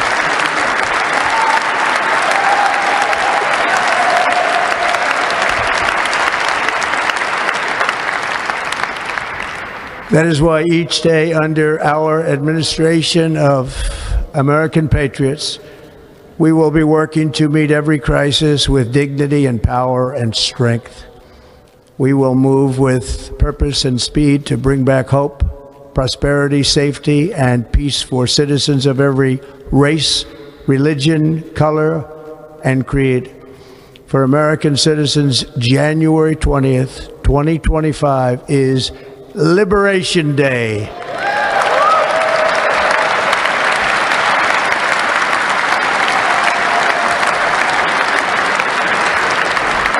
It is my hope that our recent presidential election will be remembered as the greatest and most consequential election in the history of our country. As our victory showed, the entire nation is rapidly unifying behind our agenda with dramatic increases in support from virtually every element of our society, young and old, men and women, African Americans, Hispanic Americans, Asian Americans, urban, suburban, rural, and very importantly, we had a powerful win in all 7 swing states, and the popular vote, we won by millions of people. We set records, and I will not forget it. I've heard your voices in the campaign, and I look forward to working with you in the years to come. Today is Martin Luther King Day, and his honor, this will be a great honor, but in his honor we will strive together to make his dream a reality. We will make his dream come true.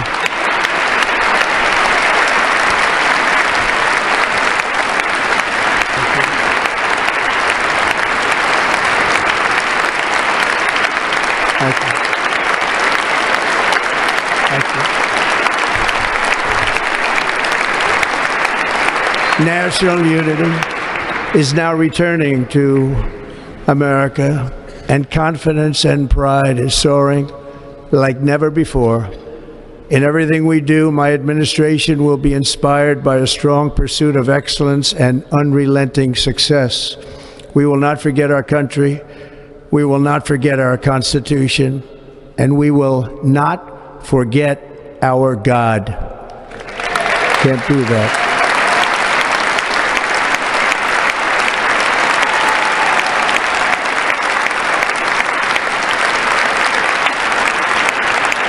Today, I will sign a series of historic executive orders. With these actions, we will begin the complete restoration of America and the revolution of common sense. It's all about common sense. First, I will declare a national emergency at our southern border.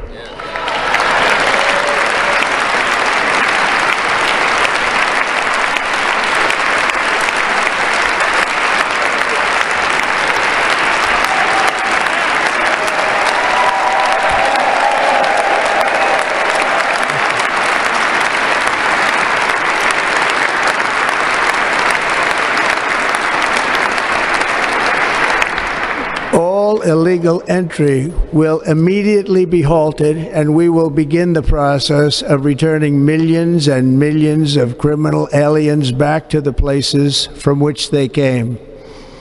We will reinstate my Remain in Mexico policy.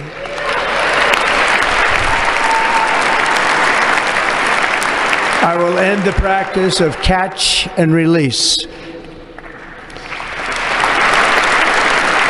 And I will send troops to the southern border to repel the disastrous invasion of our country.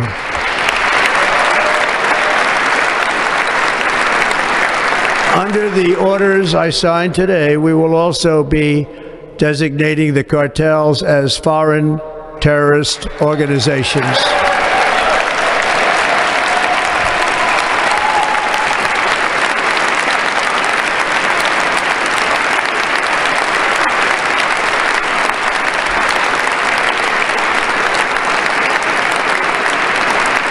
And by invoking the Alien Enemies Act of 1798, I will direct our government to use the full and immense power of federal and state law enforcement to eliminate the presence of all foreign gangs and criminal networks, bringing devastating crime to U.S. soil, including our cities and inner cities.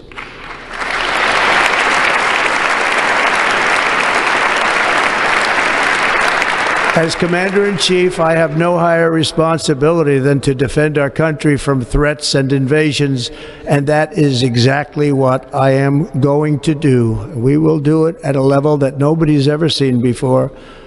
Next, I will direct all members of my cabinet to marshal the vast powers at their disposal to defeat what was record inflation and rapidly bring down costs and prices.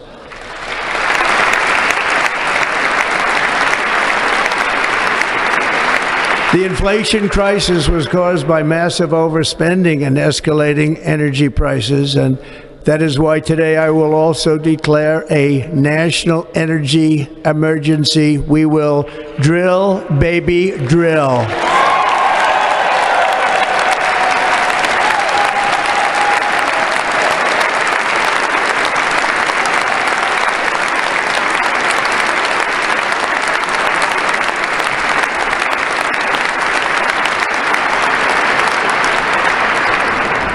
America will be a manufacturing nation once again, and we have something that no other manufacturing nation will ever have, the largest amount of oil and gas of any country on earth, and we are going to use it.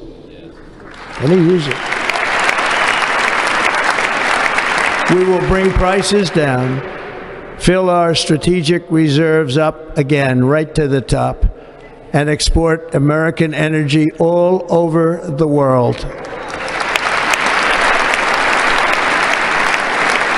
We will be a rich nation again, and it is that liquid gold under our feet that will help to do it. With my actions today, we will end the Green New Deal, and we will revoke the electric vehicle mandate, saving our auto industry and keeping my sacred pledge to our great American auto workers.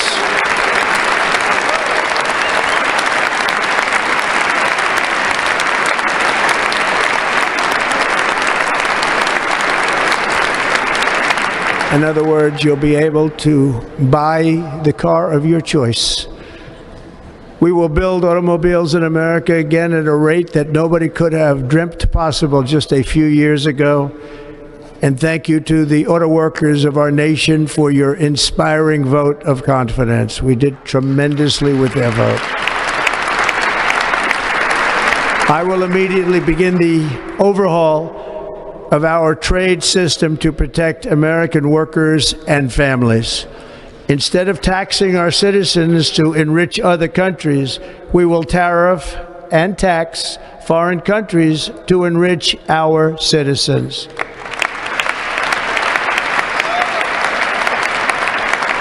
For this purpose, we are establishing the External Revenue Service to collect all tariffs, duties, and revenues. It will be massive amounts of money pouring into our treasury, coming from foreign sources. The American dream will soon be back and thriving like never before to restore competence and effectiveness to our federal government. My administration will establish the brand new Department of Government Efficiency.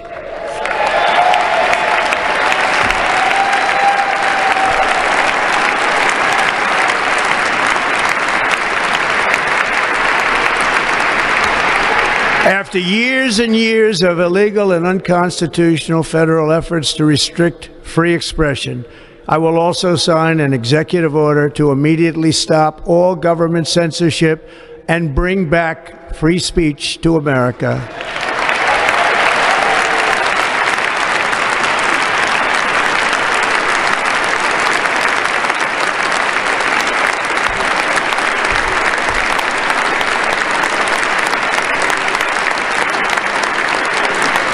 Never again will the immense power of the state be weaponized to persecute political opponents, something I know something about.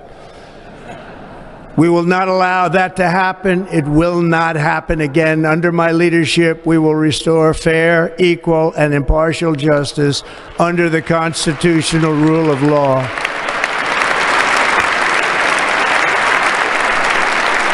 And we are going to bring law and order back to our cities. This week, I will also end the government policy of trying to socially engineer race and gender into every aspect of public and private life.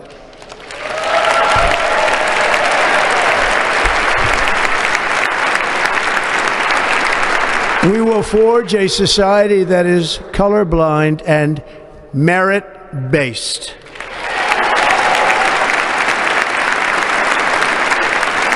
As of today, It will henceforth be the official policy of the United States government that there are only two genders, male and female.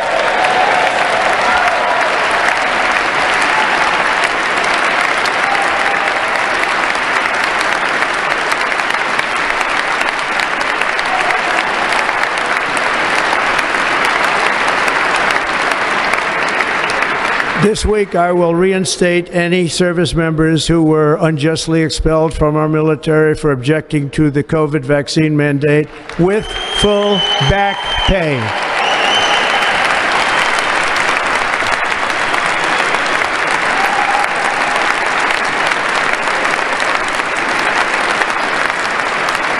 And I will sign an order to stop our warriors from being subjected to radical political theories and social experiments while on duty. It's going to end immediately.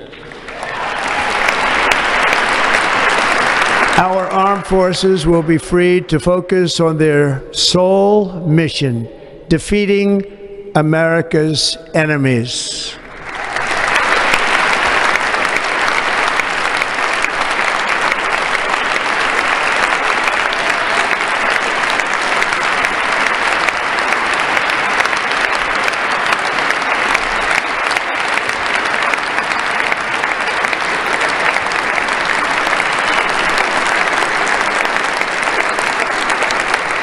Like in 2017, we will again build the strongest military the world has ever seen. We will measure our success not only by the battles we win, but also by the wars that we end, and perhaps most importantly, the wars we never get into.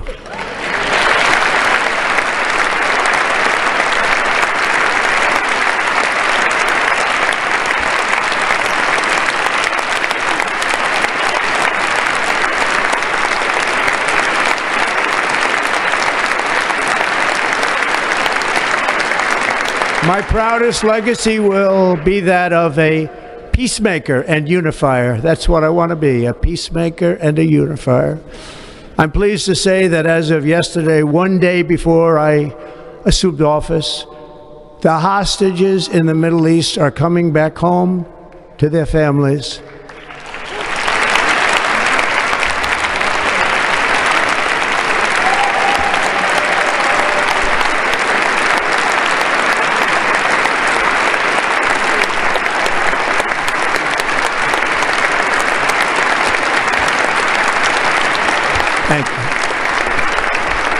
America will reclaim its rightful place as the greatest, most powerful, most respected nation on earth, inspiring the awe and admiration of the entire world. A short time from now, we are going to be changing the name of the Gulf of Mexico to the Gulf of America, and we will restore the name of a great president, William McKinley, to Mount McKinley, where it should be and where it belongs.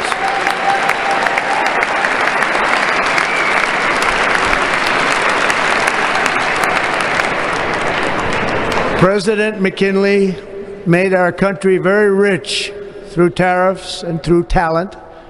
He was a natural businessman and gave Teddy Roosevelt the money for many of the great things he did, including the Panama Canal, which has foolishly been given to the country of Panama after the United States. The United States, I mean, think of this, spent more money than ever spent on a project before and lost 38,000 lives in the building of the Panama Canal. We have been treated very badly from this foolish gift that should have never been made, and Panama's promise to us has been broken. The purpose of our deal and the spirit of our treaty has been totally violated. American ships are being severely overcharged and not treated fairly in any way, shape, or form, and that includes the United States Navy. And above all, China is operating the Panama Canal, and we didn't give it to China, we gave it to Panama, and we're taking it back.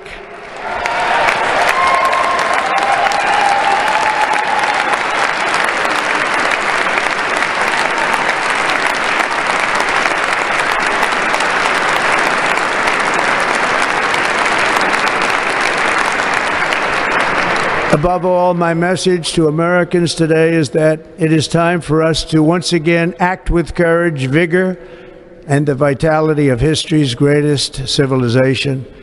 So as we liberate our nation, we will lead it to new heights of victory and success. We will not be deterred. Together we will end the chronic disease epidemic and keep our children safe, healthy, and disease-free. The United States will once again consider itself a growing nation, one that increases our wealth, expands our territory, builds our cities, raises our expectations, and carries our flag into new and beautiful horizons. And we will pursue our manifest destiny into the stars, launching American astronauts to plant the stars and stripes on the planet Mars.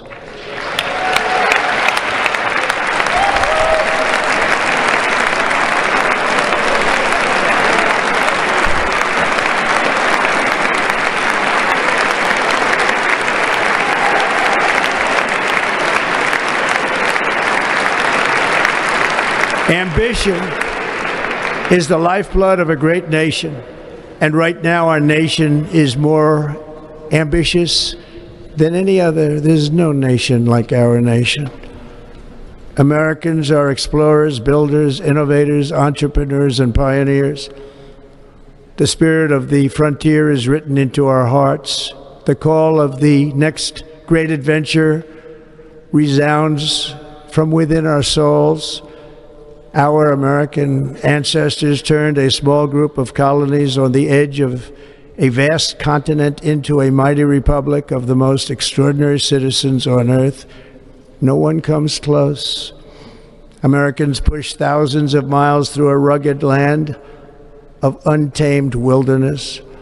They crossed deserts, scaled mountains, braved untold dangers, won the Wild West, ended slavery, rescued millions from tyranny, lifted billions from poverty, harnessed electricity, split the atom, launched mankind into the heavens, and put the universe of human knowledge into the palm of the human hand. If we work together, there is nothing we cannot do and no dream we cannot achieve. Many people thought it was impossible for me to stage such a historic political comeback. But as you see today, here I am. The American people have spoken.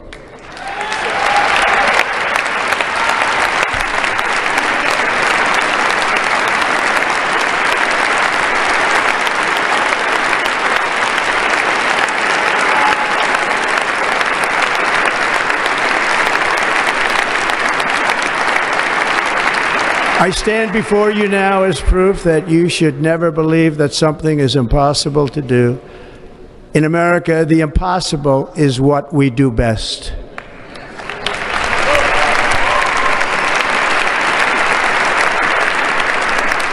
From New York to Los Angeles, from Philadelphia to Phoenix, from Chicago to Miami, from Houston to right here in Washington, D.C., our country was forged and built by the generations of patriots who gave everything they had for our rights and for our freedom. They were farmers and soldiers, cowboys and factory workers, steel workers and coal miners, police officers and pioneers who pushed onward, marched forward, and let no obstacle defeat their spirit or their pride.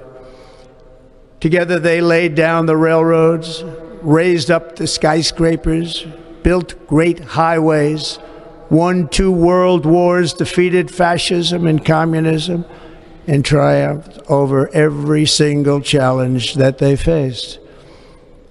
After all we have been through together, we stand on the verge of the 4 greatest years in American history. With your help, we will restore America promise, and we will rebuild the nation that we love, and we love it so much. We are one people, one family, and one glorious nation under God.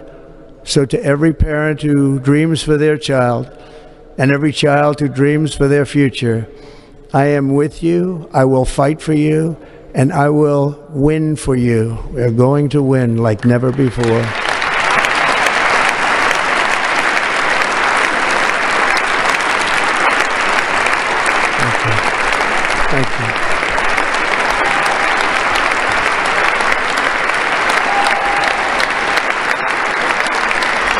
Thank you.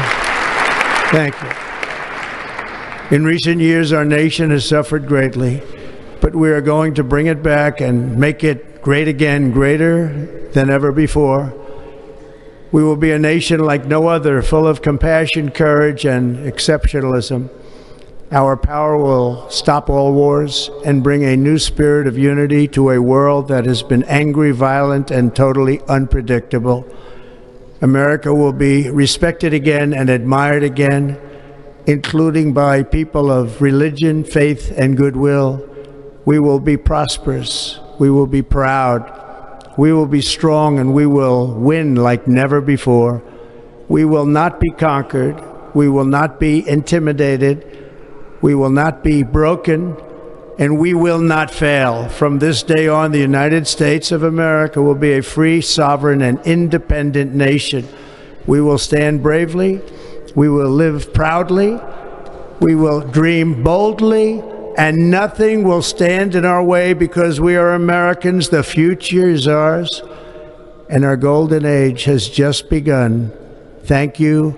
God bless America. Thank you all. Thank you. Thank you very much. Thank you very much. Thank you.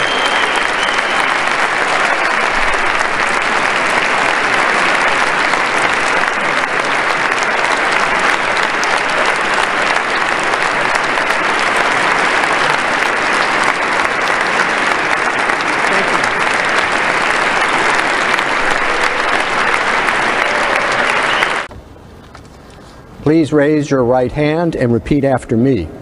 I, Donald John Trump, do solemnly swear. I, Donald John Trump, do solemnly swear. That I will faithfully execute. That I will faithfully execute. The office of President of the United States.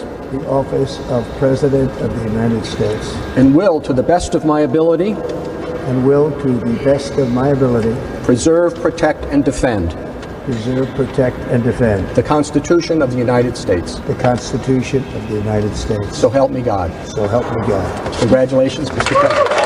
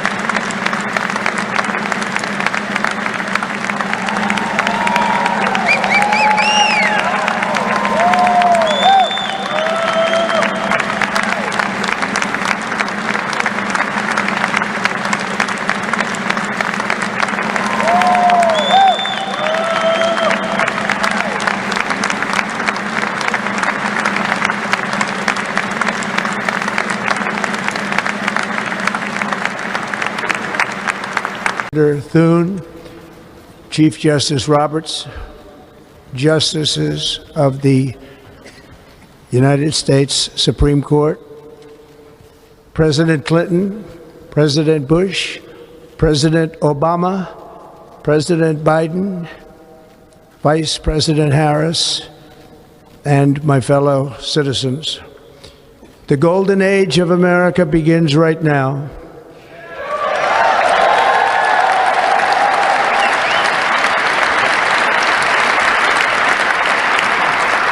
From this day forward, our country will flourish and be respected again all over the world. We will be the envy of every nation, and we will not allow ourselves to be taken advantage of any longer. During every single day of the Trump administration, I will very simply put America first.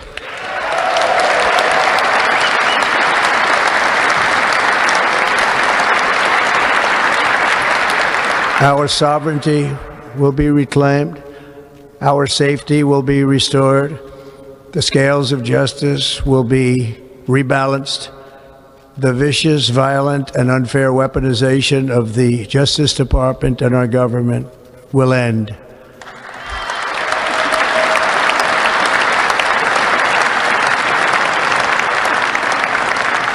And our top priority will be to create a nation that is proud, prosperous, and free.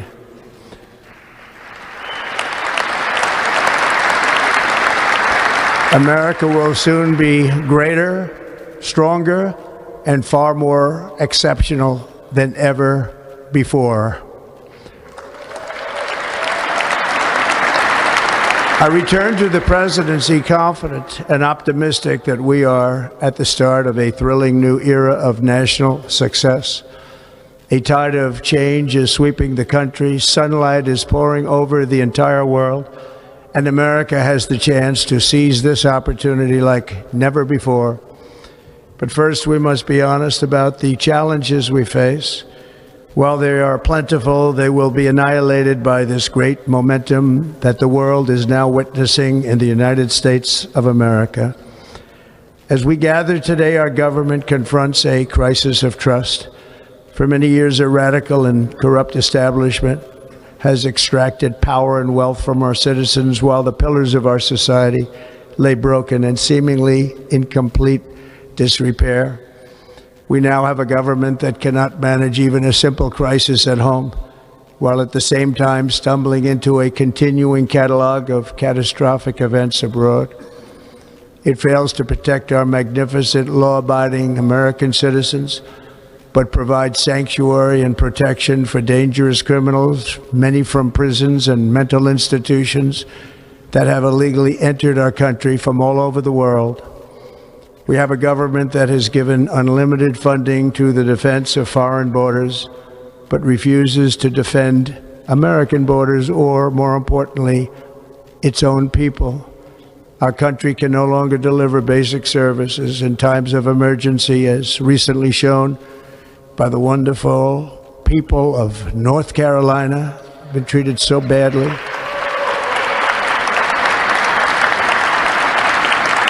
And other states who are still suffering from a hurricane that took place many months ago. Or more recently, Los Angeles, where we are watching fires still tragically burn from weeks ago without even a token of defense. They're raging through the houses and communities, even affecting some of the wealthiest and most powerful individuals in our country, some of whom are sitting here right now. They don't have a home any longer. That's interesting. But we can't let this happen.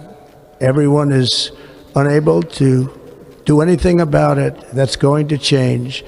We have a public health system that does not deliver in times of disaster, yet more money is spent on it than any country anywhere in the world. And we have an education system that teaches our children to be ashamed of themselves in many cases, to hate our country despite the love that we try so desperately to provide to them. All of this will change starting today, and it will change very quickly.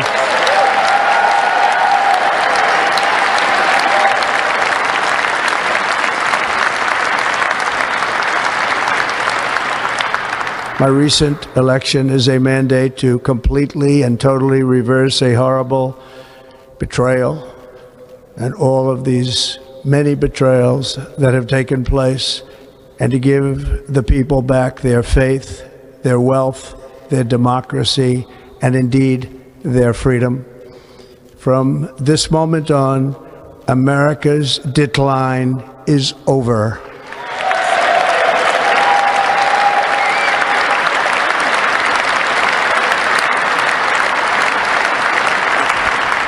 Our liberties and our nation's glorious destiny will no longer be denied, and we will immediately restore the integrity, competency, and loyalty of America's government.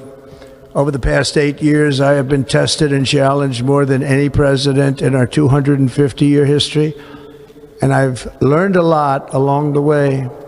The journey to reclaim our republic has not been an easy one, that I can tell you.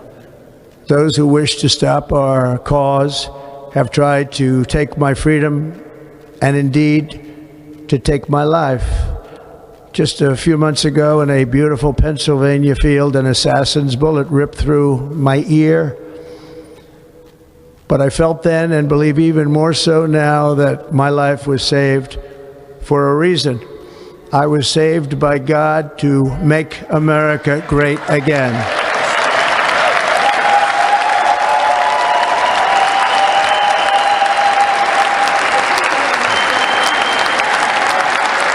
Thank you.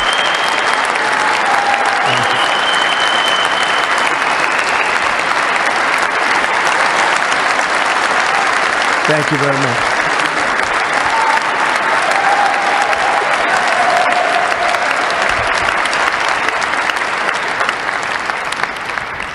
That is why each day under our administration of American patriots, we will be working to meet every crisis with dignity and power and strength. We will move with purpose and speed to bring back hope, prosperity, safety, and peace for citizens of every race, religion, color, and creed. For American citizens, January 20th, 2025 is Liberation Day.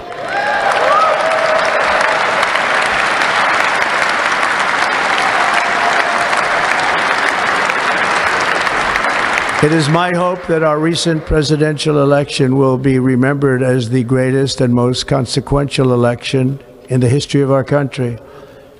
As our victory showed, the entire nation is rapidly unifying behind our agenda with dramatic increases in support from virtually every element of our society, young and old, men and women, African Americans, Hispanic Americans, Asian Americans, urban, suburban, rural. And very importantly, we had a powerful win in all 7 swing states. And the popular vote, we won by millions of people. We set records, and I will not forget it. I've heard your voices in the campaign, and I look forward to working with you in the years to come. Today is Martin Luther King Day, and his honor, this will be a great honor. But in his honor, we will strive together to make his dream a reality. We will make his dream come true.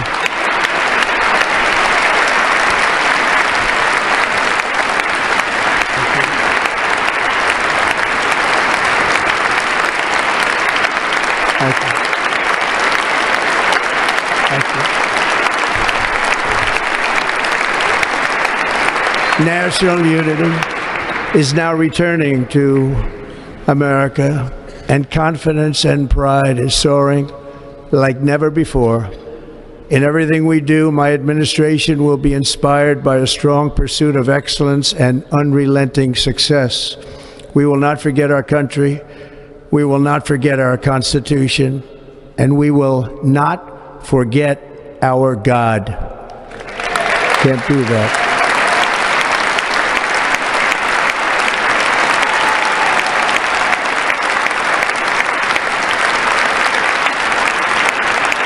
Today, I will sign a series of historic executive orders. With these actions, we will begin the complete restoration of America and the revolution of common sense. It's all about common sense. First, I will declare a national emergency at our southern border.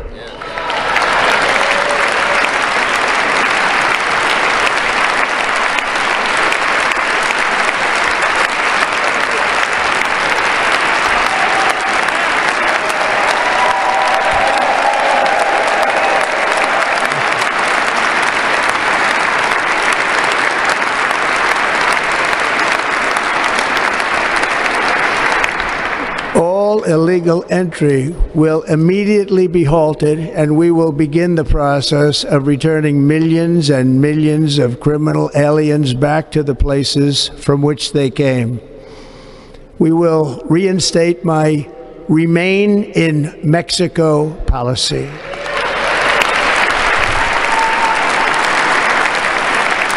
I will end the practice of catch and release.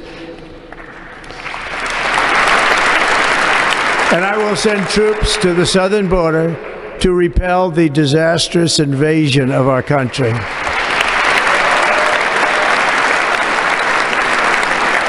Under the orders I signed today, we will also be designating the cartels as foreign terrorist organizations.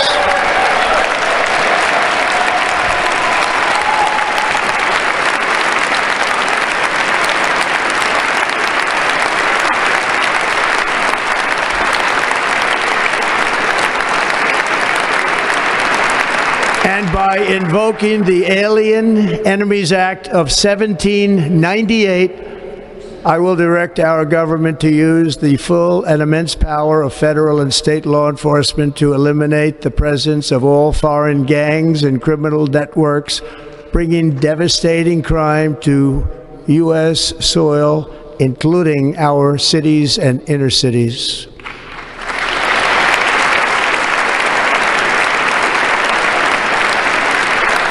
As Commander-in-Chief, I have no higher responsibility than to defend our country from threats and invasions, and that is exactly what I am going to do. We will do it at a level that nobody's ever seen before. Next, I will direct all members of my cabinet to marshal the vast powers at their disposal to defeat what was record inflation and rapidly bring down costs and prices.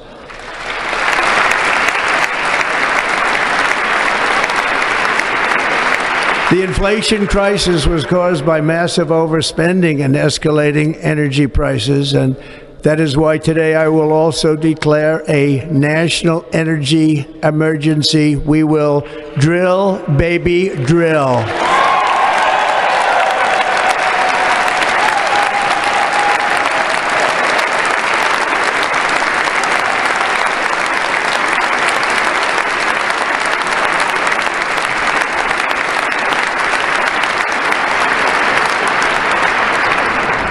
America will be a manufacturing nation once again, and we have something that no other manufacturing nation will ever have, the largest amount of oil and gas of any country on earth, and we are going to use it.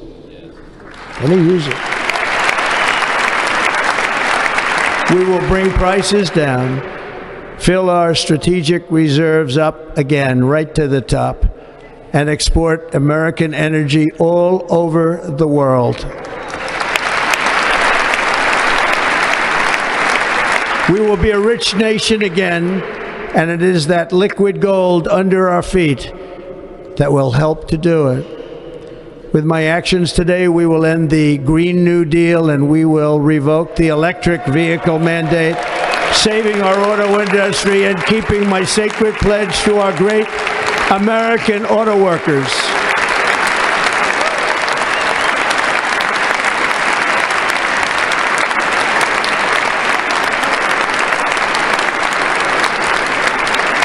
In other words, you'll be able to buy the car of your choice.